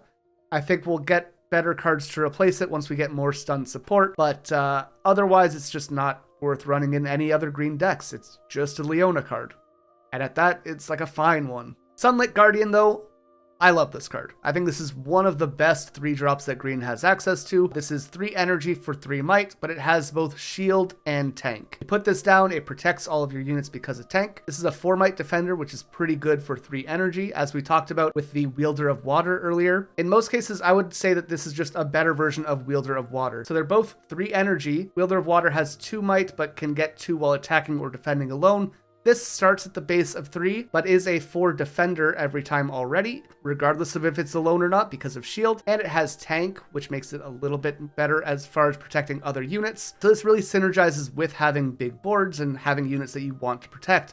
But again, this still combos with Yi and Ahri. If you put this alone on a Yi board, for example, this is still defending for 6, just like Wielder of Water is, but it has that extra utility of having higher stats in general, so you can attack with people or defend with others. So if it's between the 2 cards, I'm picking Sunlit Guardian every time, and I think that kind of phases out Wielder of Water in most of the decks that I build at the very least. Now, is this a 3-of in every green deck? Probably not. But I think it's just a really strong option that most green decks will be able to use. The only green decks that I think don't really like this are Lee Sin and Master Yi. The problem with this in Master Yi is, while yes, if it's defending alone, it is a 6, but at that point we're not getting any use out of that tank effect, right? Because Master Yi doesn't often have 2 units on one battlefield. So we're kind of wasting an ability here, but outside of that, like, it's not an offensive card in any means. It's still, like I said, very comparable to Wielder of Water. As for Lee Sin, that deck is just super tight with cards that buff or want to be buffed, so there's not really space for this card. Again, this isn't a bad card in that deck because you can still put a buff on it, and it becomes a 5 defender that protects your Lee Sin or your other cards that you want to save. So even there, it's pretty good, but I could understand not having space for it because the deck list is often so tight and constrained with buffing units. As for Ahri and Yasuo, I mean, this protects everything that they want to do. If they have a Sona out, they can't kill that anymore. They can't target your Yasuo or your Kanes directly because you have this guy protecting them. It stops them from killing either Ahri in combat if they're trying to do that. And both of those are extremely important to keep alive, so like that's very good. Yeah, just in general, fantastic 3-drop. Adaptatron, a card I think is going to go up a lot in price soon. This is a 4 energy card for 3 might that says when I conquer, you can kill a gear. If you do, buff me. So first off, this is a mech, which we've seen is kind of relevant in the next set. Not in these colors, but maybe we'll have more support for mechs in other colors. Who knows? More importantly, though, it kills a gear, and with a whole set coming up about gold tokens and equipment, I mean, this is like the answer to all of that, which is kind of cool. So Adaptatron, I think, is going to be very strong in dealing with those equipment and gold-based decks, which is going to be like 2/3 of what we have coming in the Spirit Forge set. Outside of that, though, right now, it's not doing too much. You can use it to like deal with auroras. You can use it to deal with people who are like putting masks on the field or other seals. It's like okay right now, but because gear isn't super common, or at least beyond like the big blowouts like Dazzling Aurora, you don't really need it in the main deck. If you're putting it in the side deck, sure, like it can be used to tech in against those decks if you see them in game 1, but otherwise it's just not common enough to see gear that you need to remove in most situations. Wizened Elder, a pretty okay card in Lee Sin, pretty okay in Leona sometimes. This is 4 energy for 4 might, and when they're buffed, it gets an additional +1. So this becomes a 4 energy, 6 might unit, kind of similar to Sunlit Guardian or Wielder of Water. Different requirement for this one, but 6 might for 4 is pretty good. We see this on Cruel Patron in yellow, which needs to sacrifice the unit, but comes in as a 4-drop, 6 might unit. And like that's pretty strong and can win you the game. This is fairly comparable, comes in very overstated. You can easily buff it in Lee Sin just by tapping the legend card. And then you have all these support cards in green to kind of keep this alive and really ensure that you're getting the most bang for your buck. Outside of that, like you're not playing this in Master Yi typically because there's not a lot of buff there. You're not playing this in Yasuo. Again, there's no buff there, I don't think. Same thing for Ahri, there's no buff. But like in the decks that can buff it, it's an okay option. We have our standard vanilla unit. This is 5 energy, 5 might. The Playful Phantom has no abilities. Not much to talk about here. You're probably not playing this card because it doesn't do anything. This is a little bit upsetting to me. I really liked this card in Legends of Runeterra. It was like a 3-drop, and then whenever another one of your units died, you would deal 1 damage to the other person's Nexus. So it's like kind of upsetting that there's no death knell effect or like death triggers on this card. That would be a cool tie-in. But as it stands right now, it's just kind of useless. Oh, you could reinforce and then play this for free after paying 5 for it. What a combo. Following that, we have Mage Seeker Warden. This is 6 energy and a power for a 5 might unit, and says, while I'm at a battlefield, your opponent can only play units to their base. So this is annoying for purple players as it stops Sneaky Deckhand, the Misfortune purple card. Psy Scout, I think, is the 6-drop that does that as well. If you're playing against orange, you can stop their Dead Bloom Predators from being played onto your battlefields as well. That's it. I think those are all the effects that do that, which is not a lot of coverage, but it's coverage. Those decks all really like those effects, so like against them, that's really annoying. The other effect is while I'm at a battlefield, spells and abilities can't ready enemy units and gear. So again, we're stopping a lot of purple. They can't do Ride the Wind to ready their units. Orange also has a lot of readying effects. I think Wallop is one, for example. First Mate is another card that readies a unit when you play him. So those can be pretty good. I think what's more important is Accelerate. I'm not sure about this. Let me know in the comments. But Accelerate is technically an ability, so maybe this stops the Accelerate from letting that unit come in readied. The only thing I'm not clear on is like if that counts as a extra cost. Is it still an ability? I would say this stops Accelerate. Let me know if I'm completely wrong on that. In that line though, a lot of units really like Accelerate. Thousand Tail Watcher, one of the best cards in the game, needs that Accelerate to be useful. The Lee Sin Champion needs to be accelerated. Darius doesn't have Accelerate, but needs to ready himself to be useful. This card's not terrible, actually. It's expensive for sure, but it shuts down a lot more cards than I first gave it credit for before talking about it. There might be like a place for this, I guess, depending on like what the meta looks like. If this does shut down Accelerate, that's already pretty good. But being able to stop the Dead Blooms, the Sneaky Deckhands, the Dariuses, like those are all prominent cards, and that's 3 colors that all rely on really important units, right? Yeah, maybe Mage Seeker Warden's pretty okay. What's not okay is Zephyr Scout. 6 energy and a power for 6 might, at least on par. Shield, +1 might while defending. So this does nothing when you play it. It defends for 7, which is cool, but like I don't know why I'm paying 6 for this. Like, this is just a very high cost for a big bungus, and like the other bunguses are better. Not much to say here. This just doesn't do much. Like, if you pair it with Master Yi, I guess you're defending for 9. Okay.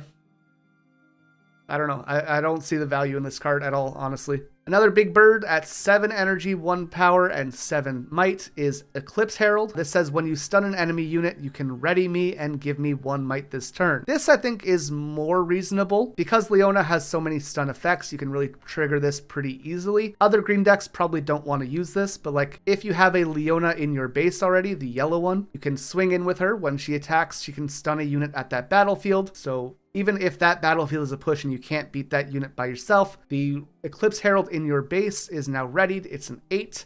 It can move in and probably wins that fight for you anyways. So in Leona, I actually like this card quite a bit. Maybe as a 2 of, it is very expensive, but in that it's like a good finishing card, which is nice. Tasty Fae Folk, absolutely love this card. This is 7 energy and 6 might, a little bit understated, but it has Accelerate, so for 8 and a power, you can bring it in readied. And Death Knell, channel 2 runes, and draw 1 card. So the Death Knell pays for the Accelerate cost and then some, which is nice. And it draws a card, which also sets you up for going forward.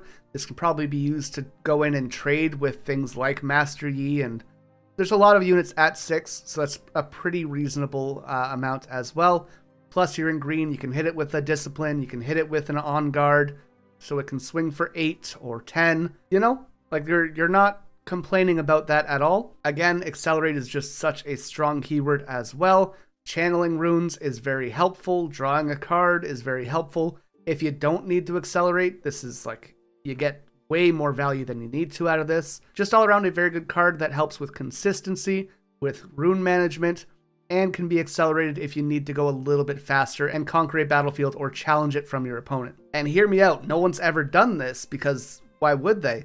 But let's say you play this in Leona and you have a Karthus on the field. Now you're channeling 4 and drawing 2 when it dies. Pretty good. I mean, Karthus is bad, so why would that happen? But pretty good. And our final unit here in the green domain is the White Flame Protector. This is 8 energy and 2 power. Super expensive. 8 might though, which at least it's on par.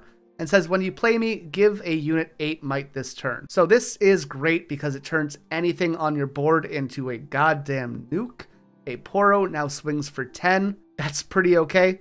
And then even if they manage to deal with that, you have this White Flame Protector for the next turn just sitting in your base or sitting on the other battlefield, and it's like another 8 might unit that they have to deal with. So I think in general, this card being played gets you at least 1 battlefield, and in the worst case scenario, we'll make them force out 2 different removal spells to deal with like the target of this ability and then this card as well later. It is very expensive. Not every green deck will be able to justify running this.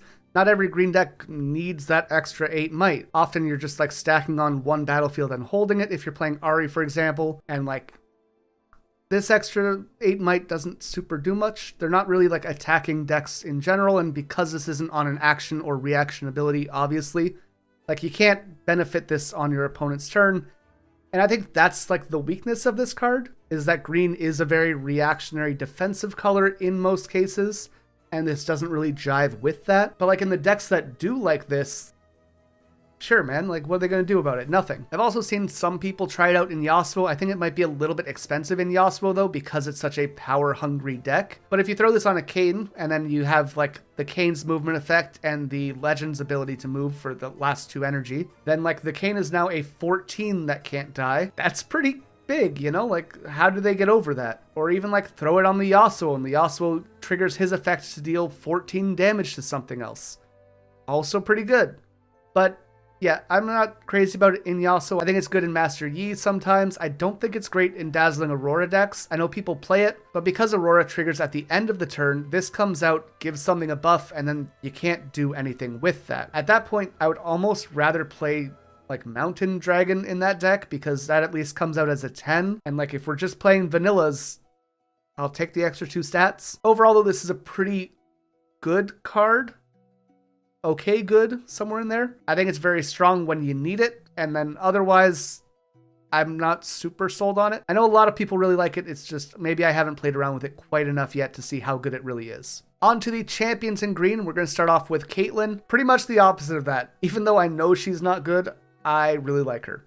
So Caitlyn is 3 energy and a power for 3 might. It says I must be assigned combat damage last, which is pretty good. It's like reverse tank, helps her stay alive. And then you can tap her to deal damage equal to her might to a unit at a battlefield. You can use this ability only when she's at a battlefield. So we need to get her at a battlefield, which is a little bit annoying because if you have to do the worst case scenario, put her in base, move her forward the next turn, and then 3 turns after that, you can tap her to deal 3 damage to something. That's very slow. But if you already control the battlefield, you can put her on there, and then the next turn, just tap her. Sure, you can pair her with readying effects, and that makes her a little bit better as well. The nice thing is that she pairs with a lot of the green buffing or boosting effects, like Discipline, like On Guard, like all that, and you can effectively snipe things for 5 or 7 damage if you have both of them. That can actually be pretty strong. On top of that, green just has like a lot of tank and shield units that can protect Caitlyn and make sure that she stays alive as long as possible. You have Defy so that they can't target her with spells. Like, there's a lot of ways to keep her alive once she's established, and once she's on board, she's actually pretty okay. It's just getting her on board feels too slow, and a lot of the green decks right now are just such tight deck lists that there's no real room for that spot. But I've done some experimenting with her in Leona and had a lot of fun in that deck. I've played around with her a little bit in Lee Sin and like paired her with like Taric and stuff like that. That's also very fun. It's not good, but it's fun. I think Caitlyn will have some potential in the future. Right now, I just don't think she is as strong as she needs to be to actually see any play. Sona. This is one of my favorite cards in green by far. 4 energy and a power for a 4 might unit that says, while I'm at a battlefield, ready up to 4 friendly runes at the end of your turn. So this is a double effect of the Ahri legend, and like the Ahri legend is pretty good. If Sona is established in a battlefield, there is effectively no getting rid of her. With her 4 energy, you can respond to your opponents with a Defy, a Discipline, and an On Guard without having to limit your actual turn, so you can completely tap yourself out, spend as much energy as you need to on your turn, and then still have all of these resources available on the following turn.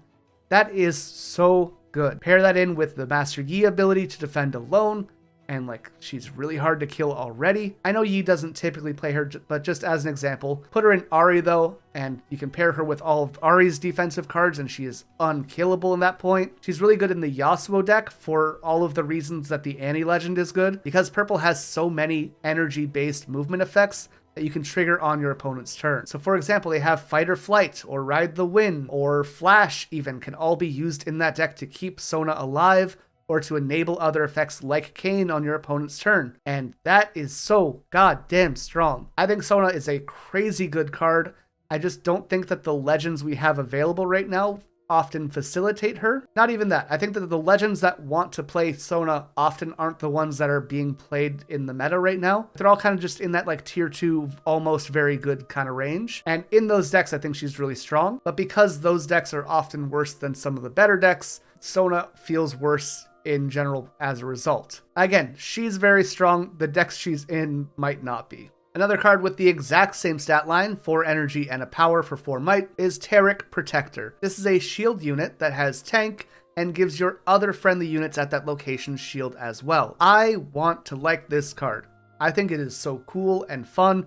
Giving everything on your board shield is pretty okay. This can work pretty well in like Lee Sin or Ahri decks because they want to stack many units on one battlefield, and now they all have shield on top of the Ahri effect or on top of having buffs. And like, that's cool. I think at 4 might, it's fighting for its spot against a lot of other options. For example, Sona in Ahri, or the cards that have haste, or the Wildclaw Shaman or Kinku Monk in orange. 4 cost is a very fought for position in most decks right now. The cards that need to fill it out just kind of need to be busted.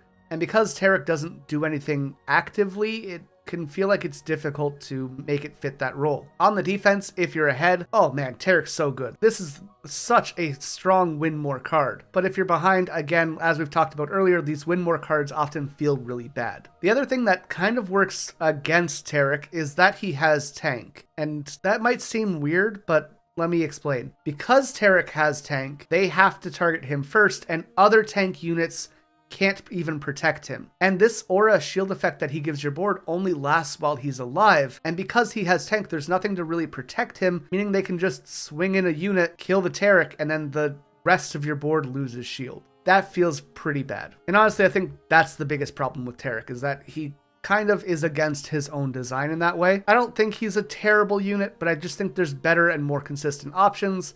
And I think that because he is so win more oriented and has that flaw in his design, it's really holding him back and making it difficult for him to get played. Following Taric, we have the green Ahri, Ahri Alluring, at 5 energy and a power with 4 might. She says that when she holds, you can score 1 point. This is a surprisingly scary ability. There's a couple abilities in the game that allow you to score an extra point, but I think Ahri does it in so much more of an easy way. Because her deck is so defensive, basically you can stack up onto a battlefield and then drop her on whenever you feel confident that your opponent doesn't have an answer. If they haven't been able to get you off a battlefield for 2 turns now, or they've completely dedicated themselves to winning the opposite battlefield, you drop Ahri on the one that you control, and then they immediately need an answer, or you kind of just get ahead with extra points every turn. A lot of times in these like hold-based strategies, we'll kind of get in like races with the opponents, where like, I'm getting a point every turn over here, they're getting a point every turn over there, and just back and forth until someone draws a big blowout, right? Well, Ahri can cheat yourself ahead, getting you the extra point, and suddenly they need to respond to you. And that's difficult to do in a color that has Defy,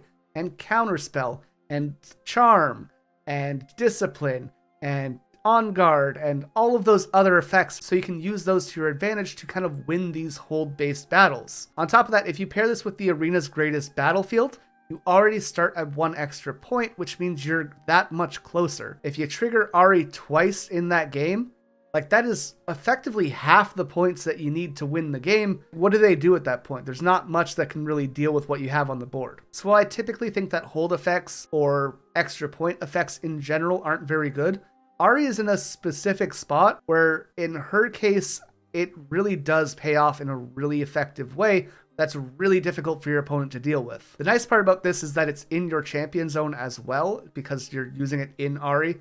I don't think anyone else really runs her. Maybe they try it out, but probably not. But because it's in the champion zone, you have access to it whenever it just feels right to put it down. You don't have to commit it too early. You don't have to clog your hand up with this expensive card. It's just free use for whatever you need. And if you're in a matchup that you don't like this effect, the other Ahri, the Inquisitive one, is just a really good like aggro and defensive piece who lowers stats whenever she attacks or defends. So like if this card's not doing good in your deck, you just swap it out for something that would. And that flexibility and the lack of need for commitment to this strategy actually helps this card out quite a bit. So while I wasn't sold on Ahri Alluring when I first saw her, this has definitely become a card that I think is way more valuable than I gave it credit for. On to Blitzcrank, 5 energy and a power for a 5 might unit with tank, and when you play him to a battlefield, you can pull an enemy unit to his location. You're just doing the Blitzcrank hook, so I think they did the flavor really well in this card. This is effectively Charm on a body. It is way more expensive, obviously, but it also has tank to protect your other units, so you can kind of force fights to go in your favor very easily with this, actually. I think that when Blitzcrank comes down, it often feels like a blowout moment and can win you the game. It is very expensive. And the other effect that he has is kind of a benefit, but also a huge detriment here. So this says, when I hold, return me to my owner's hand, which means that you play Blitzcrank, you pull a unit in, you kill that unit, and then the next turn you pick up Blitzcrank and you can play him again and do it all over again. And that's like a really cool thing to have this infinite access to Charm. Like, oh man, that's huge. The downside about this is that it doesn't say you may return me to hand. You have to return Blitzcrank, which means that every turn, if you want to keep doing this over and over again, you have to keep paying 5 energy and a power. You're falling behind on resources over and over again. And yes, this can be a piece of removal every turn, but it gets to be very expensive and you're not actually developing your board. You're just kind of fucking with your opponent's board a little bit at a time. So while I think Blitzcrank is pretty okay, I think he also goes against himself a little bit in the same way that Taric does. If this card said you may return me to my owner's hand instead of you have to, I think it'd be a million times better though. Next up, we have one of these starter deck cards. This is Lee Sin Ascetic. 5 energy and a green for 5 might. He has shield, and you can tap him to put a buff on him. But the cool part about this card is that you can have any number of buffs on this unit. So for those who don't know, buffs are something that you can typically only have one of on a unit. It gives them 1 might, and then they can sometimes be spent for different effects depending on the cards you have access to. Lee Sin basically allows himself to get as big as you want, and that's really cool. The problem is that it's completely bait most of the time. If you can get this guy to be like 13 strength, just about no removal spell in the game is going to deal with it. Even a Cathian Rain channeled on this guy all at once is not going to get him off a battlefield, and like that's pretty cool. You have a lot of effects in green and orange that can give him as many buffs as you need. Things like Pit Rookie, Kinku Monk, the Lee Sin Legend, himself. There's a lot of little things that can keep stacking him up pretty quickly, actually. Where the problem is that there's just a bunch of hard removal or bounce effects that will stop this, and you're really putting all of your eggs in one basket. So you've spent 3 turns building up a Lee Sin. He's massive. You're playing against Order? They have Hidden Blade. Oh. Well, he's dead now. They have Vengeance.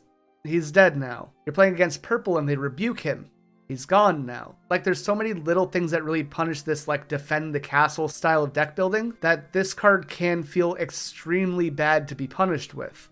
And it's different from Ahri in that Ahri, once you put her on the field, you don't have to invest anymore. If she goes off, great. If she doesn't, who cares? But Lee Sin, you are actively spending your resources on every turn to make him bigger. And if he ends up getting dealt with, then all of that goes to waste. And that is a big detriment to how he works, as opposed to how like Ahri and similar cards work. That extra investment will crush you if he is dealt with. That said, he is super fun, and it's really funny if they can't deal with him, but like, you're probably not going to actually play this in most cases. The other big thing going against him is that the orange Lee Sin is just crazy strong. Giving 2 might to all of your buffed units is huge, and like, why would you pick this over that, right? In a very similar sense, we have the green Master Yi Meditative, 5 energy and a power for 4 might, very understated. But if you have 8 or more runes, you have an extra 4 might on this guy. So at that point, it becomes a 5 energy, 8 might unit. That's more reasonable. That's actually very ahead of stats. But you have to have 8 runes to do that, and he costs a rune to play. So he is putting himself behind to get to the goal. And that kind of sucks. The nice thing is that, like, with the Master Yi Legend, he's already defending for 6 if you don't have 8 runes.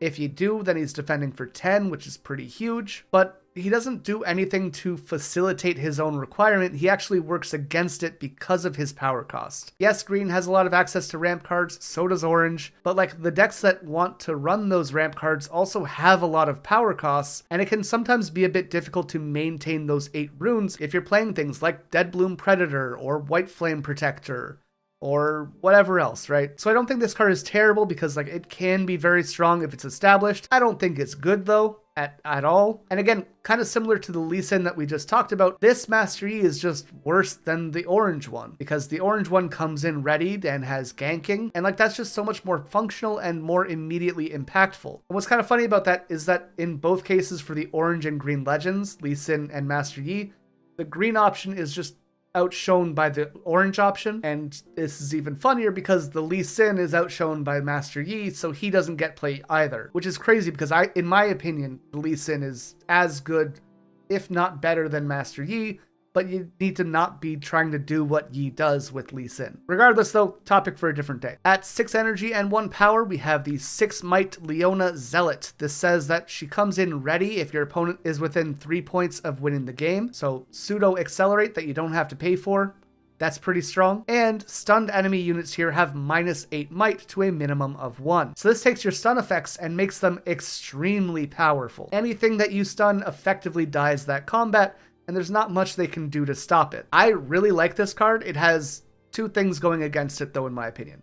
Firstly, 6 energy is a lot if you're not getting that readied effect. If you are, totally fine, you don't have to worry about it. The second thing though is that she doesn't stun. She needs to be used in tandem with the Solari Shield Bearer or the Rune Prison or Solari Chief or Leona to stun something, and then she gets that like -8 effect on them. And like, it's not a huge requirement because like there's cards that offer that effect in the deck that you're already running. But if you're just playing this by itself, there's nothing to trigger that stun effect. And then yes, you have that readied unit, but you can't really conquer a battlefield with her unless you have that support to get over those bigger targets. The other thing, like there's just not a lot of stun cards in the deck. I think I said all of them. Facebreaker as well. So there's like 5, maybe 6 stun options. And if those aren't already established on the board, you're just losing a lot of value with this card. As we get more stun effects, this card goes crazy. Like, this is so good. But until then, I think most times I'm using the yellow Leona, but the deck runs both of them, so you can swap them in and out for the champion zone whenever you need to. Our last green champion is Yasuo, 6 energy, 2 power, and 6 might. And whenever Yasuo attacks, you can deal damage equal to his might to an enemy unit here. So you're going to hit something for 6, which is pretty good.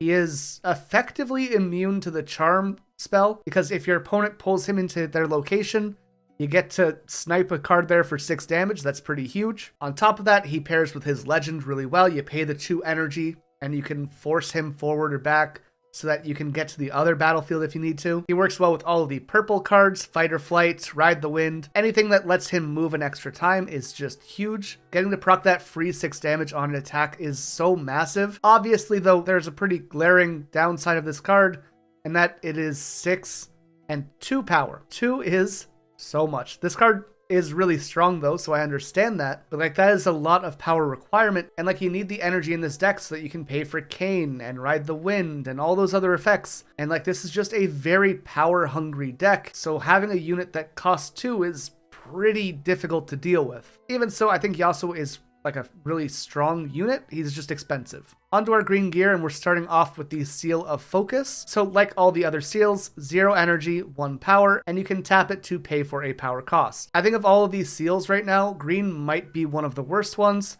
Not because like the seals are bad, but because most of the green cards don't require you to pay power. The big ones that see play are Defy, Charm, Ahri if you're running the Ahri deck, Sona if you're running her, maybe the Clockwork Keeper can use it, Windwall if you're playing Windwall, that's good there too. The Yasuo deck has Yasuo. So most of the green cards though, like there's 2 or 3 consistently in each deck that need to pay a green power. The rest are like very champion specific.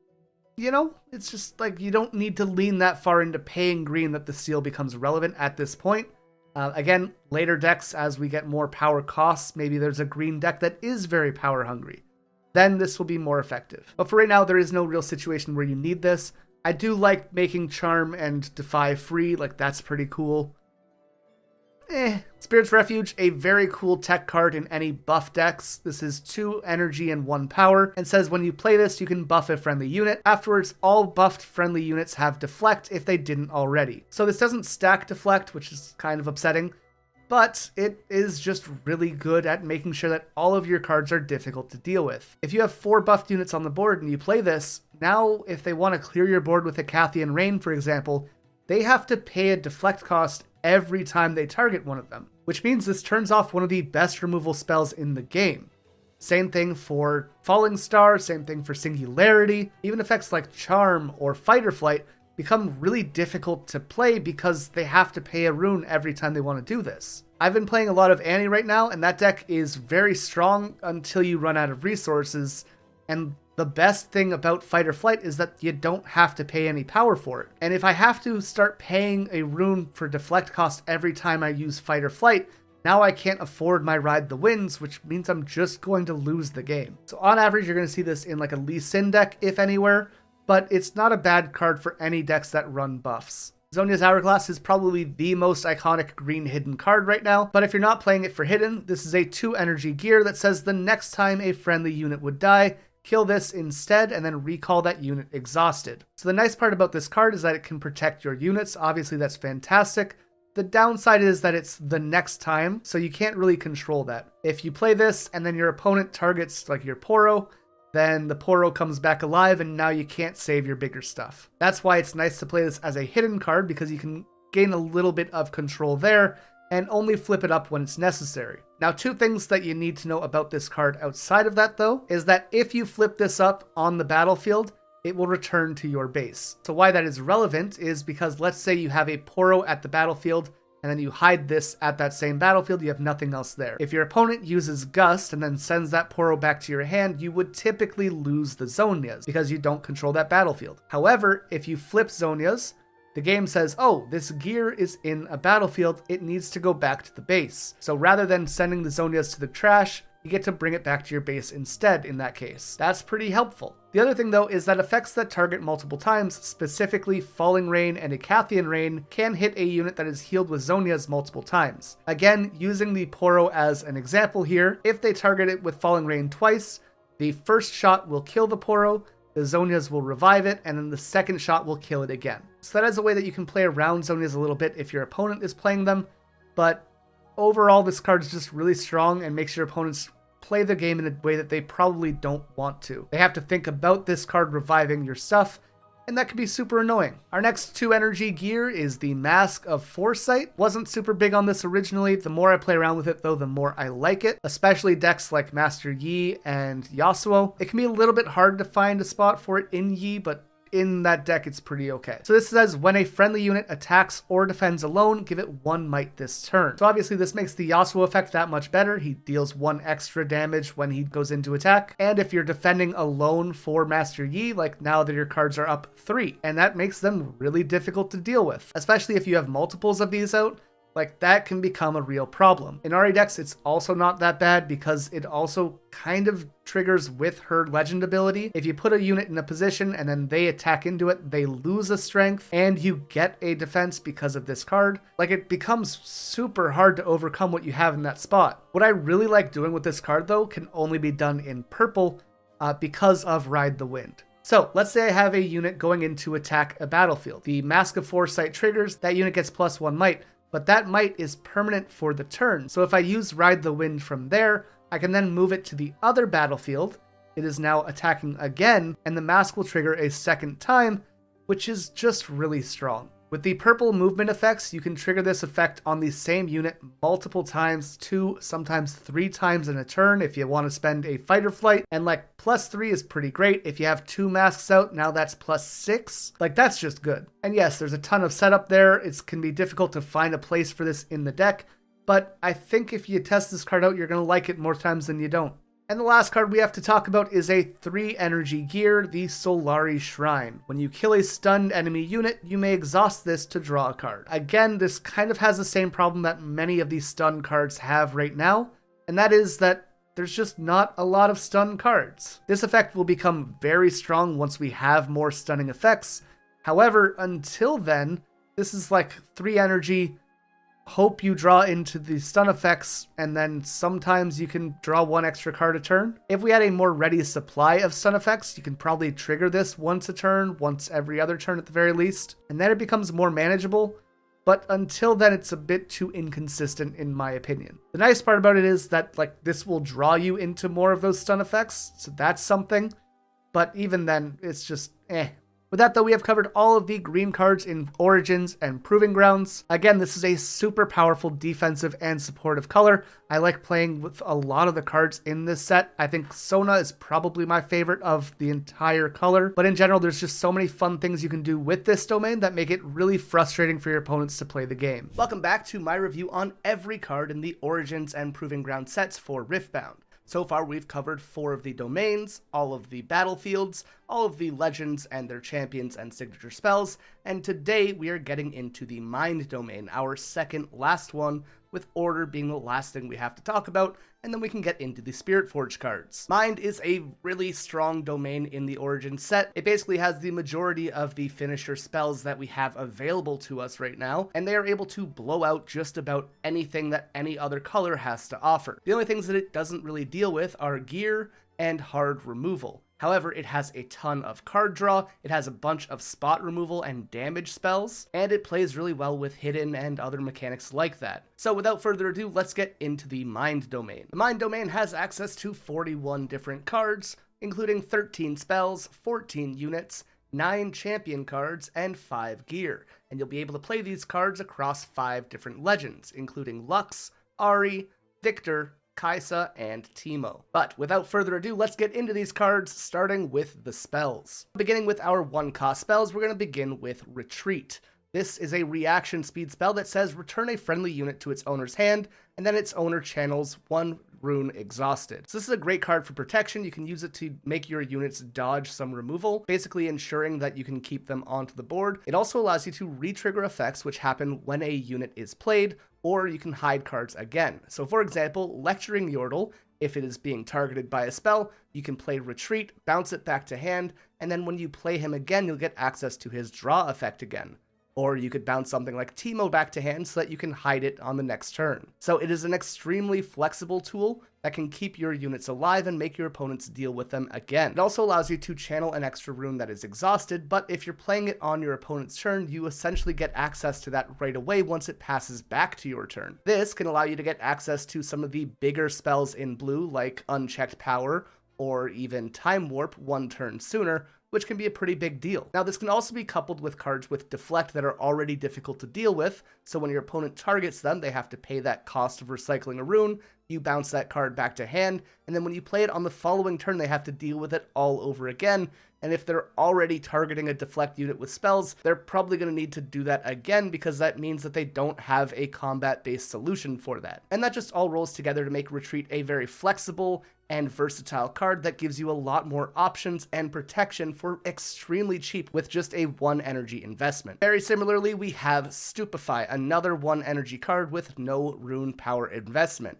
So this card, again, reaction speed, and it says give a unit -1 might this turn to a minimum of 1. You can then draw a card. This is just a very effective and cheap combat trick that you can use to lower your opponent's might, hopefully get over them, and it replaces itself in hand. But because this is also played at reaction speed, that card that you draw can be a solution if Stupefy isn't quite enough on its own, which is fantastic. If you draw into something like a smokescreen, suddenly you're dropping your opponent's might by 5 that turn, and that can be monumental. This also works really well with one battlefield in particular, and that is the Dreaming Tree. The Dreaming Tree says that whenever you target one of your units there for the first time each turn, you can draw 1 card. So while it might seem counterintuitive to target your own cards with something like Stupefy, it basically says 1 energy, draw 2 cards, and that is the best rate for card draw in the entire game. Again, Retreat also works like this, but because Stupefy has the innate draw effect already built into it, it is just that much more efficient, and it just makes it a really good combo if you don't need this kind of effect to deal with combat. For example, if you're playing against a Viktor deck,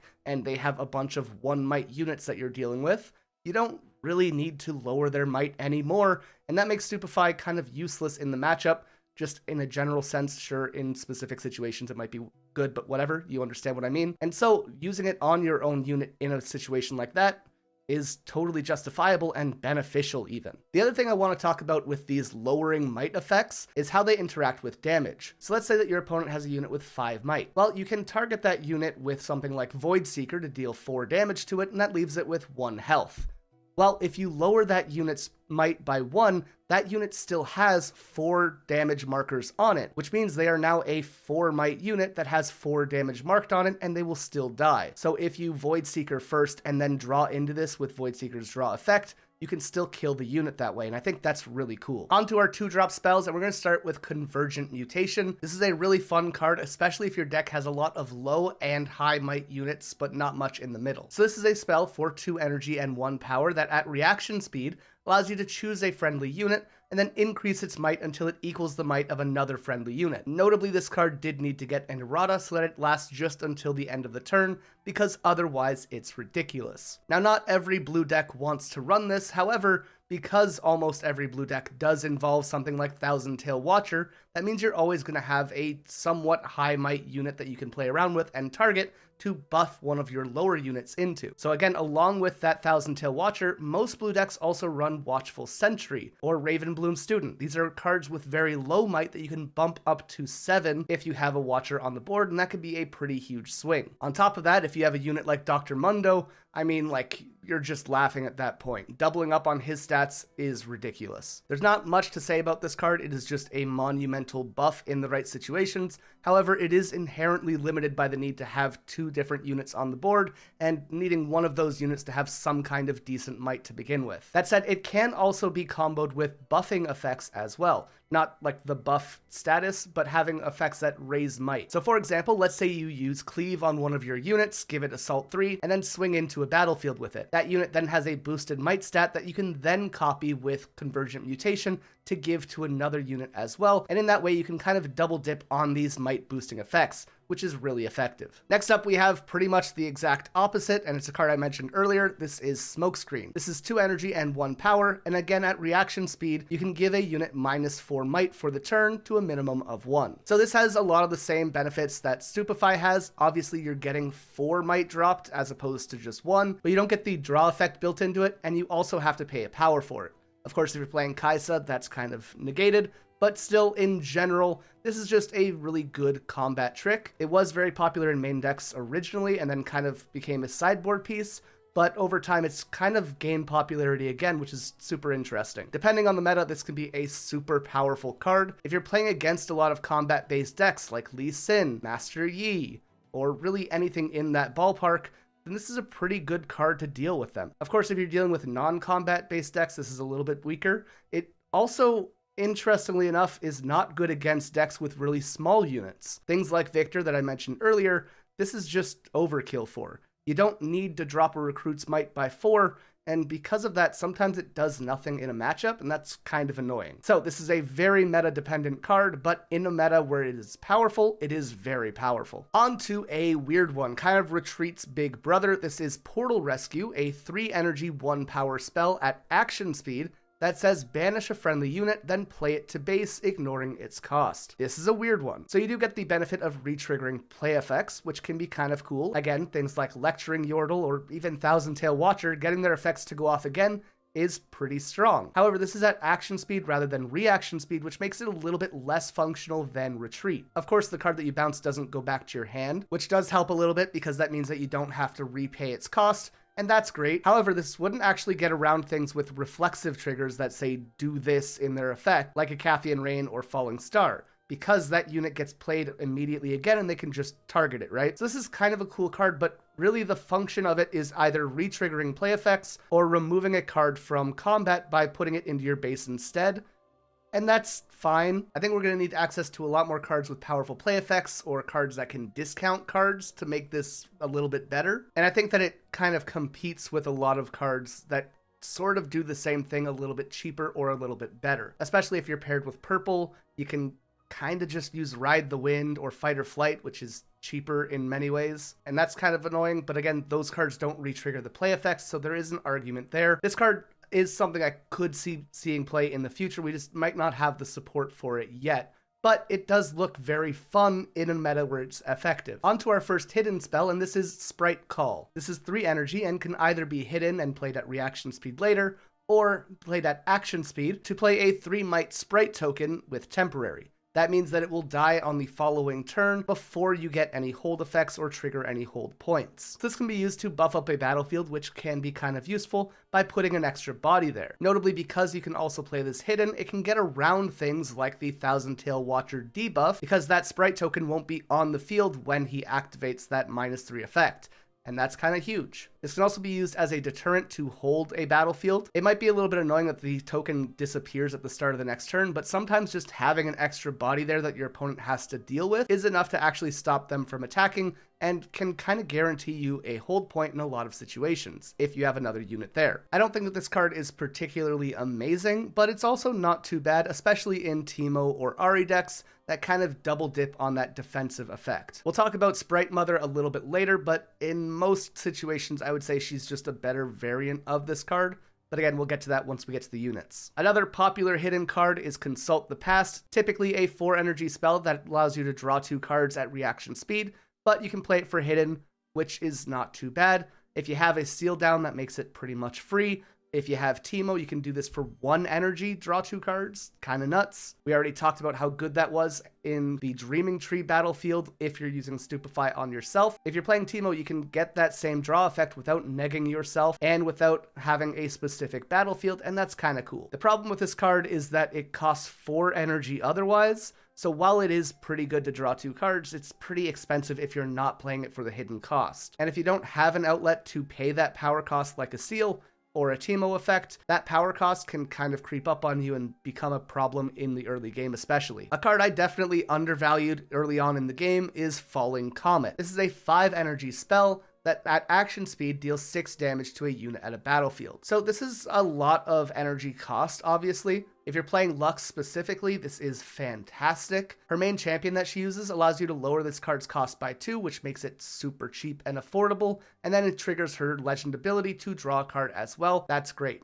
This card is also really good for decks that need removal, but don't want to pay a power investment. We'll talk about Singularity shortly, that deals 6 damage to 2 cards for 1 more energy and 2 power, but that extra power cost can be a huge problem, and so this card kind of fills in that niche for a card where you need a bit more removal, but can't justify spending power. A lot of decks have problems maintaining power balance throughout the game, and that's where this card would shine. Another interesting situation is in decks that only run 1 color of rune, which might seem a bit weird, but it works with some legends. They don't have access to blue runes in that deck, and so this can kind of fill in that gap of still giving them access to blue removal without forcing them to play blue runes. It is rare that people run monocolor decks. I personally like it with a few different legends. But again, even in those situations, you're giving up a lot of other cards. So the cards that you need to fill those spots need to be a little bit more valuable. And even then, Falling Star is just on the cusp of being reasonable. So better than you might think, not great overall. Next up is a bit of a weird one. This is Promising Future for 5 energy and 1 power. It says each player looks at the top 5 cards of their main deck, chooses one. It was errated to say banishes it and then recycles the rest. Then starting with the next player, each player plays those cards, ignoring their energy costs. You still do have to pay power costs. So the reason that we're banishing it is if you don't have the power cost available, then you won't be able to play that card, and that just puts it in a zone without leaving it in limbo, right? Same with all the other cards that play cards from the top of their decks. We've talked about them in other videos. So this is really an interesting card, as if you're playing a deck with a lot of high energy cards, things like Mighty Mech, which doesn't have a power requirement, you kind of cheated out for 2 cheaper energy with a 1 power investment, and that can be pretty okay. This also works with the new Rek'Sai cards, things that want to be checked from the top of the deck. Nocturne also kind of likes this. I think there's a lot of decks where this kind of makes sense. It's just a card that inherently has some downside built into it, because if you don't see something that's worth at least 5, then you're going negative on energy economy, and that's a bit of a problem. If you only see things with power costs, suddenly you're forced to play a bunch of power that turn. That can be a problem. And if your opponent hits something really big, you're just setting them up to win, and that can be a problem as well. Now, you might think that it's nice because your opponent plays that card first, and then you can choose a card that reacts to that and get rid of it, right? They play something big, you hit it with a Falling Comet. Boom, awesome. But no, you choose the card before they play the card, right? Which is a bit of a problem because now you can't react to their things. That kind of sucks. Sure, you can kind of play around that, but if you guess wrong or you plan wrong, that could be a bit of an issue. So this card is very fun, but it is a very high rolly card, and there's just not a consistent payoff for it as of right now. Speaking of which, we have Progress Day, a very simple and very expensive card. This is for 6 energy and 1 power, and says draw 4. So, draw 4, insane when it goes off. Like, that is so much value. But 6 energy and a power to not really affect the board in any situation is not going to come up super often. It is a ton of investment, and if you are behind, this doesn't really help you. This is a very strong win more card. If you're in a winning position, this card's nuts. But if you're not, you're going to have a bad time trying to find a time to actually play it. I've had this in the sideboard of so many decks, and I'm just like, I'll switch it in matchups where it's good, because draw 4 is awesome.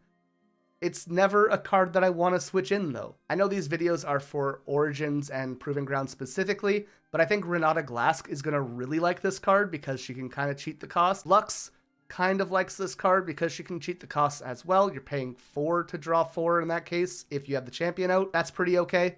And then you get the extra draw because of the legend ability, so sure. But yeah, I think in general, this is a win more card, and in a good situation, you're gonna love it. 99% of the times, it's just gonna clog up your hand though. Card I mentioned earlier is Singularity. This is 6 energy and 2 power in blue. Very high investment, but it deals 6 damage to each of up to 2 units. And notably, this doesn't say at a battlefield, which means you can snipe those cards that are hiding in the base, and that's super strong. There's not really a whole lot to say about this card, other than it is just solid removal. A lot of the cards that get hidden away in the base, things like Viktor Leader or Lux or Karthus, if you saw the Karthus video yesterday, you know cards goes insane. But a lot of these cards are fairly weak, which means that Singularity will deal with them. It also deals with really common units like Kaisa and Darius.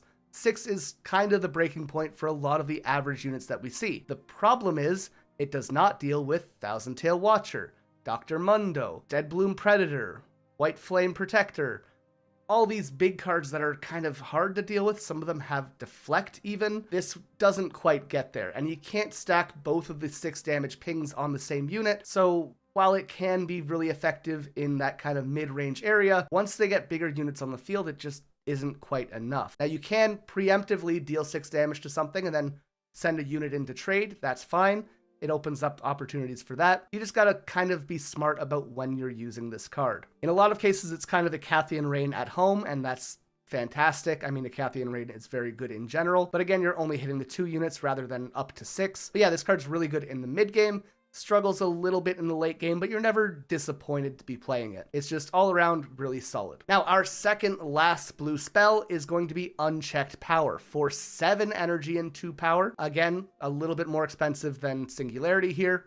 This says exhaust all friendly units, then deal 12 damage to all units at battlefield. So this is the Dazzling Aurora killer for blue decks. They basically stack up their battlefields with all their units, and you go, cool, unchecked power, everything takes 12, get off the battlefields. It is an absolute board wipe, and it is very strong for that. The problem with this is that it also hits your own units, so you need to often pull your own cards back, then play this. And that means you're usually not getting points in the turn that you play this, but it can be coupled with cards like Legion Rearguard that have Accelerate, or in purple, if you have Ride the Wind and a card with ganking, you can then use this to get 2 points. So that's kind of cool. So there are combos to actually score after this, but in general, it's going to be a board wipe and no one's getting a point for that turn. But in the cases that that's happening, it's a complete blowout. And our last spell for blue is going to be Time Warp. This is 10 energy and 4 power and says take an extra turn after this one and banish this. So you do lose this card from the game, can't recast it from the grave, which is probably for the best. And it is a 4 power investment, which is pretty heavy.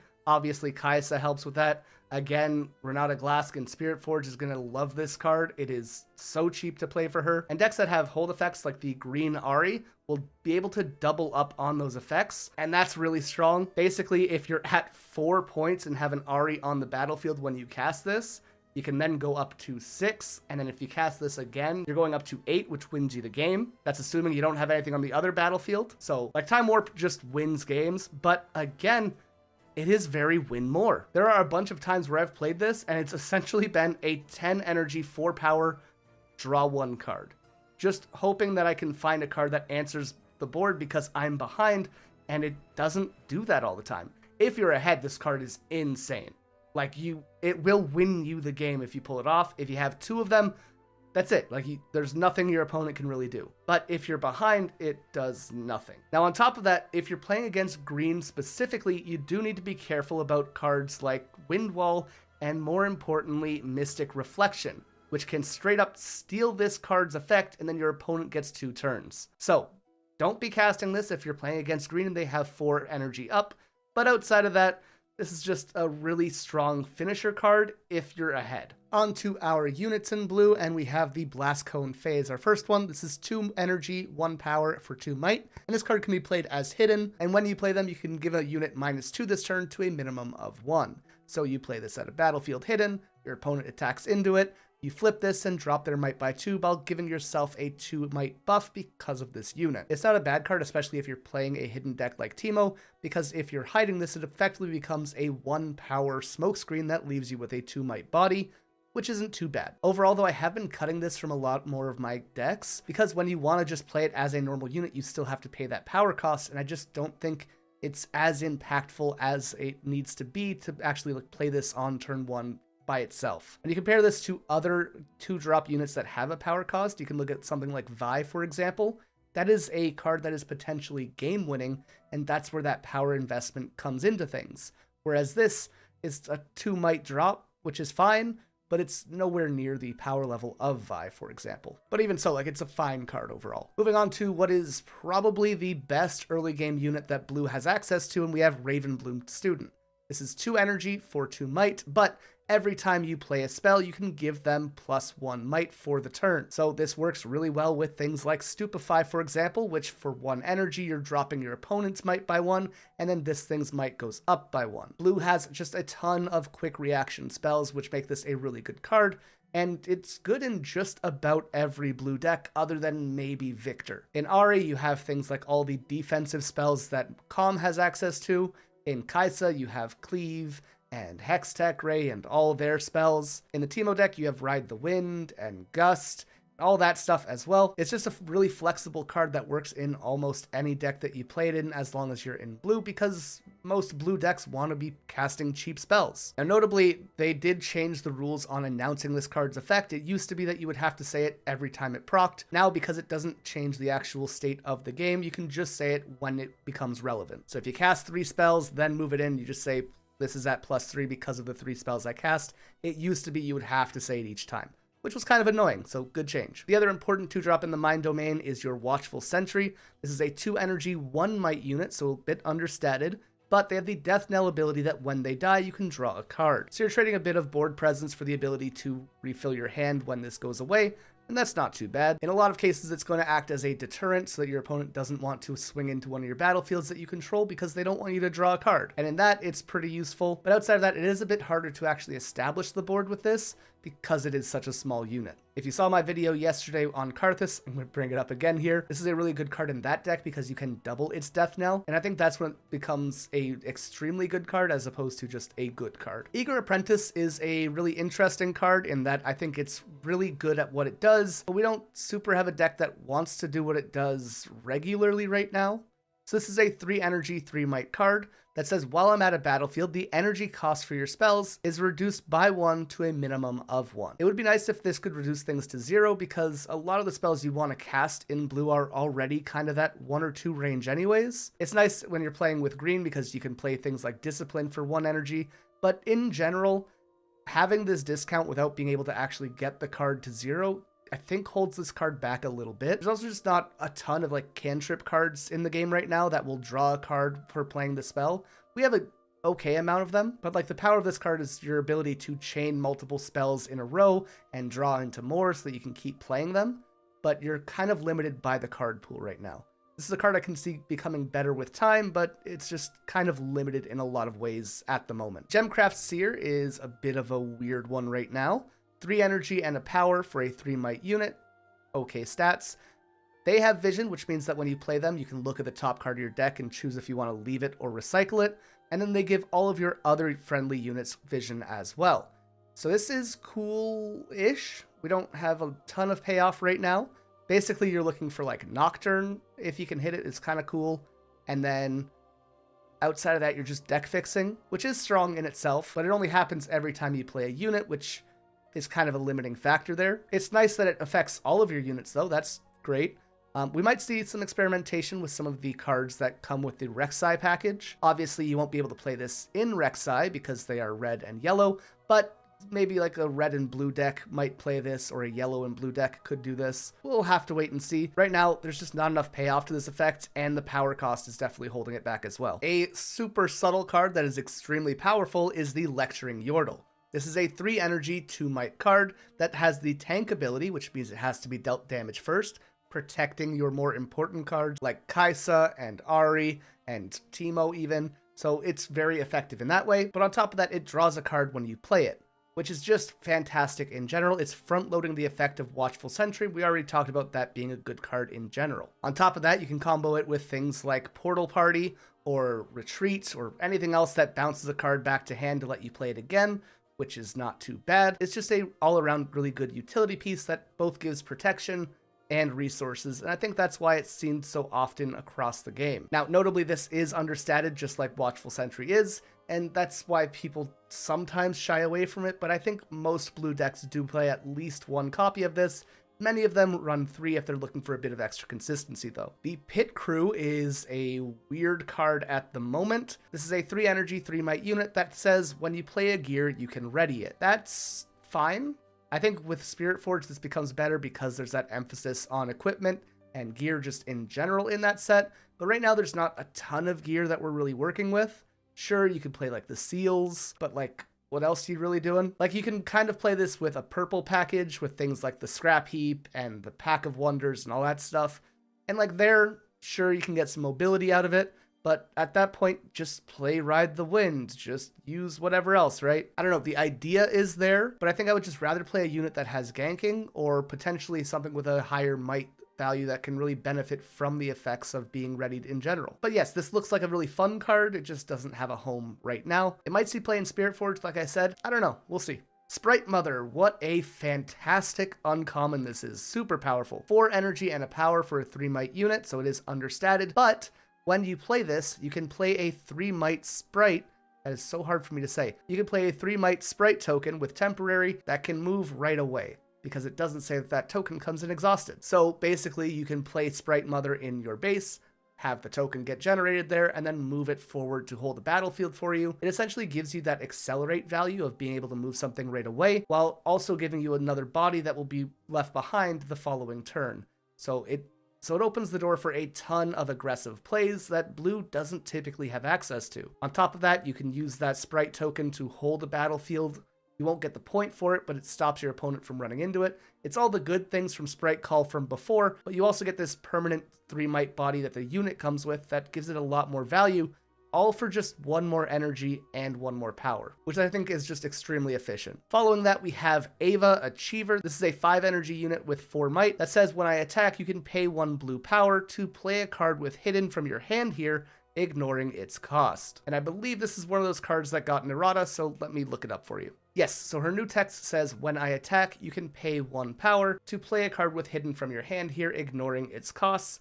If it's a unit, play it here. So you're adding a bit of a restriction there that unit has to be played at this location, but overall that's fine. The problem with this is that there's not a ton of big hidden units, so you're not getting a ton of value with it. You might be able to play like the Blast Cone Fae into this, and like you're saving 2 energy there, you're dropping your opponent by 2 might. That's fine, but there's not really a ton of other hidden units that you want to play with this, right? So again, this is one of those cards that I think will become better as the card pool expands, but for the moment just isn't good enough. Jeweled Colossus is not a great card. This is like one of those starter deck filler cards for the most part. It is a 5 energy, 5 might unit with vision. So again, when you play him, you can look at the top card, choose top or bottom. Sure. And they have the shield ability, so they block for 6, which is fine, I guess. I think if this had like vision and tank, it could be a little bit better, but it's just not good enough. It doesn't do anything to really impact the board when you play it. And like playing a vision unit for 5 energy is so much of an investment that I don't see this getting played. A really solid one though is Riptide Rex, 6 energy and 2 power. So the same cost as your singularity spell, but you also get a 6 might unit for it, so not too bad there. And they say when you play them, you can deal 6 damage to an enemy unit at a battlefield. So rather than hitting 2 things with singularity for this cost, you are hitting 1 thing for 6, and then you get a 6 might unit, which is totally fine. You are establishing your board and getting a bit of removal. Super decent card. It is, again, like singularity, kind of expensive. That 2 power cost is a lot to deal with, and you can't cheat that out with Kaisa at all, so that's a problem. But even so, this is still just like a totally fine card overall. It's a good bit of spot removal. And as I mentioned earlier, 6 is like an okay amount of damage that deals with most of the game. Wraith of Echoes, 6 energy, 1 power for 5 might. And they say the first time a friendly unit dies each turn, so both your turn and your opponent's, you can draw 1 card. This is a very cool effect, but the body that it's on is too big. What I mean by that is that you want one of these effects on maybe something that costs 3 or 4, and then you can start kind of generating this value early on. But at 6 energy and a power, the game is too far developed at that point that you're not building an advantage early enough for this to matter. And if you're playing this, you're kind of losing a turn in value, right? Because this isn't impacting the board right away. So you're effectively skipping a turn to get this out to maybe draw a card if you already have a board established. And it's just too slow. This needed to be on like a 3 or 4 energy card with 3 or 4 might. But 6 is just too much to justify its existence. Every time I try it out, it's just awkward and clunky to play. I want it to be good because I love the effect, but it's just not there. We see a very similar effect on Viktor Leader, who when another unit dies, you can make a 1 might recruit. And like I said, that's that 4 energy mark, and his effect is okay when you get him off. But again, even that effect is like a little bit expensive to pay. Like it's awkward to find a time to put him on the board because he doesn't impact things right away. Yes, he can generate you tokens, but even that isn't enough to get things going. And this is 2 extra energy. It's just not good enough. Mega Mech is a card that has seen a lot of experimentation in the last little bit. Often as a one-of in the sideboard, sometimes making it in the main deck. This is a 7 energy, 8 might unit, so overstated, with no abilities. The reason people play this is because it doesn't have any power cost, which means any card that says play a card for free without paying its energy cost, you still have to pay its power, can kind of cheat this out pretty easily. Purple has a couple cards that really work well with this. The Harrowing, for example, or Soul Gorger, get this out for free. We talked about Promising Future earlier, that gets this out for free. So like that's not bad. The other thing is that it's just a lot of stats, and 8 is hard to deal with. As you saw throughout this video, a lot of the bigger removal deals 6 damage or 5 damage, which means you're not getting there for this card. You need Riptide Rex and something else.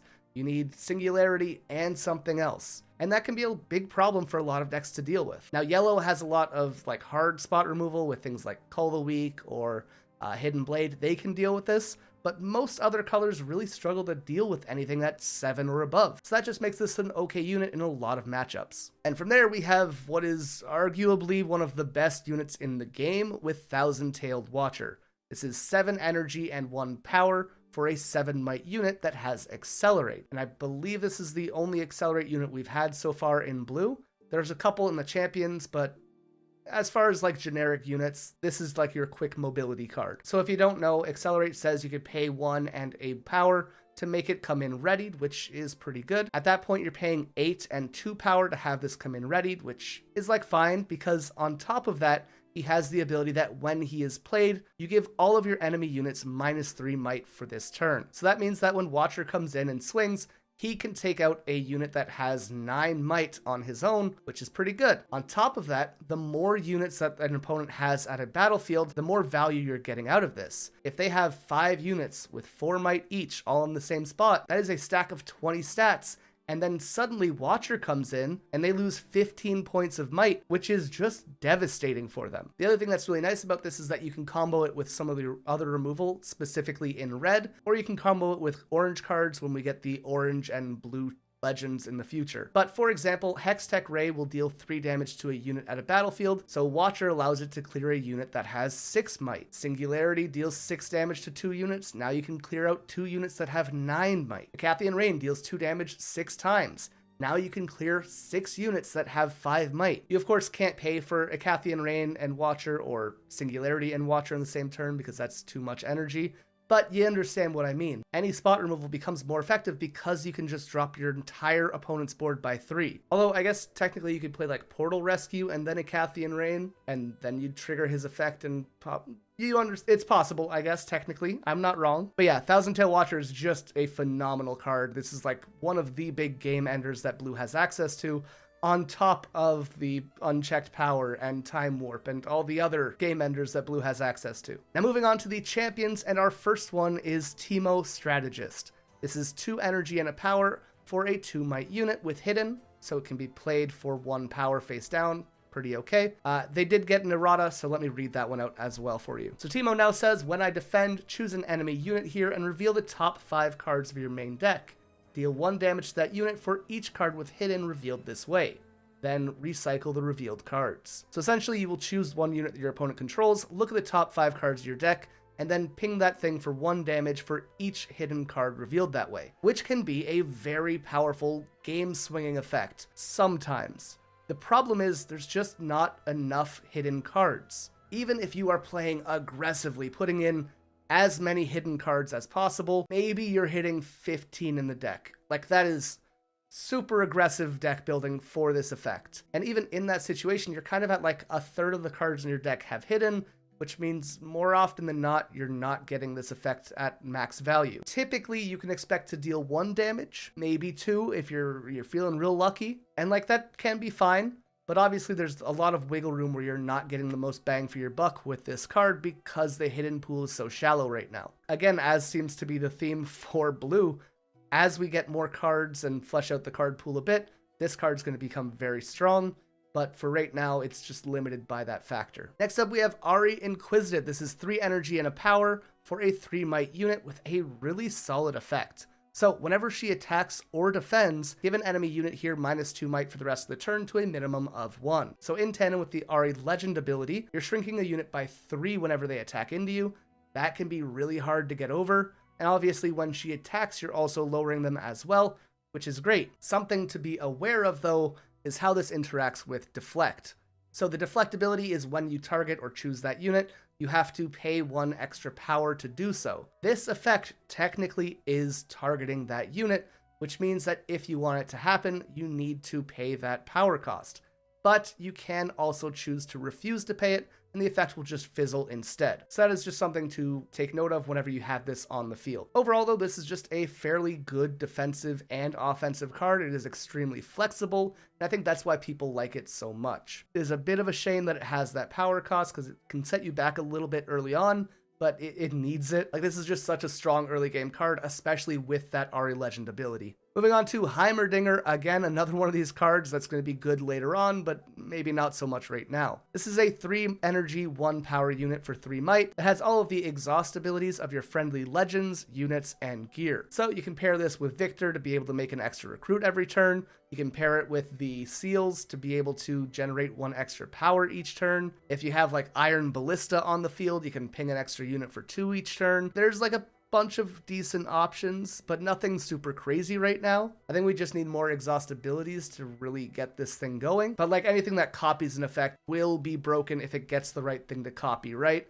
So I think this is a card that will be good, but again, just limited by what we have available right now. On a similar note, we have Malzahar, 4 energy for 3 power, understated, keep that in mind. That says you can kill a friendly unit or gear at action speed and exhaust him to add 2 power to your rune pool. So this is a weird one. It basically allows you to turn any gear into 2 power, which is fine. Mixed with Scrap Heap, you can draw a card off of that. That's pretty cool. There's like 2 purple gears that work with this really well. But again, we're kind of limited by not having a lot of gears that want to die, you know? On top of that, having lower stats kind of makes it difficult to function as a unit on the board. And like, there's not a lot of gear in general right now that sees a lot of play. It just doesn't really have a place that it wants to be put in right now. Maybe this sees play in like Renata Glask, because she has the ability to score extra points by paying power, and you'll have like all the gold tokens, so maybe there's something there. I still don't see it. I don't think so. You would need a bigger payoff. The points thing is something that could potentially be there, maybe, but I think we would need more gear that has like a death knell trigger that wants to be killed, and then we might have some value there. Either way, this just isn't enough right now at all. Viktor Innovator is a card I really like, actually. I was testing this out in Kaisa, and I think that was very fun. I don't know if it was good, but it was very fun. I also tried this out in Ahri and had a good time there, because there's a lot of reactive spells in both of those decks. But this is 4 energy and a power for a 3 might unit that says whenever you play a card on your opponent's turn, you can play a 1 might recruit token in your base. So basically, every time you interact with your opponent on their turn, you're getting to make a token that you can use to fight for the board the following turn. This is good with green because you have so many defensive spells. This is good with red because you have so many offensive spells. This is good with purple because you have so many hidden spells that you can trigger on your opponent's turn. And even just blue by itself has a lot of cards that they want to go off on your opponent's turn. So this has a lot of synergies with a lot of the decks we have established right now, but it's too slow. This is the exact same problem that I talked about with the Wraith earlier. Yes, this comes in a bit earlier like Viktor Leader, but the difference is that you need to be able to play something on your opponent's turn to get value from this on the first turn, right? So if you play this on your second turn for 4 energy, then you pass the turn, you don't have anything up to cast a spell with on their turn. Maybe you have a hidden card, which means they will then pass it back to you, and assuming this survived, then when you pass it back to them, you can start generating tokens with his effect. So you're getting the first benefit the same time you would get from the Wraith that we talked about earlier. Now, the nice thing is that this isn't once a turn, so you can get like 5 tokens if you want to go crazy with it. But inherently, I just think it's too slow. It is fun, though. When it goes off, it just feels great, but it doesn't usually go off. Echo Recurrent, 5 energy and a power for a 5 might unit. This one also has Accelerate like the Thousand Tail Washer did. Obviously, this doesn't do anything when you play it though. That's a bit more iffy, but he does have the Death Knell ability to recycle himself and ready all of your runes. So he can kind of act as an extra turn, but you are paying a power to play him by himself, or you can pay the extra power to play him with Accelerate, which like limits how many you're readying for that follow-up. It's probably better to not accelerate him and then get a bigger effect the following turn. Like, I don't know. This card feels like it's very cool. I can see the potential there of readying all your stuff and going again, but it just kind of feels limited at the same time. Maybe this is good in like Lux, and you can get some of her spells to go off again. You get some extra card draw out of it. That might be okay, but I don't know. Let me know if you found a good home for Echo. I just haven't seen it yet. Kaisa Evolutionary is, I think, a very good and cool card that is overshadowed by the existence of Red Kai'Sa. This is 6 energy and 1 power for a 6 might unit, solid stats. She has ganking, which is a really, really good keyword. You can get a ton of value out of it. And it says, when I conquer, you can play a spell from your trash with energy costs less than your points without paying its energy cost. Then you recycle it. So I like this card in Lux specifically, because you can like attack in with her, and if you're at 5 points, cast a spell for free for 5, and then Lux gets to draw an extra card. So like that's some nice synergy in there. And like as our card pool expands, I think this is just going to get better and better because the cards we have access to bring back with her just become more available. The problem is, like I said, Red Kai'Sa exists, and she's like one of the best cards in the game. On top of that, she doesn't have Accelerate, which means that your opponent sees her coming. You can't just like put this on the field, rush her in, and then trigger the effect. You have to put her in the base, hope it doesn't get destroyed, and then run her in the next turn. You could put her at a battlefield, but that makes her more susceptible. So it's an awkward card, but when it goes off, it's extremely strong. Speaking of cards that get overshadowed by the other versions of them, we have Lux Illuminated. This is 6 energy and a power for a 5 might unit that says whenever you play a spell that costs 5 or more, give me 3 might this turn. So on the one hand, this is a bit of a win more card. If you're ahead and able to cast those spells, great. You're swinging in for 8, right? That's awesome. And it can trigger on your opponent's turn, so if you have a reactive spell, you can get her up to 8 as well. That's cool. She has the ability to exhaust herself to pay for 2 energy of a spell, which is like what Lux wants to do. And like the Lux deck inherently is very expensive in terms of energy costs. So in general, we kind of want to have lower cost units and higher cost spells to balance things out. And this is just too expensive and too slow. Again, this doesn't have Accelerate, so you can't do anything with it right away. It's clunky, it's slow, it just doesn't feel good. And our last champion unit is one of my favorite cards in the game. Dr. Mundo is 8 energy and 2 power for 6 might, which looks really understated at first, but their might is increased by the number of cards in your trash. So if you're playing purple specifically, I think this card goes insane. You can play it with a big discard package to cycle through your cards, like Invert Timelines, Scrap Heap, the Traveling Merchant, Zon Warrens. Like really lean into that. You'll fill your graveyard very quickly. And then boom, Dr. Mundo's like a 20 might unit. That's a big problem for a lot of decks. You can also combo it in purple with Ride the Wind to move it from one battlefield to the other. That's super strong. In Spirit Forge, you'll be able to put the Swiftfoot boots on it to give him ganking himself.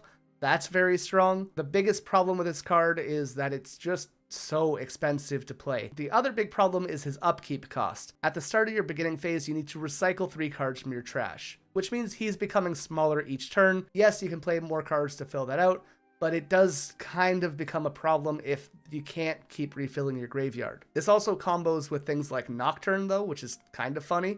Because Nocturne, if you see him early, you can discard him and then put him back in the deck so you can trigger your reveal effects and then get him out for free later. That's kind of a fun way to play it. This also works really well with green decks because they have so many cards that cycle themselves and draw when you play them. So you're kind of doing the purple thing but generating resources at the same time.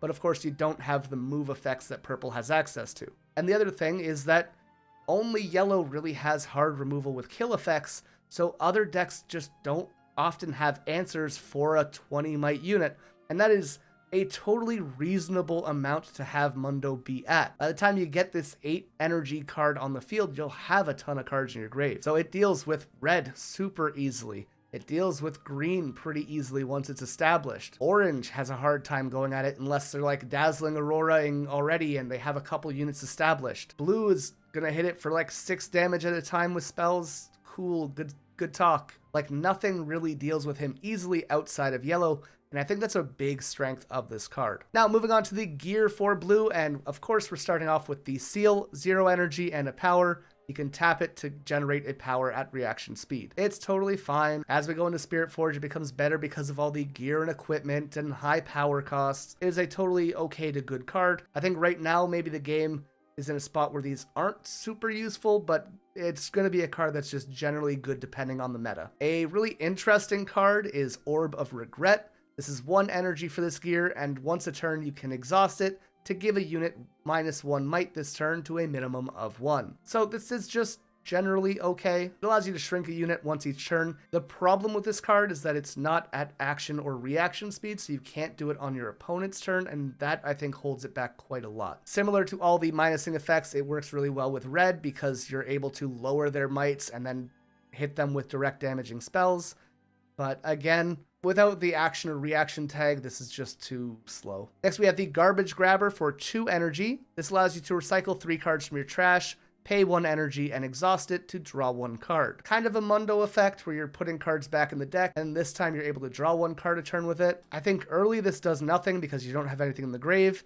I think late this is too slow and doesn't really do anything, and I'd rather be having those cards in the grave for like my Vise and my Mundo. So I just doesn't have a home right now, I don't think. Maybe there'll be something cool in the future, though. Mushroom Pouch, not a bad card in a Teemo deck. This is 2 energy, and then at the start of your beginning phase, if you control a face-down card at a battlefield, draw 1 card. So there's been like plenty of turns while I'm playing Teemo where I have a card face down, I just don't have a good reason to flip it. This allows you to generate some value out of that and just draw a card every time that happens. And like you're only paying the 2 energy for it once. I think like once it triggers twice, it kind of pays for itself. The problem is like you need to have something to trigger it with, you know? Like if you don't have a hidden card, this does nothing. And like it doesn't do anything when you play it either. So like you're falling a little bit behind on tempo when you're doing this. If we're in a very slow meta, I think this could be a really strong card because you'll get a ton of value over many turns.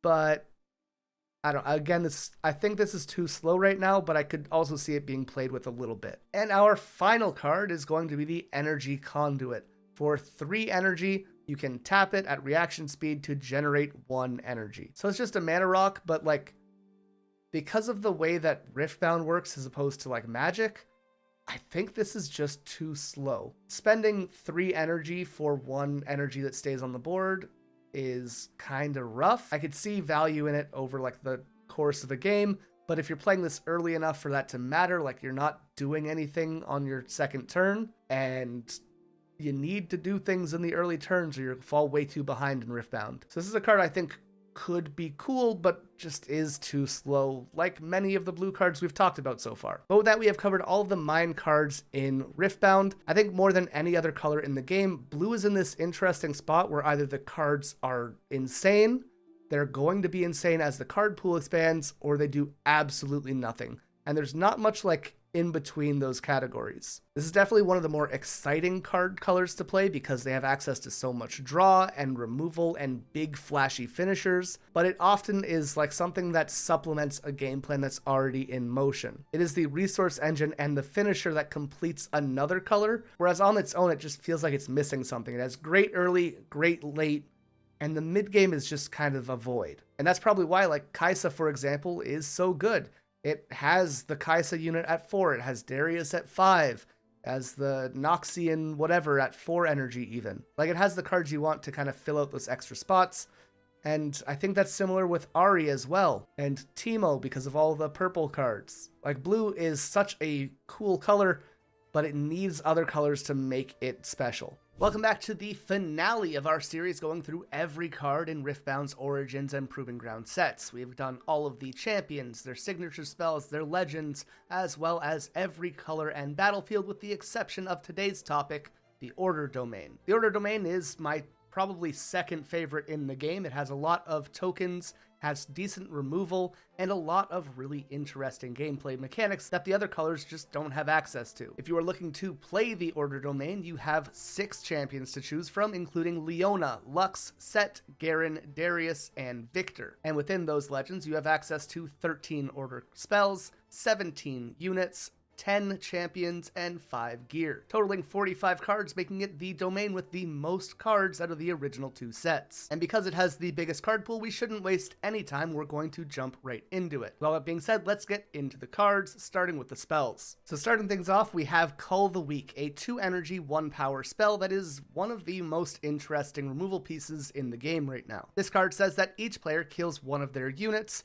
and that's it, which is normally seen as some symmetrical removal, which is why it's so cheap in comparison to other hard removal spells like the ones we'll talk about later, including things like Vengeance. However, this has a couple benefits to it. Firstly, if you don't have any units on the board and your opponent does, that means that they have to sacrifice something and you don't have to worry about it. Secondly, if you're playing cards like Viktor as your chosen legend, you're able to generate tokens, and you can use that to kind of get around the cost of this card by sacrificing a unit that you don't care about. Thirdly, yellow is one of the colors that has okay death knell effects, which means you can use this to trigger your Machine Evangel or your Soaring Scout, or if you're playing with blue, your Watchful Sentry, and you can get some benefits for triggering this effect as well, on top of already removing one of your opponent's pieces. The downside of this card is that your opponent can choose what they sacrifice to this effect, which means that if they have multiple units, you might have to kill one of them first, and then guarantee the removal through Call the Weak. Overall, this is just a fantastic removal piece in any deck that has expendable or death knell units, any deck that can create recruits, or into any matchup that has a lot of bigger units. Specifically, I'm looking at things like the Dazzling Aurora or Master Yi decks that put big bunguses on the field and make them really difficult to deal with. This basically says, no, kill it. And that's fantastic. Following Call the Weak, we have Facebreaker, a 2-energy hidden spell that is normally at action speed that says stun a friendly unit and an enemy unit at the same battlefield, meaning they don't deal damage to each other that turn. This has a lot of really good functions. First and foremost, it synergizes with the Leona legend, as when you stun something, you can give a buff to one of your units, and that's pretty free value there. Second though, this can be used as a fantastic defensive piece against a lot of the decks that attack with one unit at a time. If any combat occurs and there's units left alive at the end on both sides of the battlefield, that means that the attacker is pushed back to their base. So let's say your opponent attacks into you with a Volibear, for example, and all you have is a Stalwart Poro. Well, now you can flip Facebreaker up. Neither of those units deal damage to each other, and the Volibear is pushed back despite being way bigger than the Poro.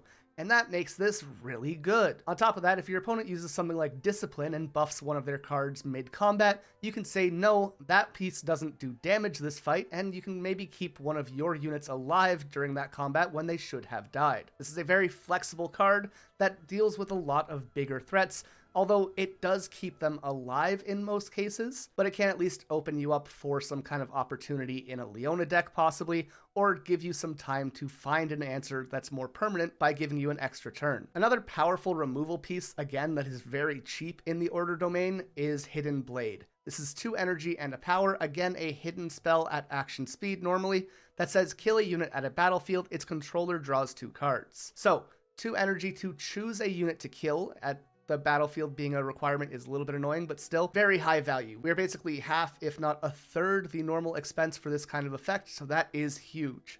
The downside being that the owner draws 2 cards can be frustrating. So your opponent plays a Volibear on their field, you can say no, get rid of it, they draw 2 cards in exchange for wasting their turn playing a Volibear. Even though they're getting those 2 cards, you're usually coming out ahead here, but you do need to be a little bit more careful as to when you actually cast this, as you don't want them to get too much advantage too early on in the game, because that can snowball out of control very quickly. On the other side, you can also target your own units with this. Let's say you hide this at a battlefield, your opponent then says Falling Comet, and they're going to destroy your unit. Well, you can target your own unit, then draw 2 cards rather than just losing the Hidden Blade, and that makes it a bit more flexible on the defensive. You could also combo this with things like the Dreaming Tree to get an extra draw out of it, or again, the Death Knell effects that we talked about earlier, you can get extra benefits there. So there's a ton of value to be had with this card, you just have to be smart about when and how you actually play it. Salvage is a card that is pretty flexible if you're in a gear-heavy meta.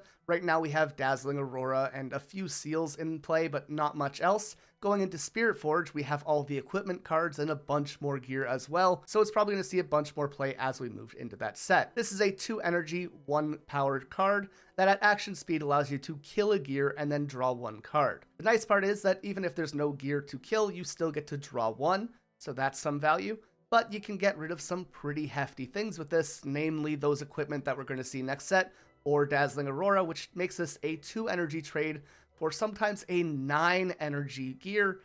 That can be kind of game winning. In general, just a good but very specific removal piece that a lot of people put in their sideboards. A 3 energy spell that is surprisingly functional is Back to Back, which at reaction speed allows you to give 2 friendly units each 2 might for the rest of the turn. Now notably, you do have to pick 2 friendly units for this, as it doesn't say up to 2 friendly units, so if you only have 1, this card's kind of dead in your hand. But as I mentioned, a lot of the leaders in yellow so far are decks that involve having a bunch of units on the field. Viktor and his recruits, Garen and Darius having a bunch of cards on the field, Sett having all of their buff units. Like, this is pretty applicable in most yellow decks. Maybe not Lux, but sometimes they run a recruit package as well, so even there you're getting some value. And for 3 energy, you're getting 4 might at reaction speed, so you get a good amount of resources from that in this way. Not much to say about this one, it's just fairly good. It is pretty good in the Fiora deck that we're going to be seeing next set, as they need to make their units temporarily mighty, and then lose that mighty status so they can give it again, so they can keep triggering the Fiora effect. And because of that, it's going to be a little bit better next set maybe. Right now it's just pretty okay. Speaking of temporary boosts, we have Call to Glory. Any buff deck, I think, can run this pretty well if it has access to order. This is 3 energy for a reaction speed spell that says, as you play this, you may spend a buff as an additional cost, and if you do, ignore this spell's cost. So already, if you're playing a buff deck, you can play this for free. That's kind of huge. A lot of buff decks have pretty easy access to getting that onto the board. For example, Leona, anytime you stun something, gets to buff something, which means Call to Glory is almost always free. Now, as for the actual ability of this card, it says to give a unit +3 might this turn, which is a pretty considerable swing, especially at a free cost. Typically, your opponent's going to be looking for how many runes you have available, so they know how much power and energy you can cast with on their turn. But these cards that can cast for free can really throw them off their game and catch them by surprise, and I think that is absolutely huge. Now, not every deck can use this card effectively. Like I said, it needs to have a buff package somewhere in the deck, and otherwise you're looking at 3 energy for 3 might, which is fine, but it's obviously much better in decks that can utilize that discounted effect. Vengeance is a card that is very expensive right now. This is 4 energy and 2 power at non-action, non-reaction speed, so it has to be hard cast on your turn in an open state, but it says to kill a unit. Flat out kill it. We're not dealing damage. We're not having your opponent sacrifice one. It's not at a battlefield. Just kill a unit. Very flexible in that regard, but the 2 power cost is kind of hard and difficult to pace sometimes. I think going into next set with all the gold tokens, this will be a lot better, as well as if you're playing a deck that runs seals, this is not too bad. So there are decks that want to play it, and I think in those decks it's extremely cost effective and really strong, but if you're not playing seals, you don't have access to gold yet, this can put you too far behind, in my opinion, and that's a bit of a problem. Now, on the other hand, though, you can consider it similar to the Hidden Blade, where you're paying 2 extra energy and 1 power to avoid your opponent drawing 2 cards. That's not too bad when you think about it that way, and you also don't have that battlefield restriction. So again, it's not terribly costed, it is just a little bit expensive sometimes. One of the craziest cards that the recruit decks have access to is Imperial Decree. 5 energy and 2 power at action speed says when any unit takes damage this turn, kill it. This is really strong. So any recruit decks can basically run in 1 recruit and trade it with a Volibear, trade it with a Dead Bloom Predator. This doesn't target, which means that you're getting around deflect costs as well. That's pretty huge. In orange and yellow decks, like Sett or we're going to see Fiora in the next set, I believe it is. In decks that have access to both yellow and orange, this can also be extremely effective. Things like Cannon Barrage, Flurry of Blades, Crackshot Corsair, Anivia, and even Udyr can all trigger this effect to get you pretty free kills. That's pretty cool. If you're playing a yellow and red deck, you can use effects like just any of their spells, or even the Iron Ballista to kill things with this effect, and that's pretty strong as well. So it's an effect that has plenty of ways to proc it and just get around these big creatures that are on the field that might be difficult to deal with otherwise, and it's at action speed, so when your opponent attacks into you, you can even use this. They might think that the trade is free, and then boom, their biggest unit is just killed out of nowhere. That is monumental. Just a very flexible card. It is kind of expensive, similar to Vengeance. Again, we have that 2 power cost, and now we're at 5 energy, which both of these are pretty considerable. Again, though, this is at action speed. It's a little bit more flexible, and it can affect multiple units. You're not just killing 1 unit at a time with this. This also has inherent synergy with some leaders. For example, Viktor has his recruits that he can generate, so there's always something to trade with, and Lux is able to draw a card whenever you cast a 5 cost or higher spell, which means you can draw a card for playing this, and you get some value back there as well. So, very flexible, a fantastic answer to a lot of bigger unit decks, and just a good card in general, I think. Keeping on the removal theme, we have Blast of Power, 6 energy and 1 power, and for action speed, you're able to kill a unit at a battlefield. So this is the comparison with Hidden Blade. You're paying 4 more energy but you don't have to let them draw 2 cards. So take that how you want. Again, this does synergize with Lux because it costs more than 5. I'm not going to repeat that every card going forward, but all the spells from this point on, keep that in mind. This is at action speed, which is pretty nice. It does have the battlefield requirement, which is not so nice. But again, the power requirement is just 1 as opposed to vengeance. So it's a little bit cheaper in that regard, though it does cost more energy. Even so, in a Lux deck, I think this is pretty acceptable. Otherwise, I mean, we see like Fallen Comet see play in a lot of decks that deals 5 damage. It's pretty comparable to that, I think. It's not a terrible card, it is just a little bit energy intensive outside of Lux. Keeping on the expensive spell theme, we have Grand Stratagem, 6 energy and 3 power. You're gonna see more in the yellow domain, this like 3 and 4 power stack, more so than any other colors, I think. Maybe blue, but overall, it's pretty aggressive here. So at action speed, Grand Stratagem gives all friendly units 5 might this turn. So either player's turn, because of action, is pretty huge. They attack into like 3 of your recruits, you flip this, and then your board is suddenly 15 bigger. That's pretty massive. You can also use this offensively, obviously, to get over a big pile of units just by sending in a few recruits. If you already have big units, that's great as well. Again, super flexible card. We were seeing it in most main decks early on in the set. However, now a lot of people are maybe playing 1 in the side deck, maybe 1 in each. It is just extremely expensive in terms of power, and that's the biggest problem with this card. Can this win you the game on the spot? Absolutely. But if you don't win from this position, it's just kind of a card that stops you from playing well the next turn because it costs so much power. And you need to have a board already established for it to do anything, so there is that a little bit of win more aspect there.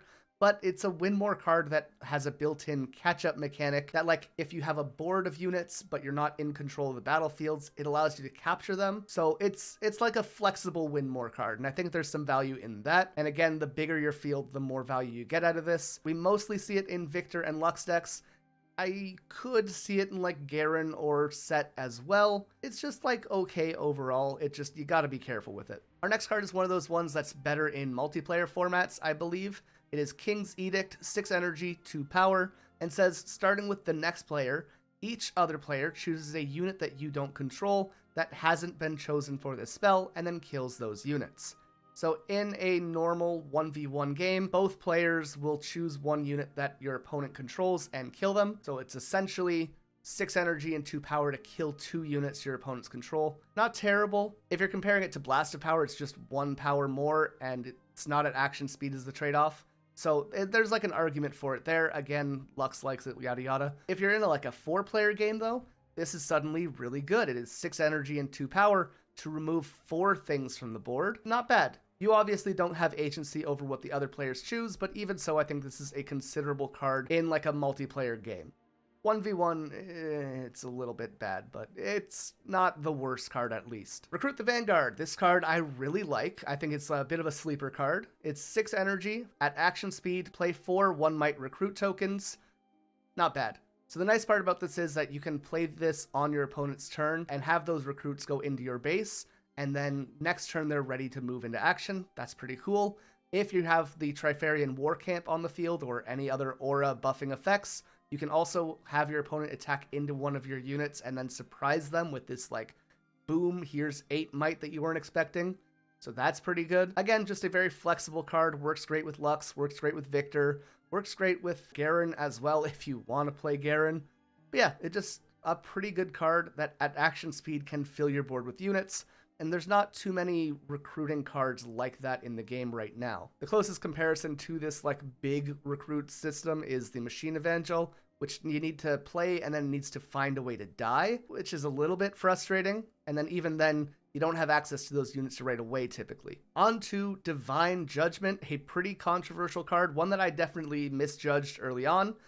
This is a bastard card. 7 energy, 2 power, and each player chooses 2 units, 2 gear, 2 runes, and 2 cards in hand, and then recycles the rest. So you get rid of just about everything, and whoever has the biggest stuff available after that typically wins the game. So in a Dazzling Aurora deck, we saw this in the Garen one in Houston, for example, you basically play Dazzling Aurora one turn, and then the next turn you drop this. You're still getting big units every turn, and they lost everything. They're back to square one, and what do you do at that point? This is also just great into any deck that has a big wide board or who needs a lot of power to be effective, because you're taking all the resources from them. You can rip a lot of cards out of people's hands, so if you're playing aggressive, this is also really good. If all of your hand is empty, it doesn't matter that you have to go down to 2 cards, right? So this is a really interesting card in that it kind of equalizes the board, but it also gives you the possibility that in the right deck, like a Dazzling Aurora list, you can just force yourself to be ahead of the other players, and that's just super valuable. Notably, we are also recycling these cards and not putting them into the trash,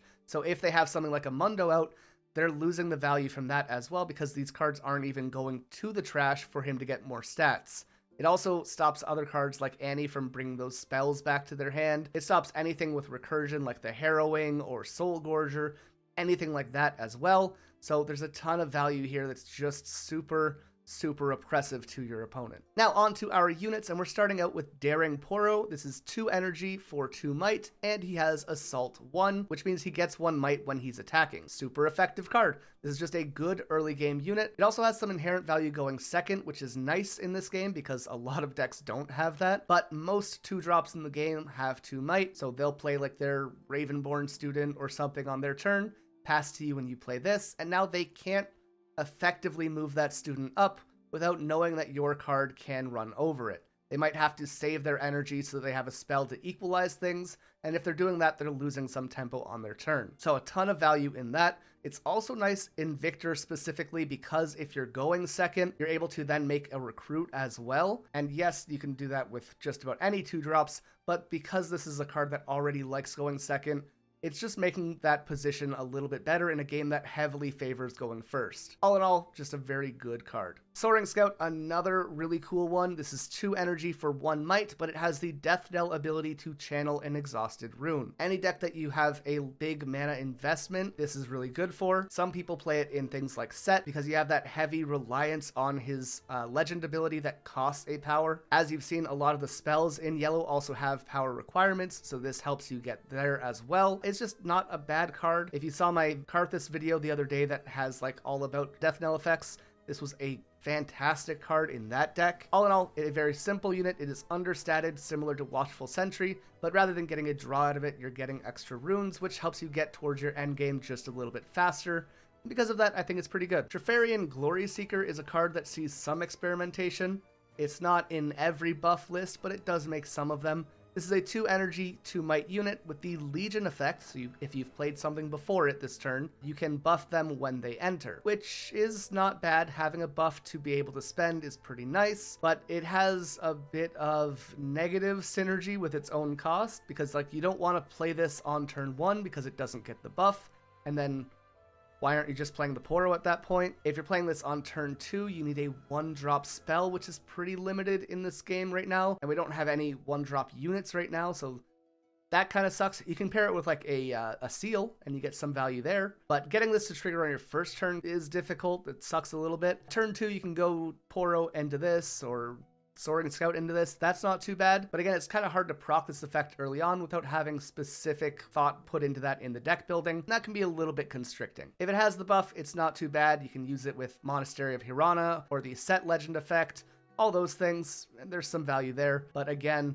it's a little bit difficult to actually get to work early on, and that's when you want this effect to happen, right? A very good card for how simple it is the Faithful Manufactor. 3 energy for 2 might unit that makes a recruit when you play them. The recruit token does have to be made in their position, so that's a little bit limiting, but even so, you get 2 bodies for this. It's basically like playing a normal 2-drop and using the Viktor effect, which is fine. It's just decent value to have these multiple bodies this early on in the game, because it allows you to contest both battlefields on your second turn right away. If you have some buff effects, it's even better. It just inherently works with getting a bunch of extra tempo if you're starting on the back foot. So because of that, it's just a really valuable card. And again, you can combo this with all these sacrificing effects like Call of the Weak to kind of get around the cost there. You can like move the token forward, capture a battlefield with it, and then sacrifice it for Call of the Weak or Baited Hook, which we'll talk about later, or any of those effects. And because of that, you're still having this 2-drop body of the Faithful Manufacturer on the field as well. So there's a bunch of things you can kind of double dip on value with just by getting an extra body. and it's just good. There's not much to say about it. It's just good. Very similar card, but slower and more value over time is the Noxian Drummer. This is a 3 energy, 3 might unit that says whenever they move to a battlefield, you can play a 1 might recruit token in that battlefield. So it's nice because it has multiple procs as opposed to the 1 proc that the manufacturer has. It also has that extra might, which makes it a little bit stronger and easier to contest for the board. That's pretty good, but it doesn't make a unit right away, which is a little bit slower and less effective. So this isn't a bad card. I think it often fights with the manufacturer for the same spot, and in most cases, I'll see more often people lean towards the manufacturer, and then maybe you'll have 1 or 2 drummers in as well. Maybe if we had like a yellow and purple deck and these like movement effects, we could probably proc this more often, and there it might have a bit more value. But for right now, there's just not a lot of effects like that yellow has access to because there's no yellow and purple deck, right? Vanguard Captain, a pretty interesting one. 3 energy and a power for a 3 might unit again. This is our first unit with a power requirement, I believe. But they have the Legion effect that when you play them, you can play 2 recruit tokens in their position as well. So you're getting 2 tokens here at the cost of 1 extra power, but you also get the extra might as well, as opposed to like the manufacturer. So a lot of people really like this. We can combo it with things like the Baited Hook or the Spectral Mother, what we'll talk about later. And there's a bunch of value in there because when you play Spectral Mother, you can revive a unit, which counts as triggering the Legion effect. So it's just pretty okay. There's a lot of ways to kind of double dip on the effect. In the yellow and blue deck, you technically have like Portal Rescue as well, which like flickers a card and plays it again, so you could trigger that effect that way, I guess. This is just a huge value card. When you compare it to like the Treferian Glory Seeker earlier, you're getting 2 extra bodies here as opposed to just the buff, and I think that has a lot more inherent value, which is pretty good. Our next card is like a card that was glued to my packs when I was opening. I kept finding so many copies of him. I think I have 12 or 13 of them. But this is 4 energy for a 3 might unit, so understated, is Albus Pharos. When you play me, spend any number of buffs, and then for each buff spent, channel 1 rune exhausted. So the easiest legend to generate buffs with is Lee Sin, and then Sett is kind of after that, then follow that is probably Leona, if I had to rank them quickly like that. And I'm not sure which of those decks wants this. It can't be in Lee Sin because of the colors. The Leona one's not terrible. I guess it could use some ramp, but even so, like, I'm not wasting a turn for a couple of ramp. Like, Leona doesn't generate enough buffs for it to matter. The Sett one, there's an argument for, because he needs access to power more so than any of the other buff decks. However, you're spending the buffs to get that ramp, and like, if the buffs aren't there, then the Sett legend can't use his ability, which means that you can't spend the buffs, which means you don't need the power to actually use that effect, and it's just like a loop of not synergizing with itself. So I see what this card wants to do, but there's no place for it right now. Maybe if we get a system where it's more easy to put more buffs on the field, this can maybe see some play, but I'm not seeing it right now. A card I absolutely love, and I probably overvalue a little bit, is Cruel Patron. For 4 energy, it has 6 might, super overstated, but you have to pay the additional cost of killing a friendly unit to summon him. So that is a problem in a lot of decks. It is not a problem if you're playing Viktor. Basically, tap Viktor, pay 1 energy, and then you get a 5 energy total unit for 6 might, and that's pretty okay. Again, you have a lot of sacrificing and death knell effects as well in this color, so you can like sacrifice a Watchful Sentry or a Soaring Scout, and then get this guy out to replace them.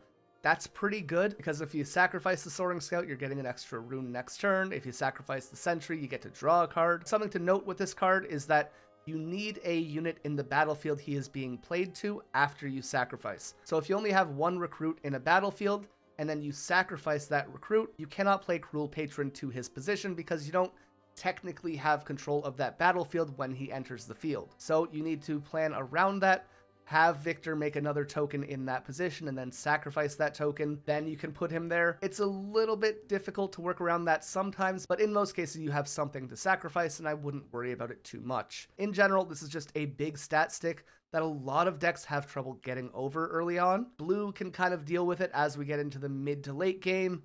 green kind of struggles to deal with just big units like this, which is nice. Just in general, it's just a very effective stat stick that the cost isn't too bad on in Viktor specifically. I'm probably not playing him in too many of the other legends right now, though. Spectral Matron is, for the moment, kind of a Darius exclusive card. Sometimes you might see it in like a Karthus list, but I don't think so. So this is 4 energy, 2 power for a 4 might unit, a pretty heavy power cost for a low energy cost. But it says, when you play me, you may play a unit costing no more than 3 and no more than 1 power from your trash, ignoring its cost. So again, you could use this to play the Vanguard Captain, and then you get the 2 extra tokens as well. That's pretty big. You can play this to bring back any of the Death Knell triggers that you've already used. Any on-play effects are great to bring back here. The list is a little bit limited just because of what we have access to. If you have access to blue, you can bring back the 3-cost Yordle to draw a card. That's pretty cool. Green, you can bring back the Clockwork Keeper and draw a card that way. There's a bunch of like little interactions that this works with really well. It mostly works well with Baited Hook though. So Baited Hook is a gear we're going to talk about later, but essentially it lets you sacrifice a unit on your board and summon something from the top of your deck.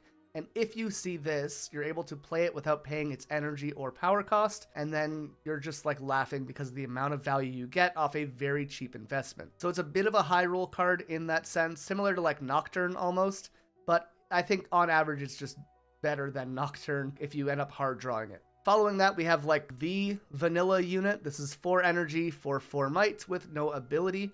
It is Vanguard Sergeant. Like, play a unit with an effect, probably, right? If we get like some elite synergy in the future, we might see some value there.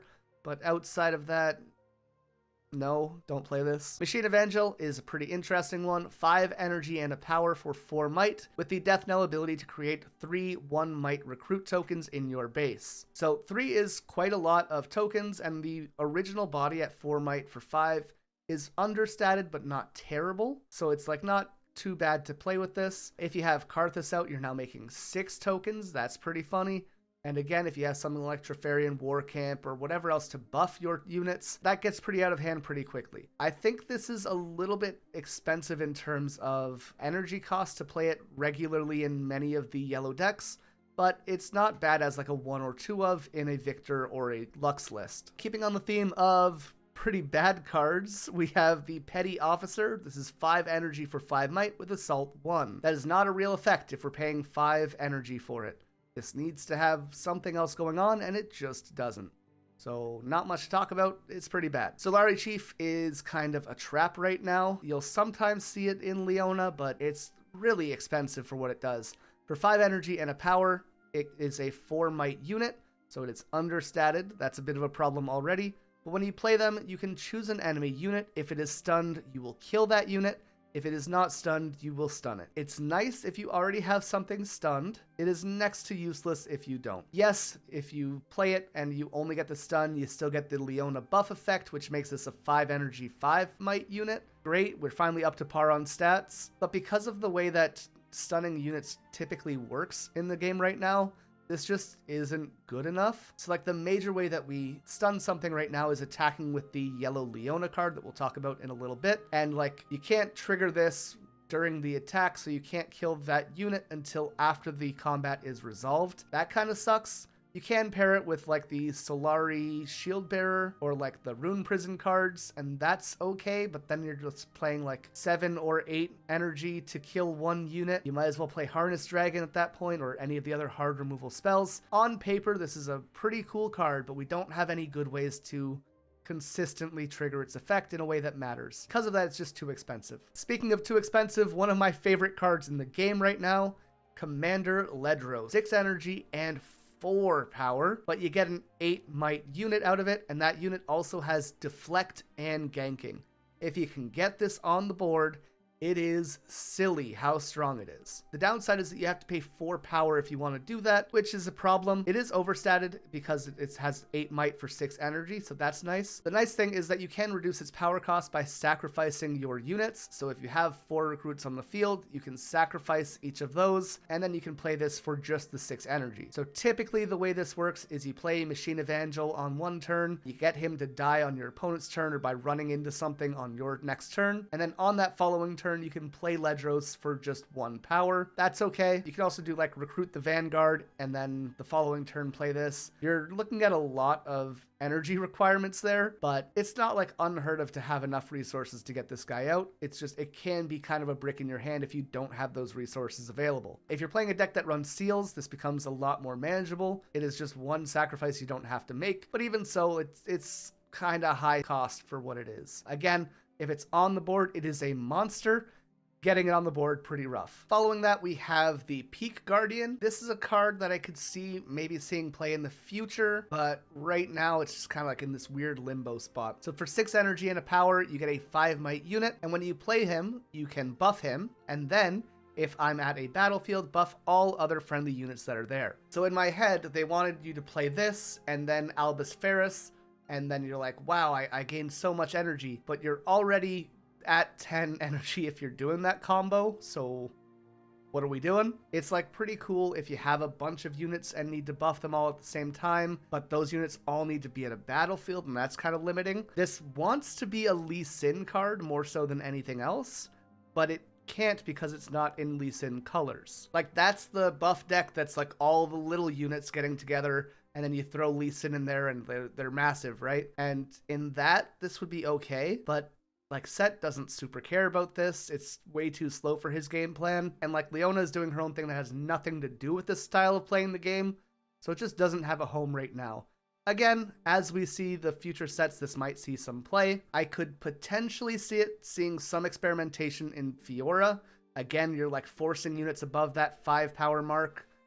And like, you can maybe get a couple of them at once, but I don't think so. Even there, it's pretty bad. A card that I would say is not great, but has seen some kind of success lately, at least as a one of, is Vanguard Attendant. This is a 6 energy, 1 power unit for 5 might that enters ready. So I don't like thinking of this as the way it's seen on the card. I like thinking of this as a 5 energy unit with 5 might that has an accelerate cost, but the accelerate cost is not optional. So it's nice that it comes in ready. It can actually make a play right away. Yellow doesn't have a ton of accelerate units, so this kind of fills that gap, but I do kind of wish that it did something else as well. Maybe it had assault or it had shield or something, right? Even like that kind of fits flavorfully because he's like a Vanguard unit, but I just don't see it overall. As a one of, sure, why not?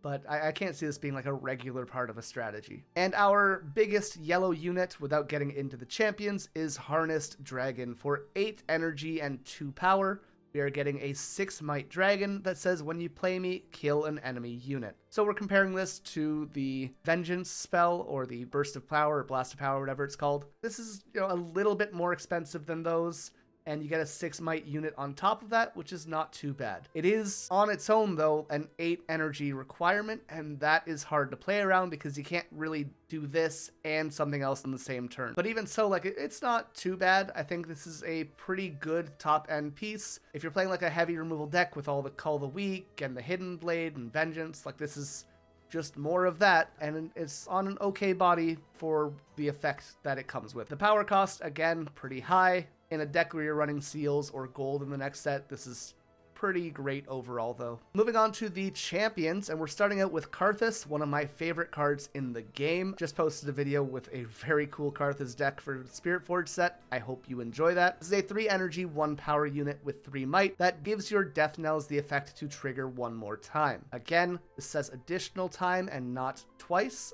So if you have 3 of these on the field, you get 4 triggers for a Death Knell effect. You will not have 3 of these on the field, but I mean, we can live in Disneyland.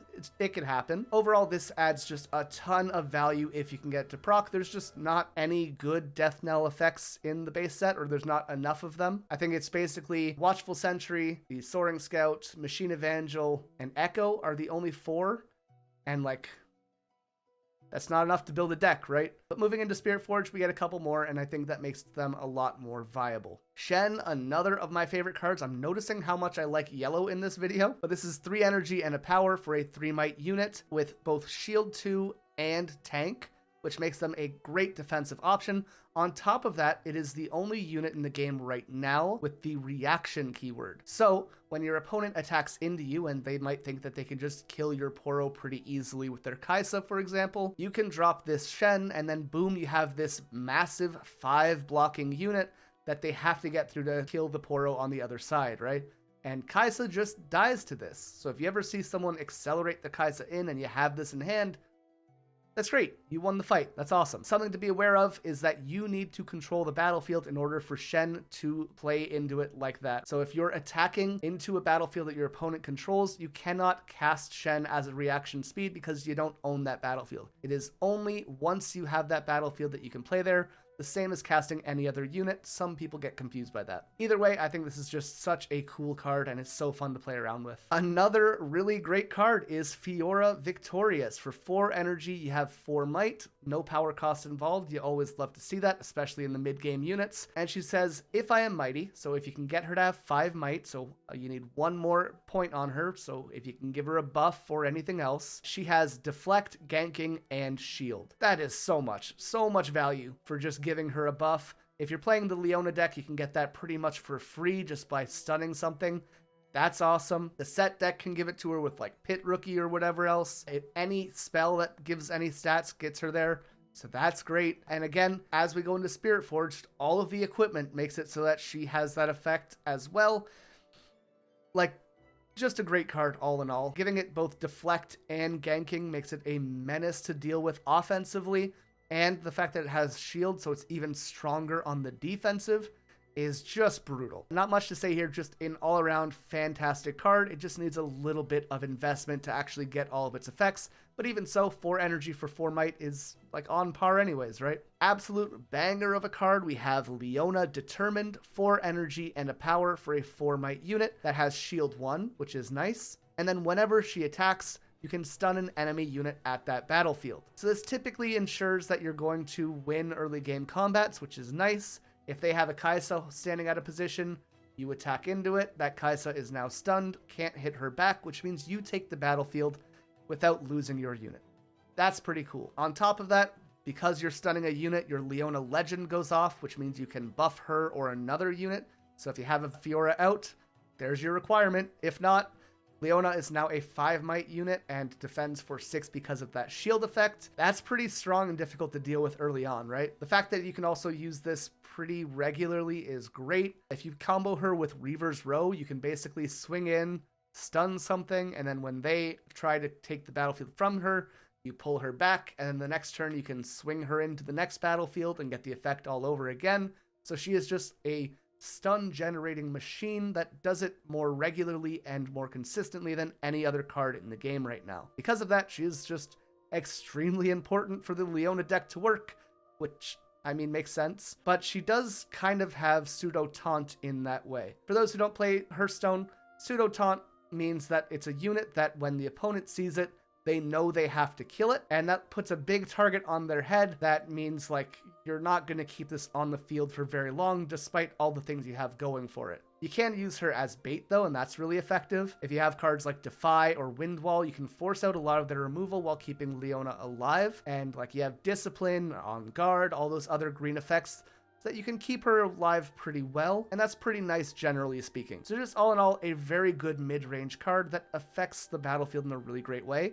This is one of those like champion cards like Kai'Sa that will often find its way into other decks of their color as well. Just about any yellow deck can justify running a Leona, and it's never going to be hurt by it. I think it's just a generally good card in most situations. The preferred chosen champion for the Lux deck is Lux Crown Guard. 4 energy for a 2 might unit. Severely understated, but she's never going near the battlefield anyways, so it doesn't matter. So they have the reaction ability to add 2 energy, but you can only use that to play spells. Again, we're going to be comboing this with the Lux Legend ability. She wants you to cast spells that cost 5 or more, so we're going to pay for 2 of that 5 with this effect, and that makes the whole deck function basically. This isn't a card that you typically run more than one of, but just having it on the field can make the deck run so smoothly. Another yellow champion that sees its way in decks outside of its own is Sett Kingpin. 4 energy and 1 power for a 5 might unit one of the very few that are overstated in the game. They have the tank keyword, and they say they get 1 might for each friendly buffed unit at their battlefield. So that includes themselves. So once you have a buff on this unit, it is now a 4 energy, 7 might unit. That's pretty hard to deal with. And of course, if you're running this in the Sett deck, that means that you can then use the Legend Sett ability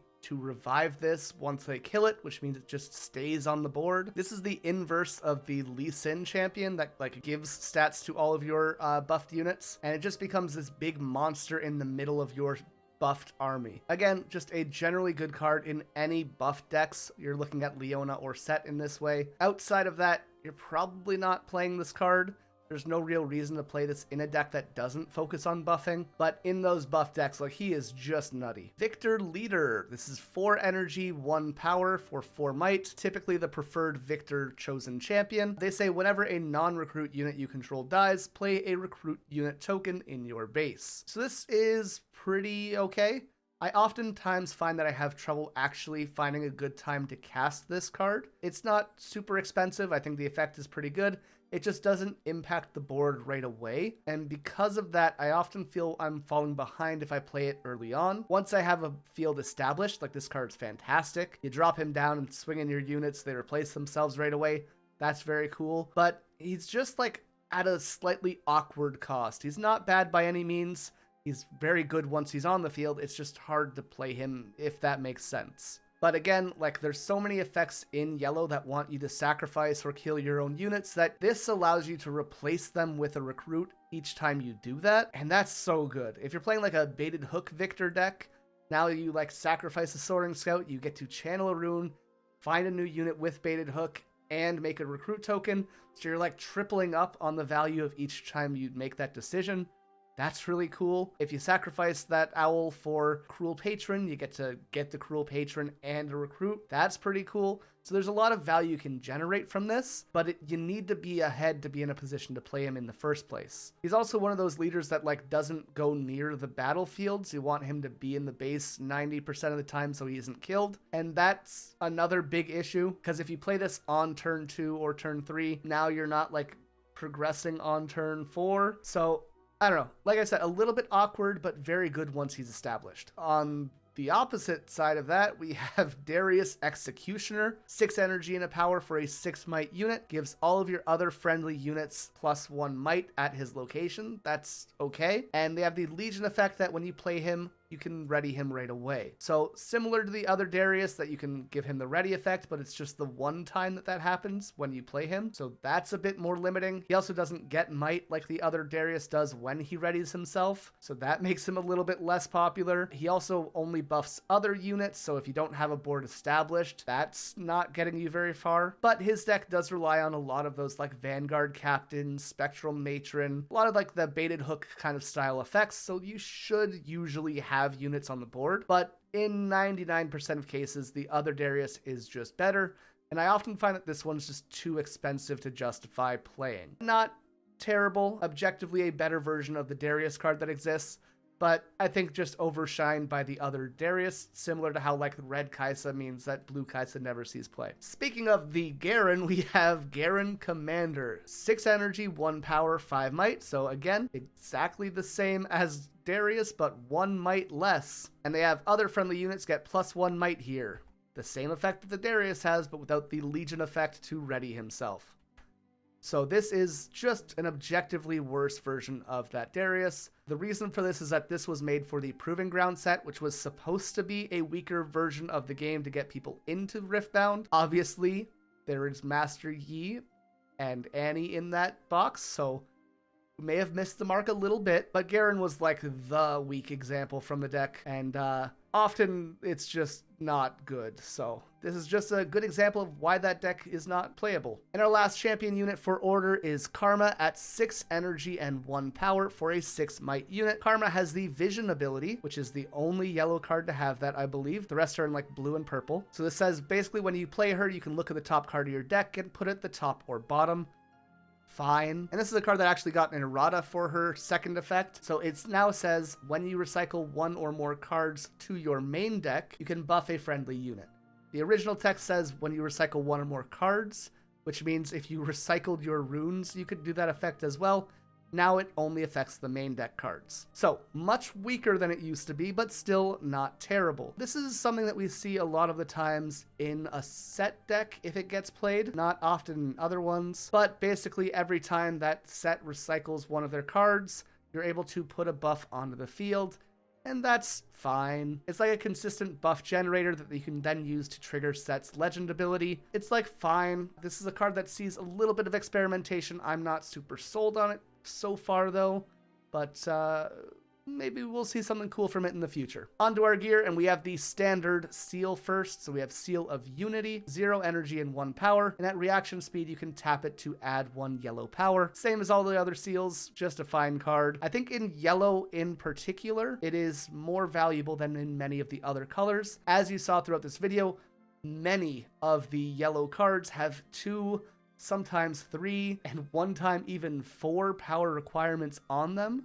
So it is a heavy power reliant color because there's such strong effects in this domain, and this seal helps pay for that as well. On top of that, you also have the Sett legend in this color. He's a very popular champion, and he requires that you pay a power to use his effect. That can put you pretty far behind, and the Seal of Unity will help you pay for that. Just all in all, pretty good. Our next gear is the Symbol of the Solari for 1 energy. If a combat where you are the attacker ends in a tie, recall all units instead. So this is a pretty interesting one. I don't hate it. It's like a good precautionary card that doesn't actually solve the problem kind of thing. It just buys you time. So let's say you attack into a Volibear with your Leona, right? That Volibear gets stunned. Leona can't kill it, so you get pushed back. But that Volibear also now gets pushed back, which means your opponent isn't getting a hold point. That's pretty okay. The ability to like force your opponent off of a battlefield is pretty big. It means you could force another unit onto that battlefield after the fight, and then you get a free capture. It doesn't get rid of the Volibear though. They are still very much in the base and waiting to attack the following turn. So not a long-term solution, but for 1 energy, what are you expecting here? Next up, we have Forge of the Future for 2 energy. This gear says when you play this, you make a 1 energy recruit token at your base, and you can kill this gear to recycle 4 cards from your trash. So making the recruit is fine, but I'd rather pay 1 energy and tap the Viktor legend to make a recruit, and then recycle 4 cards from your trash. Who cares? I guess this triggers Karma's effect, but like, I'm not playing this to get 1 buff on the field, right?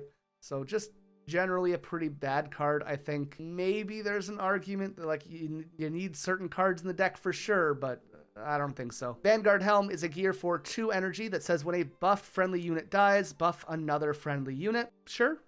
Like, I think it's meant to work with Sett. When something dies, you move that buff onto something else, and then you have a target for Sett's ability. The problem is that Sett's ability stops things from dying, so this doesn't actually trigger off that. So instead we're playing this in Leona, but she doesn't actually care often about having that buff. Like, it's fine if they have it. I'm not going to complain about buffing a unit in Leona, but like, that's not what the deck is for, right? So this is just a card that kind of exists in a weird limbo. In the Fiora deck, there's going to be an argument for this because you can pass that buff around spot to spot, and then you keep triggering the Fiora's ability once per turn without having to play extra cards. Sure, but on its own right now, probably not. And our last card for the set is a big one. We have Baited Hook. This is a 3 energy gear that says for 1 energy and a power, you can exhaust this and kill a friendly unit. Then look at the top 5 cards of your main deck. You may banish, because of the errata, you may banish and play a unit from among them that has might up to 1 more than the killed unit, ignoring its cost.